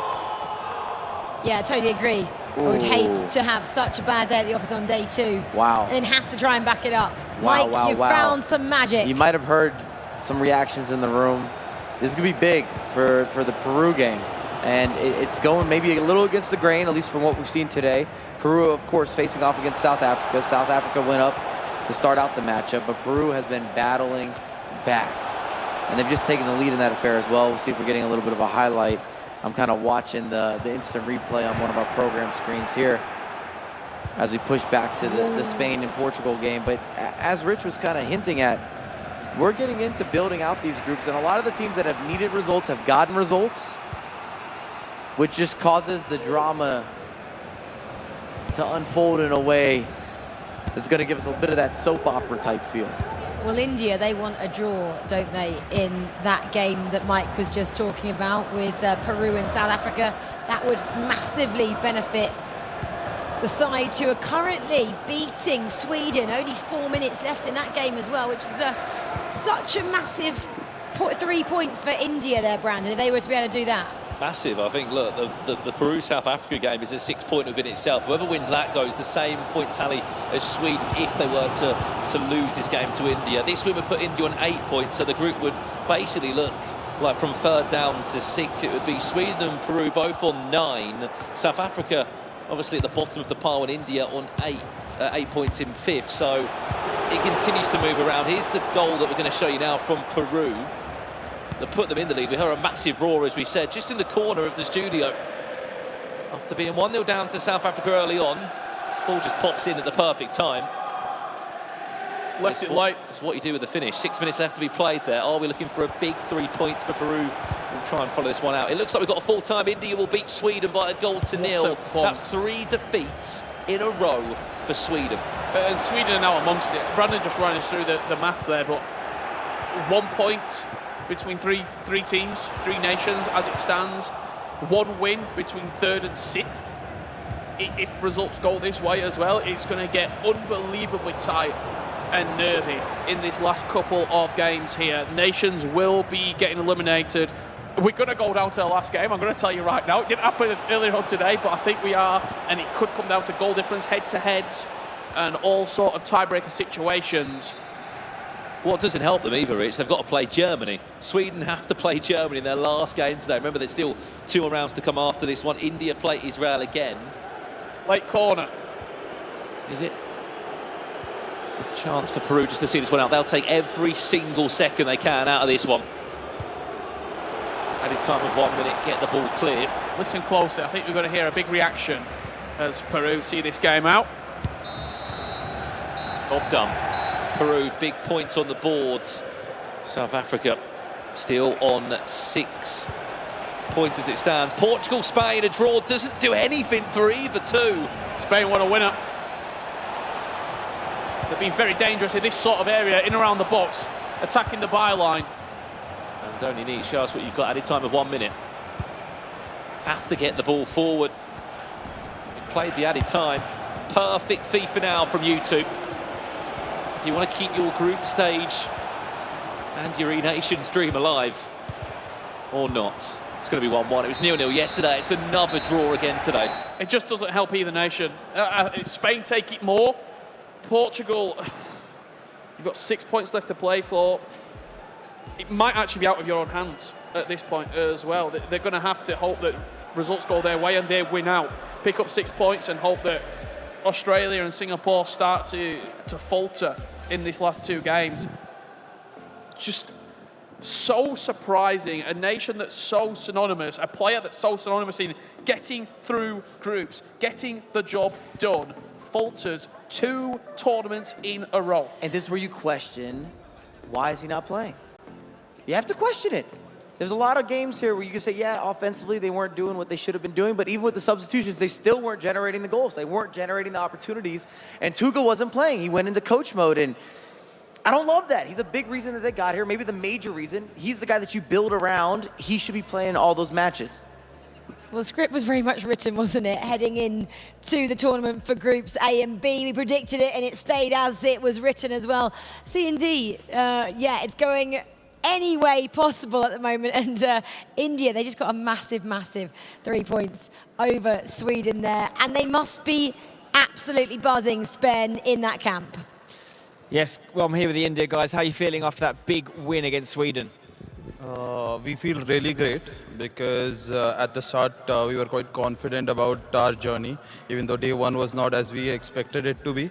But we are at least happy that we are starting to show the abilities we have, and we could get the result against a very strong Sweden side.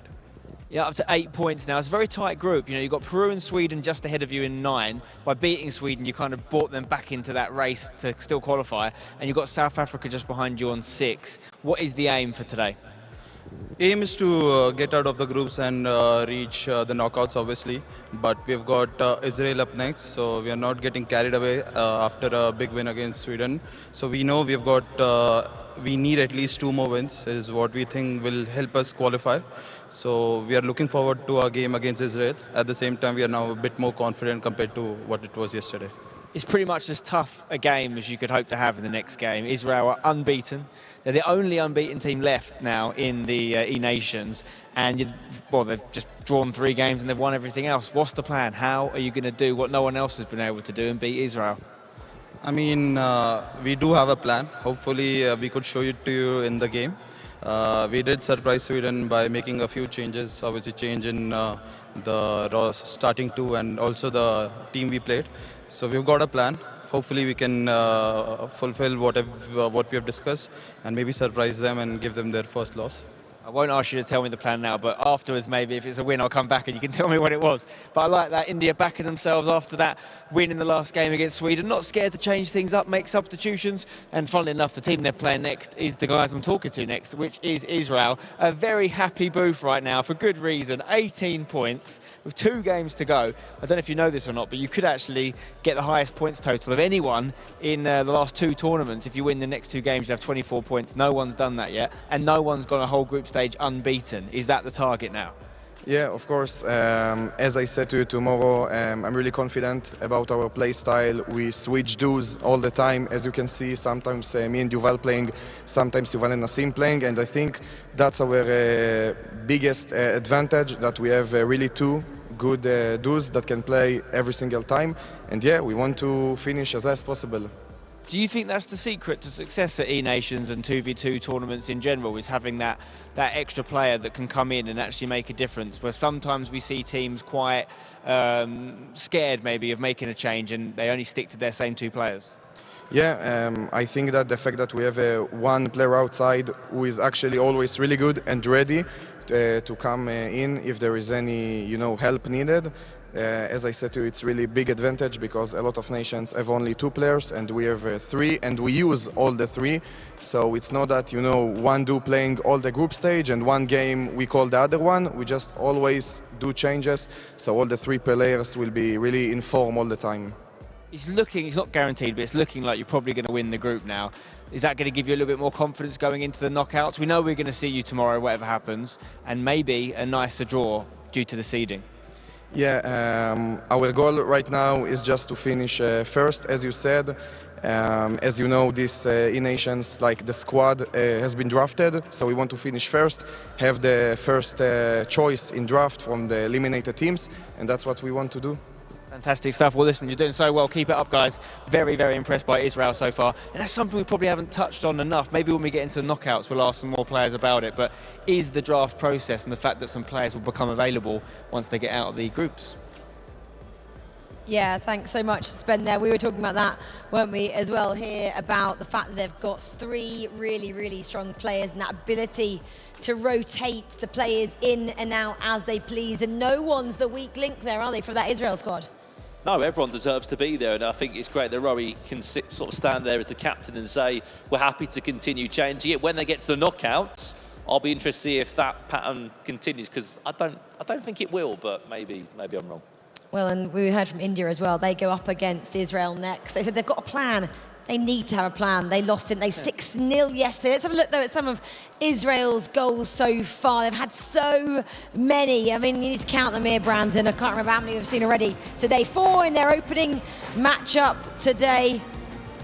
And then we had them going to 5 against Sweden, didn't we, Mike?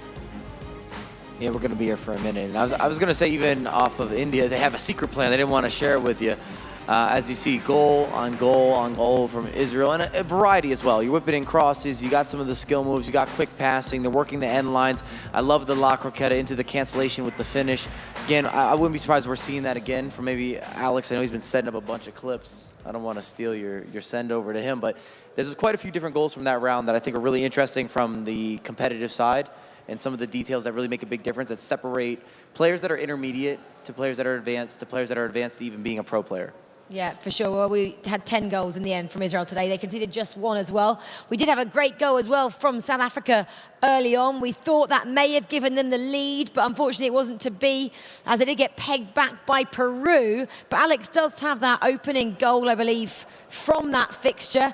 Alex, I'm going to sit back, because I believe you have a few different analysis bits to bring us. So I think I can put the microphone down and hand it over to you. Well, yeah, everyone get their notepad and pen out and strap yourselves in, because we're going to go over a few goals and moments of magic from multiple teams here at the FIFA E-Nations. Let's jump into the first goal, though, for South Africa. This was all about being aggressive in that press. You can see immediately Van Dijk is up against Pogba, making it really uncomfortable for Peru to play out. A difficult pass for Pogba to receive from his teammate of De Ligt. Van Dijk wins that ball on that big press, and then watch how Van Dijk constantly makes this run into that area. If you can put numbers into the box, you're going to give yourself those chances. Now we have an opportunity where we have two players, Van Dijk there, and at the top of the screen, Pogba. What does that mean for Mbappe? Well, it means you've got options. You can go for a pass, top side, bottom side, take your pick. However, this is where Bianchi and Caden are a little bit different. They can use them as bait, and instead they'll go for Elastico and just take that shot. A brilliant, brilliant finish. Unfortunately though, for South Africa, Peru came through with that victory. Into our next game, we saw Portugal and Spain. Spain looking a little bit different today with what they have given us in that attacking area, being quicker, being more precise and more direct. Same time again, if you remember in that last analysis, we saw the same thing from Spain. They look for that pass into that middle, and this is where so many players are expecting the ball to maybe come into this sort of area. And that's exactly what Portugal do. They give that space back in that area for that reverse ball to come back into Henry. Now it still looks, for Portugal, a pretty good position. You've got Henry on that edge of the box. You've got your defensive line where you need to be. You've got 5 inside the box with your defenders and then your 2 midfielders sitting deep. And this is where we know Neat and Andoni, they can excel in that area. Henry just driving it past the man, a beautiful, beautiful goal. But they wanted to bounce back and put up a big fight. We saw Tuga come in and they did that as well. Musiala out on that right wing. Klosterman just couldn't sort that feet out. And this is the difference that we're seeing a little bit more direct as well from Portugal. They're saying, we're not going to try and overcomplicate this. We're not going to go back. We're just going to see that space in front of us and we are going to look to drive. The step over is one of the most simplest skill moves for you to use on FIFA 23. And that way Van Dijk and Lloris just can't get there. And then, yes, Mike, you mentioned it. We're not going to miss this goal. This is the one that I was waiting for. For yourselves at home, 2v2, this is where you can have so much advantage using players like Milinkovic-Savic, if you can isolate a player that maybe isn't the same sort of stature as Milinkovic-Savic, you are going to win that. Look at him just lurking there at that back stick. Make sure you don't go for that shot though. It's going to be very difficult for him to get that header off there and shoot. So what do you do instead? You try and look for a simple layoff to someone else. And that's exactly what Brazil did, towering over the defender, and then Mbappe with the step overs, time and time again, proving to be a lovely treat. So some fantastic goals, and I hope you guys enjoyed that. Back over to you, Rachel. Yeah, thanks so much there, Alex. There were so many goals that we were treated to, and your breakdowns are absolutely fantastic, as well as we saw a couple of those. But the table toppers in Group C, Brazil, are looking pretty confident so far. They go up, though, don't they, against Spain next. Spain, how are they feeling about that one? I'm sure they're less worried than our Spanish side. Yeah, it's a positive mood here. I think they especially like just watching their goal back on the big screen there. 3 wins in a row today, only 1 defeat so far. I feel like, weirdly, considering you're Brazil and you're the current champions, you've kind of gone under the radar a little bit, because we've been talking about how Israel are undefeated still in the other group, but that's quite a good way to be, isn't it? Slowly, quietly doing your thing, 17 points, looking very good. Yeah, I think yesterday we played good, but of course we could be better always. And today we are doing very well, and for the next games we'll be the same. Talk to me about the privilege you get from representing Brazil, you know, nationally, and also maybe the pressure that comes with that, because it is such a famous football country, such a hard country to get to represent. You know, so many great, talented people in Brazil, and the fact that you're the reigning champions as well just makes it even more pressure, doesn't it? I don't think so. I think we have an experienced squad here, so we are here for all the games that we're gonna play, and that's it. We don't have any pressure here. Okay, nice and relaxed from the guys in Brazil. Listen, we know you're going to make it out the groups now. It's just a case of whether Turkey could potentially catch you, but the odds are slightly against them. Have you started to think about tomorrow and who you might play?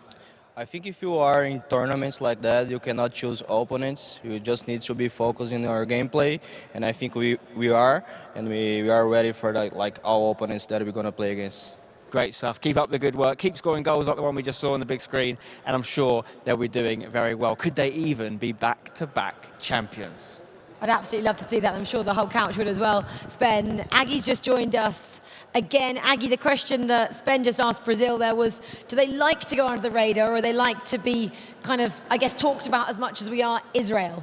How did you used to like being?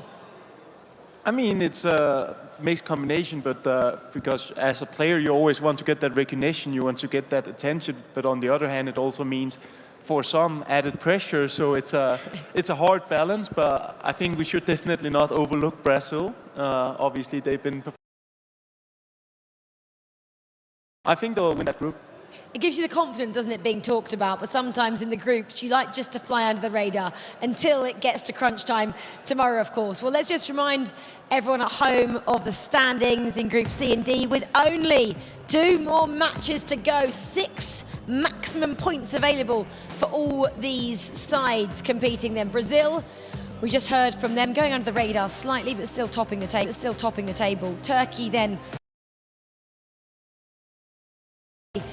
And Australia and Singapore are trying to chase down a few more points to keep in the top 4, which does guarantee you automatic qualification for tomorrow. Spain and Portugal still struggle up against Australia. Group D then, Israel, we've been talking about them a lot. They've only actually got 1 more point than Brazil. They're sitting ahead of Germany on 14.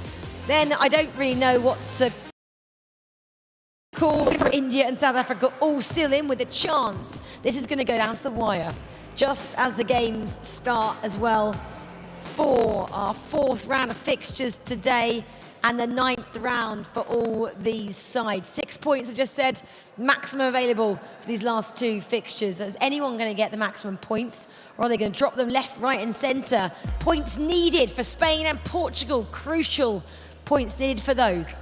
Spain then taking on Brazil and Sweden, Peru. Sweden then again, Aggie, I'll bring you on this one as well. You've been watching, I'm sure, behind the scenes. Sweden now have Ololito back in. Haven't managed to find something here. I think it's a very different day for Sweden compared to yesterday. Obviously didn't get a good start at day 2 here. But with 3 players like them, the 3 ollies, surely they're going to find a way. They're just too solid to not to. Maybe they want to feel a little bit of that pressure here because it's been sloppy today. Yeah, it really has, hasn't it? They haven't found anything today, but in the same group, someone who's found quite a lot of the German side as they get an early goal here, Rich. Yeah, no real surprise. Granted, there could have been a late resurgence for South Africa, but Germany, Levi, Finn and Ummet, they've played all the matches today and they've been pretty outstanding, it's got to be said. As for Sweden, they've gone back to the duo that they ran for the majority of games so far. Ololito has stepped out and Optoli and Oliboli back in the hot seat. Portugal versus Australia, this is where my attention is going to be. If Australia beat Portugal, they are 99% in. And it also means Portugal... They're clear. They're pretty clear. much 13 points. But they're 99% out. Yes, that, on the other side. Okay. So it's a huge game, but one nation that won't lie down is Portugal. Tuga is back in. Tuga doesn't like being grouped, and him and Jafonso lead 1-0. And the reality is, across the board here, we have some matchups that are going to be deciding here. Germany going against South Africa. South Africa has to win that game if they want to make a push into Group D. Sweden, I would say they're a must-win portion as well, going up against Peru, because their last game is up against Germany, and we know that taking points off Germany hasn't been easy, and Sweden's been out of form. You don't want to leave things up to that last result. Well, I think this is going to be mission impossible for South Africa, because look, they play Germany now, they're 2-0 down in 40 minutes, and then next game they have to play against Israel. So for South Africa, maybe too big of a mountain to climb. Over to Peru against Sweden now. Sweden 3 games in today, 0 points collected so far. They are desperate to pick something up against Peru, who are also on 9 points too, as it stands. But they still control their destiny. They just have to win this game. This is a decider for both Peru and Sweden in terms of the likeliness of them getting through Group D. Got a huge game currently taking place between Spain and Brazil. Brazil are in. Great finish there from Sweden. It has to be said, we just saw the back end of that goal. They've had a lot of pressure on them today, but when it matters most, picking up points, Sweden look to be. Spain and Brazil. Brazil are through. Brazil are flying, just looking to top the group. Spain must win. If Spain aren't picking up 3 points, be one game too soon. And maybe one game too many for Ololito. He's subbed back out on the bench again, Aggie, so maybe that illness is getting the better of him. And yeah, going back to the pairing we've seen quite regularly feature over the last 2 days. Yeah, but maybe they just decide to go back and stick to what worked kind of yesterday for them, or at least got the points that they needed yesterday. It did work. I think you can say it worked yesterday.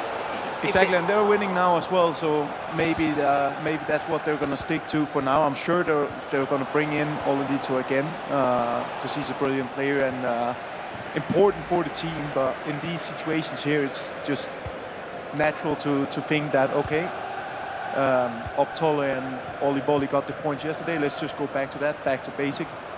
Well, when you're struggling as well, sometimes you just go towards repetition. Who's played the most? Can they bounce back? We just had a significant break, which I also feel plays a factor. If you're not playing that well, that 10, 15 minutes, whether it's a bathroom break, a team talk, just not being as focused in the game can allow you to kind of gather your thoughts. And it makes it where it doesn't feel as if you're going back to back after a bad loss, after a bad loss, after a bad loss, because that's kind of been the theme of Sweden today, is they have not gotten any points on the board. And Oliboli and Optole, of course, have played a lot in club competition together, so they're a partnership that we know very well, and they know each other very well as well. Well, there's been a goal in the Germany game against South Africa. We said it was already a bit of a mountain to climb. That mountain becomes even bigger now. 30 minutes in, we said, if Germany found their duo. I think they have now. Umit and Levi Finn looking superb here in day two. There's also another game that I want to keep a close eye on because it can tell the story in that group. Singapore against Turkey, mainly because if Singapore win, with how Australia are losing currently as it stands also, it just shakes things up even more so. We've only got 6 points left to play for as well, and the gap, Portugal to Singapore is 4 points. Portugal to Australia is 4 points. Spain to Singapore is 2 points. Whoever wins in this next round almost seals their fate. If Singapore get a win against Türkiye, they're in. If Australia can pick up a win, they're in. To make this more simple, it's in your own hands. To make this even more simple, basically, Portugal can only attain maximum 6 points, and they're only at 6 points, so 12 total. And if Singapore or Australia get the win, as Rich was saying, they'd be on 13. So that guarantees at least going through. There's not enough points available for the guys that are chasing you. Spain has to forge some sort of upset here against Brazil. That's also the reality. We're just running out of time. The difference that could play a factor with Australia not picking up any points, Spain drawing at the moment, Spain play Australia in the last game. So that could be a direct swap, that could be a direct switch over. Whoever wins gets the spot. I'm hearing what you're putting down. I'm not mad at that, or I'm picking up what you're putting down. I'm understanding what you're saying. It's not Darwin's theory, it's Rich's hypotheticals. He loves them, I'm doesn't gonna write a book. He loves them. Permu Rich. Well, it's I don't think that worked. It's good so far, isn't it? Let's try Spain can hold Brazil to this draw for as long as possible, and then maybe come out the last kind of minutes of the game. We've seen that happen quite a lot, especially when it comes to this time in the competition. We should say with that potential situation when you're dealing with Spain and Brazil, other results in this same round matter for that to potentially work. You need some helpers. This matters. 100%. A draw here. I mean, Türkiye, they're in. I don't want to say they're not really playing for much because they want to win every game, but they're not. Like, they're in, they can't drop out, but they're probably not going to catch Brazil either. Like, they're just seeing their games out. You probably want to play Türkiye, in all honesty, in that last game where there's not that much on the line for them still to play for. Yeah, Spain and Portugal here want Türkiye to do them a favour, really, don't they, and take points from Singapore. Well, it hasn't been great, has it, from Türkiye today? 1 point from very 9. We keep saying about it, this storyline of the group stages. Day one, you could be terrible. Day two, you could be great. Or day one, you could be so good that you pretty much get the job done. Then day two, you come and you get 1 or 2 points, and that's enough to get you through. But similar storyline, isn't it, to Sweden? They are currently leading just as we start in the second half for them against Peru. First time we've seen them in that driving seat today, Rich. Yeah, and a much needed victory as well, just to get themselves back on the horse, really, and just a bit of confidence going.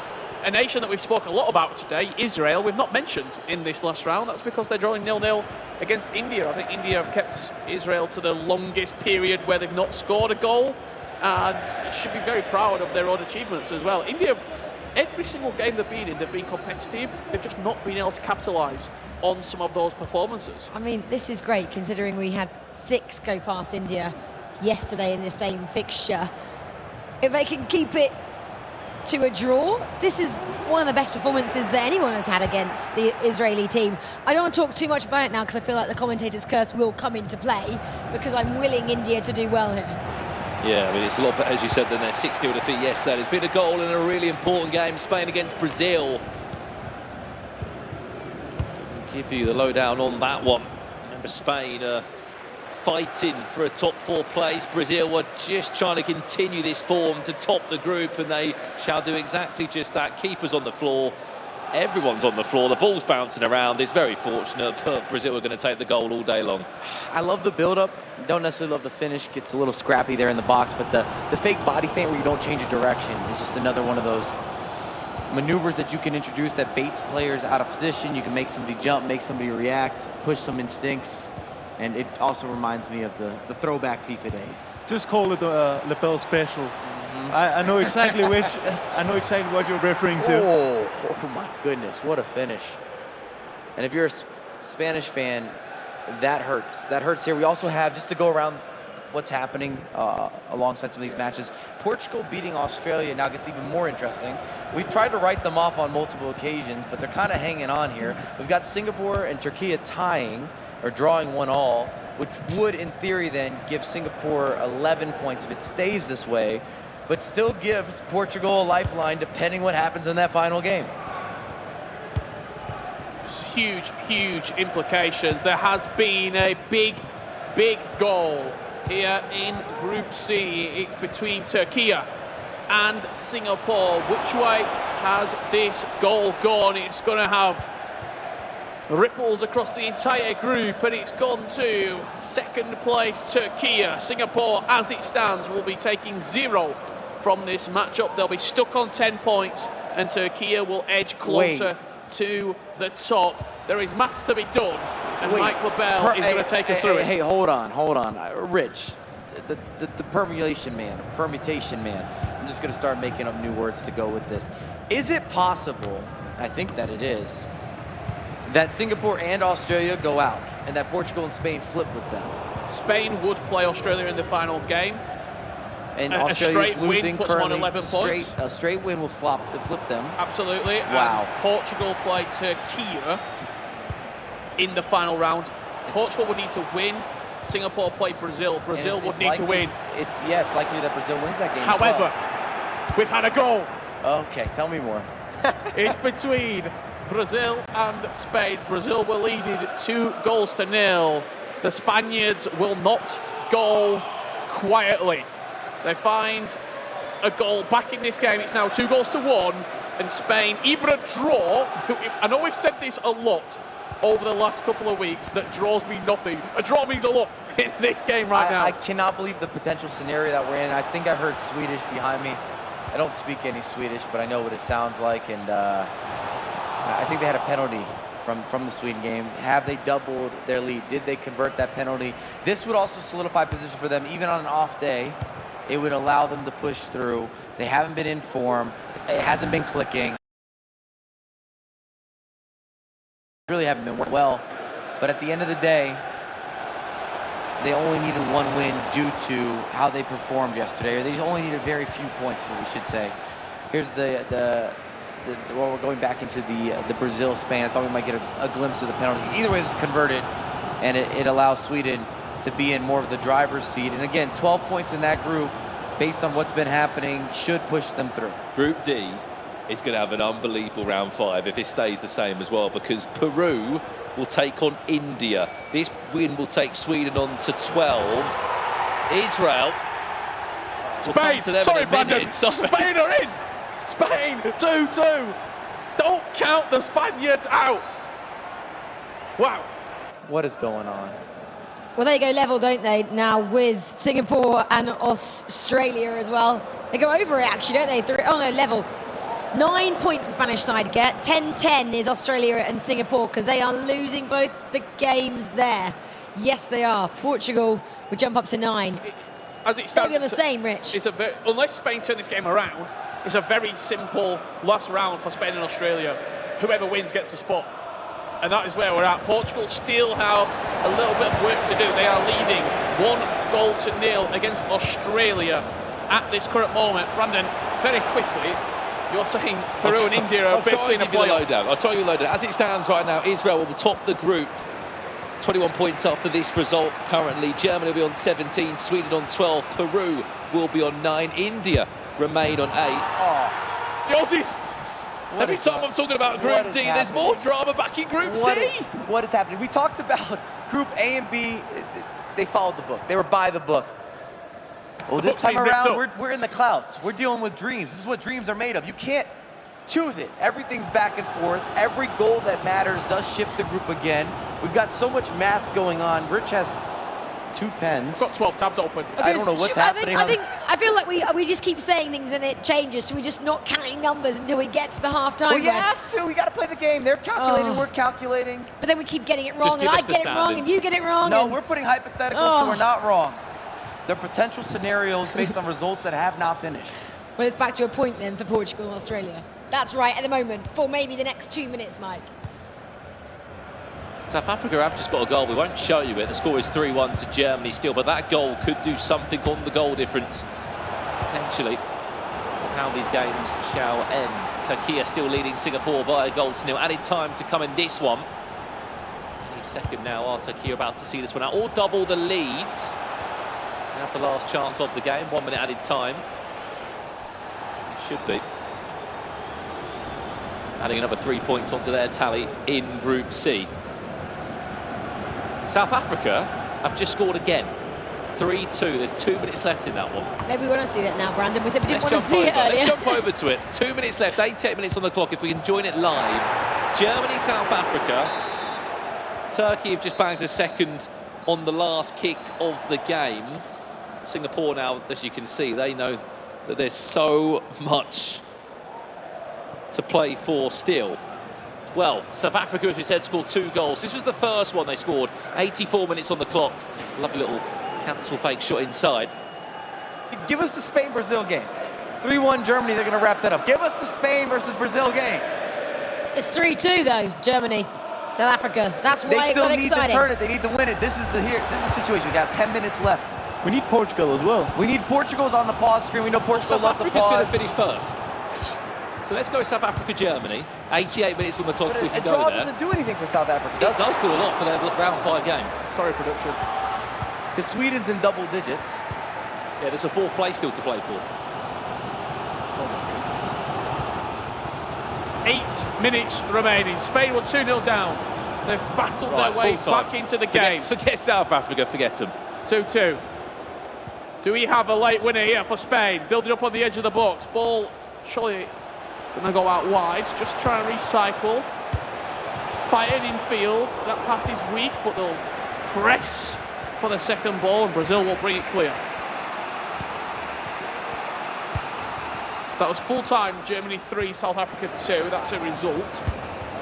Sweden leading 2-0 against Peru. That's got a decent bit of time left, 12 minutes. We'll stick on this game because it's going to end first. India have just equalised as well in Group D. That will put them on 9 points and Peru on 9 points. And Peru play India in round 5. Stay with this one for a split second. Spain against Brazil, as we said. Spain were 2-0 down in this game. They came back into it. And they're going to get the last chance of the match. 1 additional minute. Got to go forward. They're being robbed of possession. It's getting a little bit scrappy, and Brazil will bring it clear. There's a cross with there. A chance to hand, potentially, the break Spain hearts. Cut back! They find a goal. Brazil will take all 3 points. And as that goal has just gone in, there has been a seismic shift in Group C because Portugal versus Australia. Australia just gone 2-1 up. They're not leaving it to the last round. I can't quite believe what we're witnessing here, and neither can Spain. So they're hearing my voice right now, telling them Australia are winning with 10 minutes left to go. Brazil are loving life on your screens right now. We're going to jump back over to this matchup between Portugal and Australia. 9 minutes left on the clock. We'll jump backwards a little bit though and see this Oh my days. This second goal for Australia, Mike. Beautiful extra pass. There's been so many shifts, turns, narrative switches, moments, points, calculations. Richard Buckley's. We've got to show you this moment. We've just got to show you what's happened in this India-Israel game. If we can show you all the highlights from it. India equalised. Remember, that would have put them on 9 points alongside Peru. Remember, they played Peru in the last game. There was also more drama in that game, in the last kick of the game. There was a penalty given away from India. Israel had a chance to win that game. We'll give you the lowdown on what happened in it. As it currently stands, Australia would go to 13 points. Spain, 8.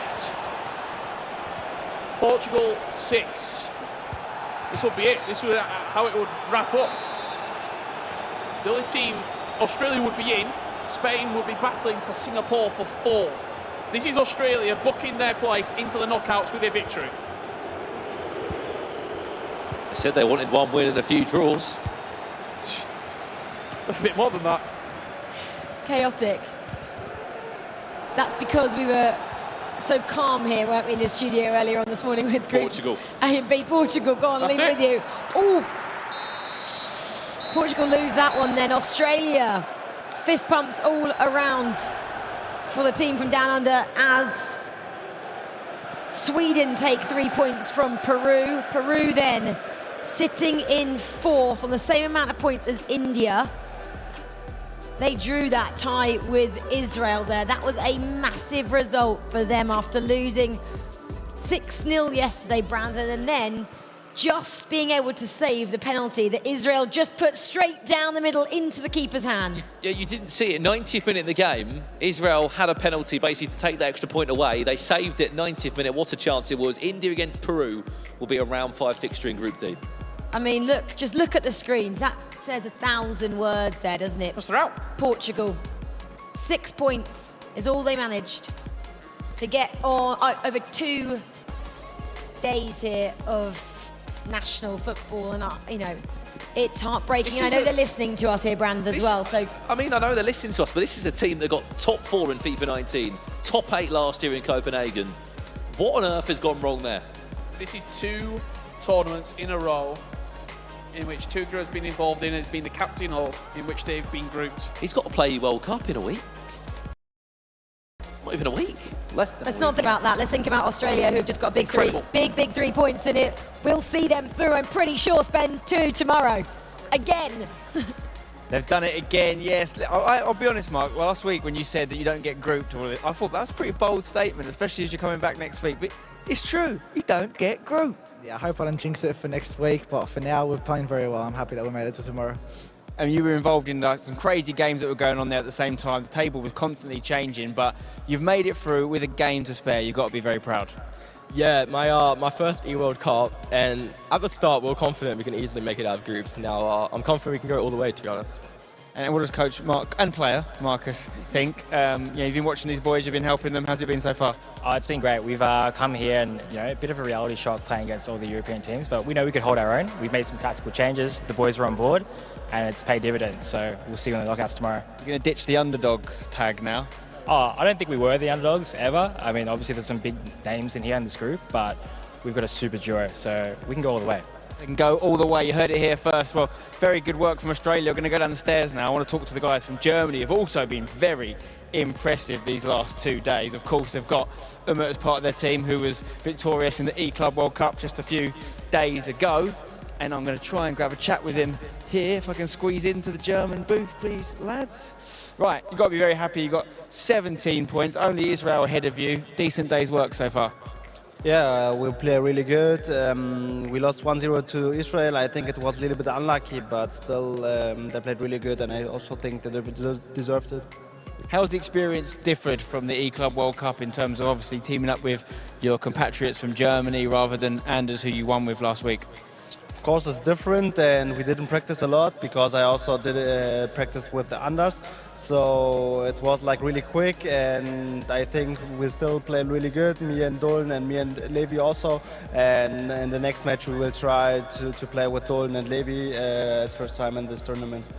It's great that you'll be able to mix up the team and get everyone involved. Looking ahead to the knockouts, got to think if there's chance of a match against Denmark, that would be quite interesting, wouldn't it? Yeah, of course, it would be crazy to play now against my teammate Anders. I think in the first rounds it's not possible, but maybe in the second or in the semi-final it would be really, really good to play against each other, and yeah, let's see. Let's see indeed. Well done, guys. Really good work from Germany. The whole team there doing fantastic. We have one round of fixtures left. Couple things still to decide, as well as, of course, seeding, which could be very important indeed. Well, Umit there looked so chilled, didn't he? Looked like he was just sitting in his living room, not playing in a world championship, just arms crossed, chatting to Spencer with absolute ease there. Well, that's because they're sitting in second, but ahead of them is Israel, of course, on 19 points. We're just held to a draw by India. Brandon kept bringing up the penalty. We're going to get a chance to revisit that now. Really kept India's hopes of qualifying alive, didn't it, Brandon? That point is massive going into this last game, as we said, against Peru. This is the moment that they gave the penalty away. It was literally the last kick of the game. And then for Israel, we normally see you pick a left top corner or right corner, went straight down the middle. India gets the right way. An extra point on the board heading into this round 5 match. Yes, this is exciting for the team, for India. But let's continue then talking about Israel, because Alex has a couple of moments from them to break down. Alex?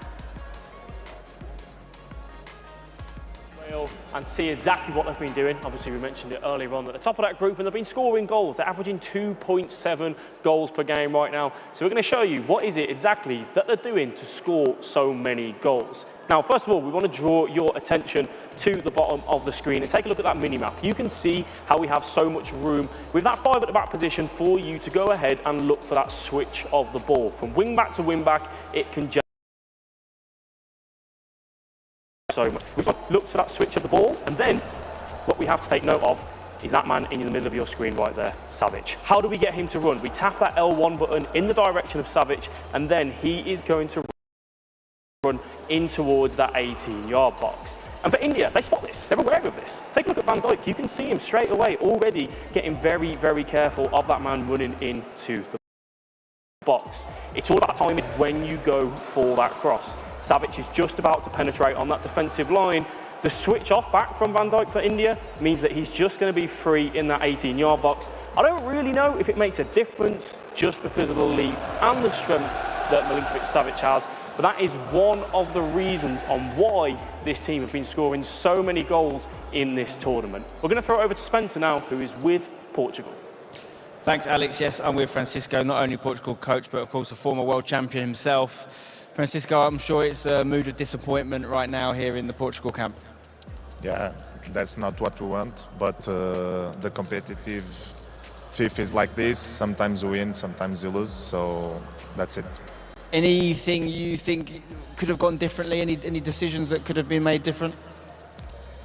I think everyone could do different decisions, me, the players, and I just have to say that I take my full responsibility, because all I asked to the players, they did. They were exceptional, so that's it.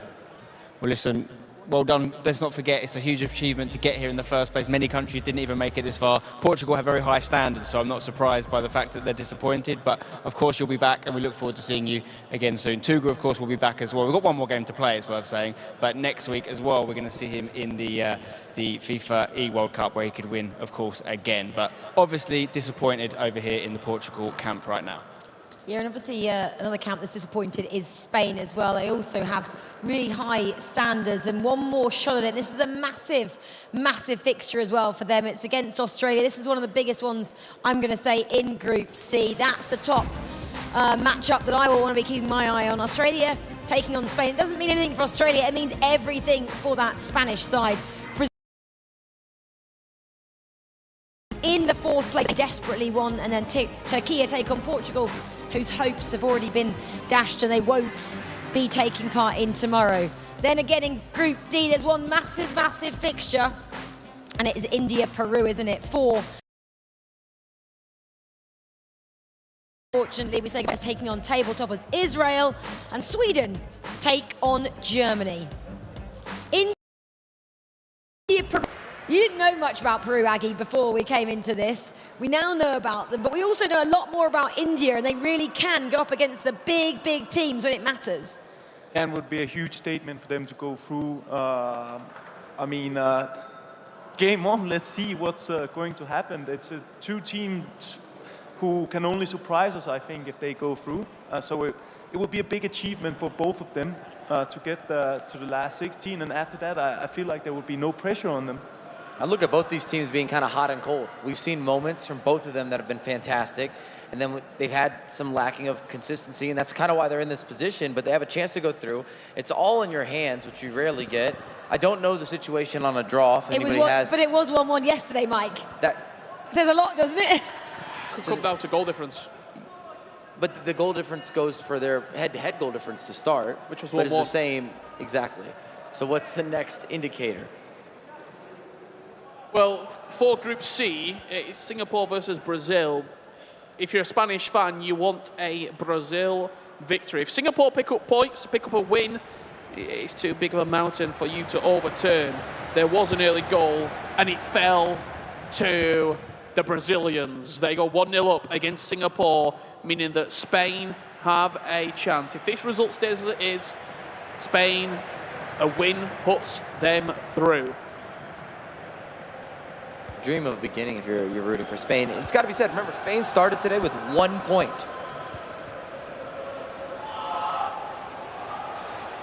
How's that dream start?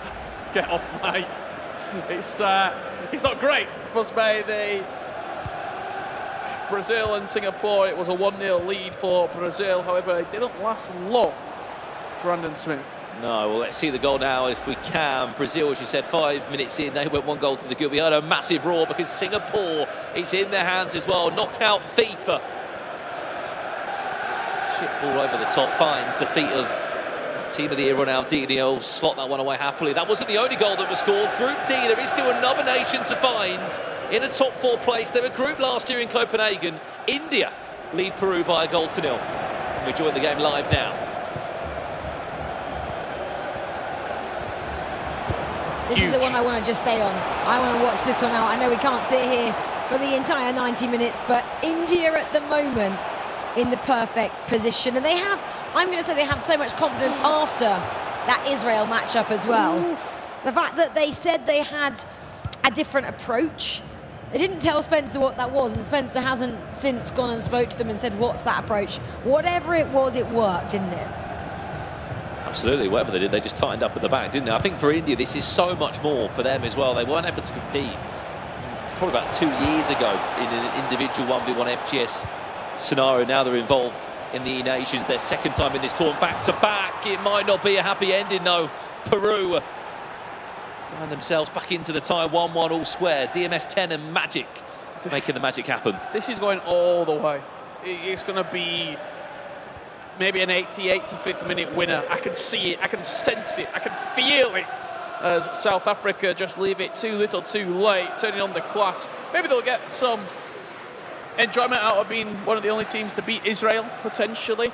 However, right now, Israel, you would think they'll find a goal at some point during this game. That's just what they seem to do. They seem to get goals at any given time. Australia versus Spain. This is where my attention is going to be in Group C. If Spain win and Singapore lose, then they're both on the same points. We'll get into the logistics of it as Spain are winning. And what a filthy setup. You see, again, the resurface, a little bit of a celebration there, some comfort, some confidence. You can see some of the details with the box work prior to this as well, that they just had a certain level of comfort. I love an outside the box shot. You got the finesse, time green, but a lot of it's about the setup. It's creative how they're able to bring that together. As you see a bit of a rebound here, falls for Israel. As you called it, you said they'd be on the board at some point. Took 20 minutes. And also these margins you want sitting in Spain's position. You want to go for that finesse shot. You want to see that shot getting the right angle. It's the opposite of yesterday. Yesterday we talked about time and time again where they didn't go for it, they didn't push bodies forward, they didn't take risks, they didn't take long shots, they didn't generate offensively. And whatever team talk, the practice they put in, we said they were grinding for 6 or 7 hours, they put in the overtime. It's made all the difference. But we're talking about how big a moment this was for India. They went 1-up, didn't they, early on in their matchup. Peru finding the way back in their first ever Nations Cup final. 12 minutes in, they drew 1-1 when they played yesterday. So in terms of head-to-head, it's a completely open matchup, this one. Quick question for you, August and Mike. You've been in this situation before. When you're looking at other games and you need other results to maybe go your way, is there that thought of 70 minutes in, just take all 3 pauses, wait for their game to finish first, so then you know what you've got to beat or what scoreline you've got to match? So it could come down to goal difference or potentially a late attack to try and get a winning goal, to try and get a draw or salvage all 3 points. As someone who spent a lot of time competing, I've got to be completely focused on the game at hand. I can't worry about what's happening around me. I can control what's in front of me. And the only change in that type of scenario is if it's late and I have to push a bunch of bodies, or there's something happening in another game that makes it where maybe I don't have to push for the win, but don't tell me early on. I don't want a notification while I'm in the mix. I'm dialed, I'm focused, I'm locked in. And we know a lot can change in FIFA and it can happen relatively quickly. Well said, Mike. For example, with this Australia and Spain game, say Brazil then get a goal, you're in a completely different situation there. You're sort of defending for your lives against Australia. Obviously, you want to get that info if it's super relevant. If it's a matter if you go out or you go through, you got to know it. Well, this is still simple. If Spain doesn't win, they don't go through. There's no other scenario. So at the end of the day, whatever happens, happens. You still got to win the game. You're still going to play like you have to win the game. You got to see it out. It doesn't matter if it comes down to the 3, 4, 5 goal spread. It's just a matter of getting the 3 points, solidifying your position, hoping other people help you out a little bit, and then making some handshakes. Maybe giving out some hugs. Didn't we wish we'd have seen this South Africa earlier on in the competition? Yesterday as well would have helped, wouldn't it? But I think one thing that South Africa are trying to play for is to end the unbeaten streak of Israel. We know that they're still going to be storming through to the knockouts. We'll leave this game. It is in half-time. This one means so much more. Whoever wins is on their way to the knockout stages. It will be a first for either team to make it this far in the E-Nations with a top 16 run. All the other matches currently in a pause as it stands. India looking to build up one of their final chances of this first half. Able to break away past DMS10 and Magic. Germany against Sweden. Germany still in front, 1-0. Both those two, as we know, already through to the knockouts. And Brazil versus Singapore just kicked off for the second half. That one is 1-1-2. If Singapore are able to get into a winning position, they'll definitely be taking that 4th spot, and Spain will not be able to be in the top 4. Singapore win, Singapore go through with the 2-point advantage they have over Spain. For Brazil, there's not too much. I think if they win this game, they go to 23 points, matching Argentina's record as well. So I'm sure that will be nice. There's a little bit of rivalry between the two South American countries. As Brazil come forward there, good block by Singapore. For Singapore, a draw puts them on 11. A Spain win puts Spain on 11. And to my workings out, Spain will go through on head-to-head goal difference with a 3-1 victory compared to Singapore's 1-0 victory. That will be a +1 goal difference for the Spaniards. Aggie, how difficult is it if you're Portugal now as well? You've just got eliminated and you've got to play again. I know it's difficult, and we've seen that earlier, but the Portuguese side that showed so much promise, they're currently being held to 0-0 with TÜRKIYE. Tough for them to go and play again. Yeah, as a player, it feels like just a game that has to be played. Do you care? To be honest, not really. You're playing for a bit of a pride. I think that the national team element gives you something extra to play for. But when you just got knocked out, and especially for a case like Portugal, where you were one of the dark horses at this competition, the game doesn't mean much to you. But you still don't want to go out losing big. It's these two matches here, isn't it, Rich? Australia, Spain, still leading. Spain are the Australians, and Singapore and Brazil still 1-1. Spain fail to win, they're eliminated. If Singapore lose, they're eliminated. The Spain game has more impact if Australia score. If Australia score, no matter what happens, Singapore could lose 6-0 and they still go through, given the 2-point cushion they already have. However, that's looking incredibly unlikely as Spain go 2-0 up. With that second goal, all the attention now turns to Brazil and Singapore. Spain are going to be on 11 points. The question is, how many points will Singapore be on? If Brazil get a goal and go in front, they go through no matter what on the points difference as they approach the goal. Looking for a cutback. There it is. Brazil cleared off the line. Mike says he doesn't want to know the result. At the moment, I feel like if Singapore did know, Mike, it might give them a little bit of an edge. They know if they want to see out this game, guaranteed, don't have to wait on any of the results, but you have to win the game. If you don't want to have to do the maybe, coulda, woulda, shoulda, I think I just added some words into that mix-up, but you get the result, you get the win. Now, maybe 10 minutes at the end, you get the last 10 saying you got to push all your bodies forward, but I wouldn't want to know too early. I don't need multiple things in my thought pattern, my thought process. See Türkiye leading here against Portugal. Brandon, in Group D, how we're looking with India and Peru. Still 1-1? Yeah, so India-Peru, they drew yesterday 1-1. So if it stays in this current climate of 1-1 with goal difference, it would be Peru that would go through the top four. They're on -7 goal difference compared to India on -9. Obviously, we moved past the head-to-head because they both drew in yesterday's 1-1. So basically, India desperate for a win! Oh! Perfect time to join. That goal would now, of course, put India into the top four, with it all to do for Peru in the last 30 in-game minutes. They were grouped last year in Copenhagen, India. Are they about to make it to the knockout stages?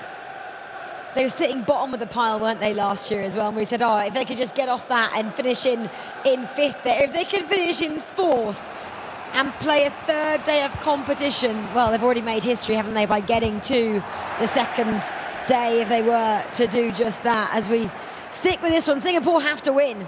Must-win game for Singapore. Not long left to go. Now are you asking for information, Mike? Now are you looking around to the coach and going, how's Spain getting on?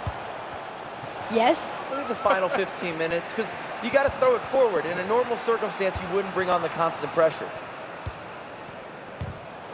The draw just doesn't help Singapore whatsoever. We did get a goal back here for Portugal, play for pride, up against Türkiye. That is now 1-1. Let's head back to our featured matchup between Brazil and Singapore, because there has been a goal. Which way has it gone? I can't believe it. It's monumental. I can't believe it. Brazil's been untouchable today. They've been doing the business versus everyone. Singapore knows what's at hand. You see him attacking that end line, little ball roll, trying to find the pass, finds the pass. Good footwork from Ronaldinho, near post. And they're up 2-1. Where's the keeper? It was early goalkeeper movement. Maybe Brazil just don't like Spain. Maybe they want to send them home. Maybe there's tactics coming into play. You said that, not me. I did say it. Controversy on the couch. Are going in over in Group D as well. India-Peru. India-Peru, get us there when we can. There's been another goal in the game. I mean, one thing that we can say about Brazil, they do love a late goal. They've scored lots of late goals. If they get one, it could be the difference of Spain going through. India were 2-1 up. Remember, India are on their way through. Not anymore. Peru have just scored. And on goal difference, Peru would be going through if that stays as a 2-2 scoreline. Well, these fixtures are completely switching up, aren't they, from what we saw yesterday when they took each other on for the first time here at the Nations Cup. Whoa, India have to get back in this fast, don't they? A win is what they need. A draw is not good enough. Just seen a goal flash into the back of the net between Australia and Spain. Doesn't change too much in terms of the points, however, it maybe just gets a little bit nervy for Spain. It was Australia who did score. It's not the end of the world, however, it is quite a nervy last, 12 minutes here for the Spaniards. They have to hold on to the game to give themselves a chance. And you asked what I would do, Rich, in some of these circumstances. Instead of maybe shifting my style, I would issue a couple pauses. We're just going to let games kind of unfold while I'm at the pause screen. So then I know if I can park the bus. I know if I can draw just enough. I know if I need that win and I have to push forward. It might be a little bit in the gray area. You're gamifying to a certain degree. It might not be looked at with a bunch of positivity, but it's a professional move. Well, this game is 83 minutes. It's going to end probably in the next minute and a half. The Brazil versus Singapore game is only 76 minutes. So we are going to have a full time between Brazil and Spain without Spain knowing if they're going to go through, because Brazil have got everything to play for. Let's head back over there. There's a free kick just on the edge of the box for Brazil as they're looking to build up here. And you're right, Rich, this is going to end perfectly well. Spain, 88th minute they are in it as it stands. As you said, they lead 2-1. They'll be looking at the big screen and just praying that Brazil can claw a goal back, or are Singapore going to go and find a third? In the India against Peru game, pause has been cued. There's 73 minutes on the clock there, waiting for a full time in this one. Spain have done the job today. However, is it enough? Added time of 1 minute. Do not concede now. Oh, Australia, one last chance. The ball bounces back so kindly. Australia, as we know, already through with a top 4 finish in this group. Will they be looking to break Spanish hearts now? Edge of the box, defend it well, get the ball clear, will Spain. Now they'll just sit and wait and watch. Get Spencer We in have there with a got a microphone. pause in the Brazil games. Let's go to India against Peru. India must win. A draw is enough for Peru to be in the top 4. India have a chance now to break forward. Couple of step overs. There's the finish! Is that the goal to send them into the round of 16? How wonderful a moment to capture that as well. The Indian duo there just jumped up like it was their final. You can see how much it means to them, Mike. It's unbelievable stuff. This is what FIFA Esports is all about. I also look at the Brazil-Singapore game. Singapore picked up a red card. Yeah. They're still leading, but everything's happening. Down to 10 men. They're holding on. 5 minutes to go. 5 minutes to get into the knockouts of the FIFAe Nations Cup. Brazil give the ball away. Run that sideline, run it. 10 players on the pitch. This is written in the stars. Potentially. Free kick to Singapore. It's all falling their way. The entire Spanish team are just watching the big screen. This is Sunday league action here on the pitch. Spanish trio of Zidane, Ming and Andoni just staring up at the big screen here. Don't know if they're going to get a chance, Brazil. I'll win the ball back now. This is Brazil, it. this is it. Can they do enough or not? Singapore, it's in your hands. Keep hold of that ball with everything you've got, and you're in the round of 16. It's falling their way. Which would be absolutely incredible. Both Portugal and Spain getting grouped. It may be the most unlikely of all the matchups. With what Brazil's shown today, you would have bet, if you were a betting man, plenty on them getting this result. The form has shown that they've been there. Spain come into this thinking, yeah, Brazil's going to do us a favour. All we need to do is win. Yeah. 2 minutes of added time. I can't believe it. Played short. Brazil, can you win it back? It's not enough clock. There's not enough clock. Not now. No. Got to be game over. Oh, goal kick. I mean, it's not going to happen, is it? 30 seconds, that ball's got to pass the halfway line. I don't think it's going to happen. Full-time result. Singapore in the top 4. Spain, Portugal eliminated here in the group stages. Let's jump over to India against Peru. It's the last game to conclude. Are India about to make history, or are Peru about to get an equaliser? You can't write this up. Peru move back into the top 4. What are we watching, Brandon? What's going on at the second portion of day 2? Early on, Group A, Group B, by the book. As straight edge as you could imagine. 2 different occasions that is for India that have been in a winning position. They just cannot hold on to the leads. There's only about 4 minutes left as well, Brandon. They were so close across the line. Is there another chance in this last match, which is still underway? They're going to get kickoff and they're going to have one last, I don't know how long was left in the game, minutes. I think it was about 85, 86 minutes. Just a quick one, Richard. The latest news on that Incredible. group. Singapore, top 16 guaranteed. What a performance. They were the side in this group that no one predicted going through. They have done it. They are in to the FIFAe Nations Cup knockouts. We have got 1 spot remaining. It's India and Peru. And the team from Singapore are just going straight over to that Spanish pod as well and just saying, you know, commiserations. But yeah, there was 2 teams there, weren't there, for 1 spot. And it is the team from Singapore just heading back to their squad. You can see Spain have just been to visit them behind them. You couldn't predict this. Fair play. Every twist and turn. 5 minutes. India, Peru. There's 5 minutes in that game. India score, win the game. They are through. There's people screwed all incredible seats here. India, show us what you've got. Show us. Oh, let's give it away. Some magic. Terrible pass that. If he gets his possessed, they give away a silly free kick. Game management now for Peru. They were grouped last year in Copenhagen.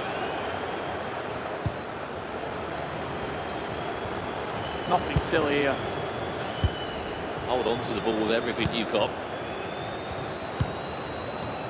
India, 3 or 4 brand new subs on the pitch, just trying to freshen up if they can even get the ball back. That is very risky! Oh, it's a corner! I thought that was an own goal. But with a corner. India. Not like this. What can we see? 89 minutes on the clock, added time to follow India. With a nation backing them to get to a knockout stage after a group exit heartbreak last year in Copenhagen. Edge of the box. Show us something from here. Whips it in deep towards the box. He's floating in the air. Where's the ball going to bounce? It nearly did.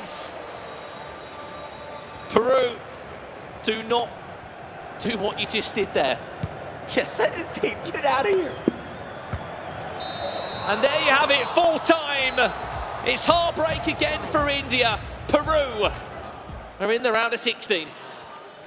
By the smallest of tiebreakers. Everyone just catch your breath because we have a moment.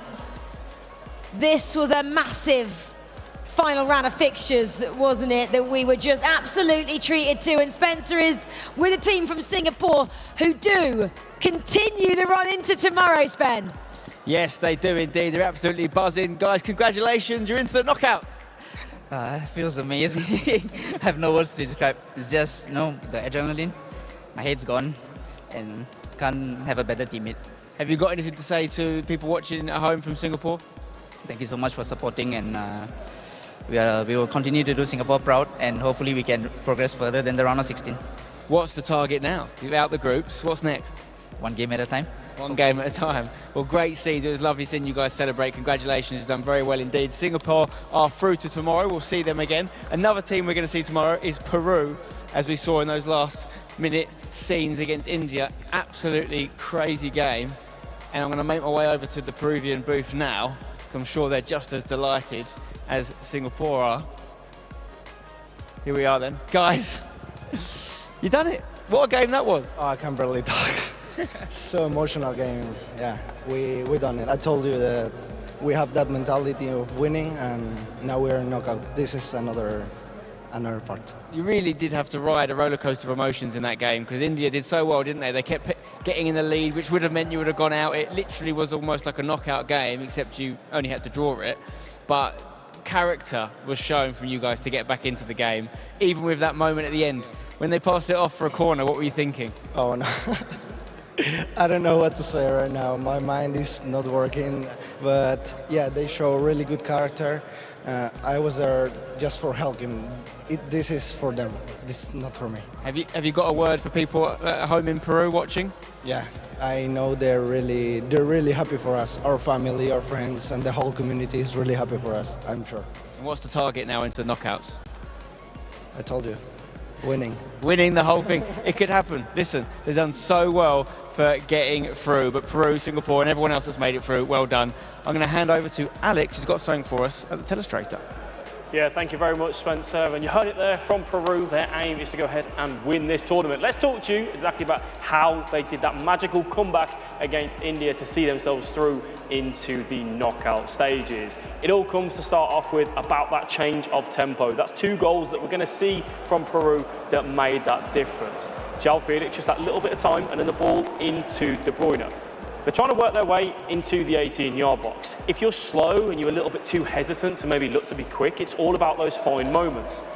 They go and be quick and they be direct. Ball comes into Van Dijk, and then that first time pass to just catch India out. The gap is very, very slight. There's no hesitation. It's direct, it's quick, and then it's about can R9 deliver. We know in the area that is one of the best positions for that man to receive the ball. Then India, we know, they had that comeback. They were there. They were wanting to go through themselves. They were looking good. If India win this game, they were the ones that would be advancing and Peru would have been out. However, Van Dijk looks to clear the ball. An error from India.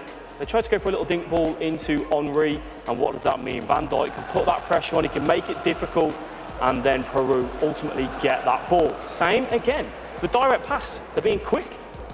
They want to penetrate into that 18-yard box. When you move that ball quickly with no hesitation, it gives your opponent absolutely no chance to receive that. Just to watch that again, look how quick and direct it is. Virgil van Dijk receives that ball. Let's turn. Let's get it into the middle. First time pass, and 1 touch, then pass. And then Henry, so many times he's picked the ball up in those areas and found the back of the net. And for Peru, it's a massive moment to them. Congratulations. I'm looking forward to seeing them into the knockouts, Rachel.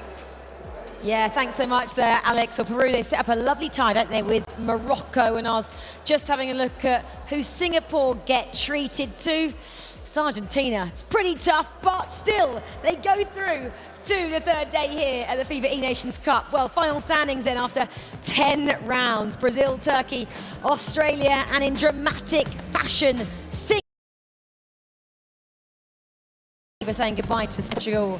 And then in Group D, Israel, Germany, Sweden and Peru. Heartbreak for India, who just lost out in the dying moments of that game. And we also say goodbye to South Africa.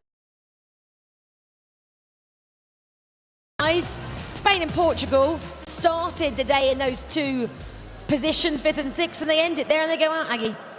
Yeah, I mean, Spain will be very disappointed because they actually showed up today and did very good, and they did enough today, but it just goes to show that you can't have an off day like they had yesterday.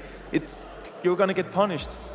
And as well, they had to wait in the end for another team to wait to see if they're going to go through. You can't wait to see other teams' results, can you, Mike? And I even look at this as potentially a passing of the torch type of moment. We've seen some of these household names. We look at Andoni, we look at Tuga, we look at that partnership on the E Club, now that partnership with Spain and Portugal. They didn't get the results. Plain and simple, they didn't get the results. It's back-to-back for Tuga here. It's back-to-back for Andoni as well. Do you have major changes going into next year? I think you have to start to ask those questions. I think for Spain, there is a lot of conversations needed. They came in without really a coach, came in what seemed to be without a lot of structure. I think it's also quite confusing because there is incredible FIFA coaches in Spain, Javi, Edu. I'm sure if the conversation was there, maybe they could have been here, maybe they could have been coaching. I'm shocked because the quality is so good that La Liga is the pinnacle of the domestic leagues in FIFA Esports, and yet Spain never seem to perform at these FIFAe Nations Cups. There's just something not right in that Spanish camp. I don't know what. Like, as Rich said, like, there's brilliant players out there, brilliant coaches. Obviously, these are brilliant players. I just don't know why it didn't work or it didn't gel. Well, we do say goodbye to them. A massive moment then here today. We didn't see that much drama earlier on. We were treated to a lot, weren't we, today? Well, we now approach, don't we, tomorrow, our knockout stages. The rules change a little bit. It's now knockout FIFA at its finest. There's no draws now, guys. If there's a draw, after 90 minutes, we go extra time and then penalties, don't we? So it's 2 legs as well. I know the team here, a lot of the players want 2 legs. Obviously, it was only 1 leg today, aggregate score, of course. And we have some 5 in-game subs and then 1 team subs, as we've been seeing during the game as well. Well, that's it then for the group stages here at the FIFAe Nations Cup 2023. We've seen some giant killings. Spain and Portugal, they're out of here. Well, Mark from Australia, he still hasn't been grouped in a major tournament. That's his words as well. We see him tomorrow, and then massive teams in form with the likes of Germany, Israel and Brazil all coming out on top there. Well, can they continue their great run of form? We get to find out tomorrow when the tournament really starts to heat up, when we get to experience Knockout FIFA at its finest. We'll see you tomorrow, guys. Good night.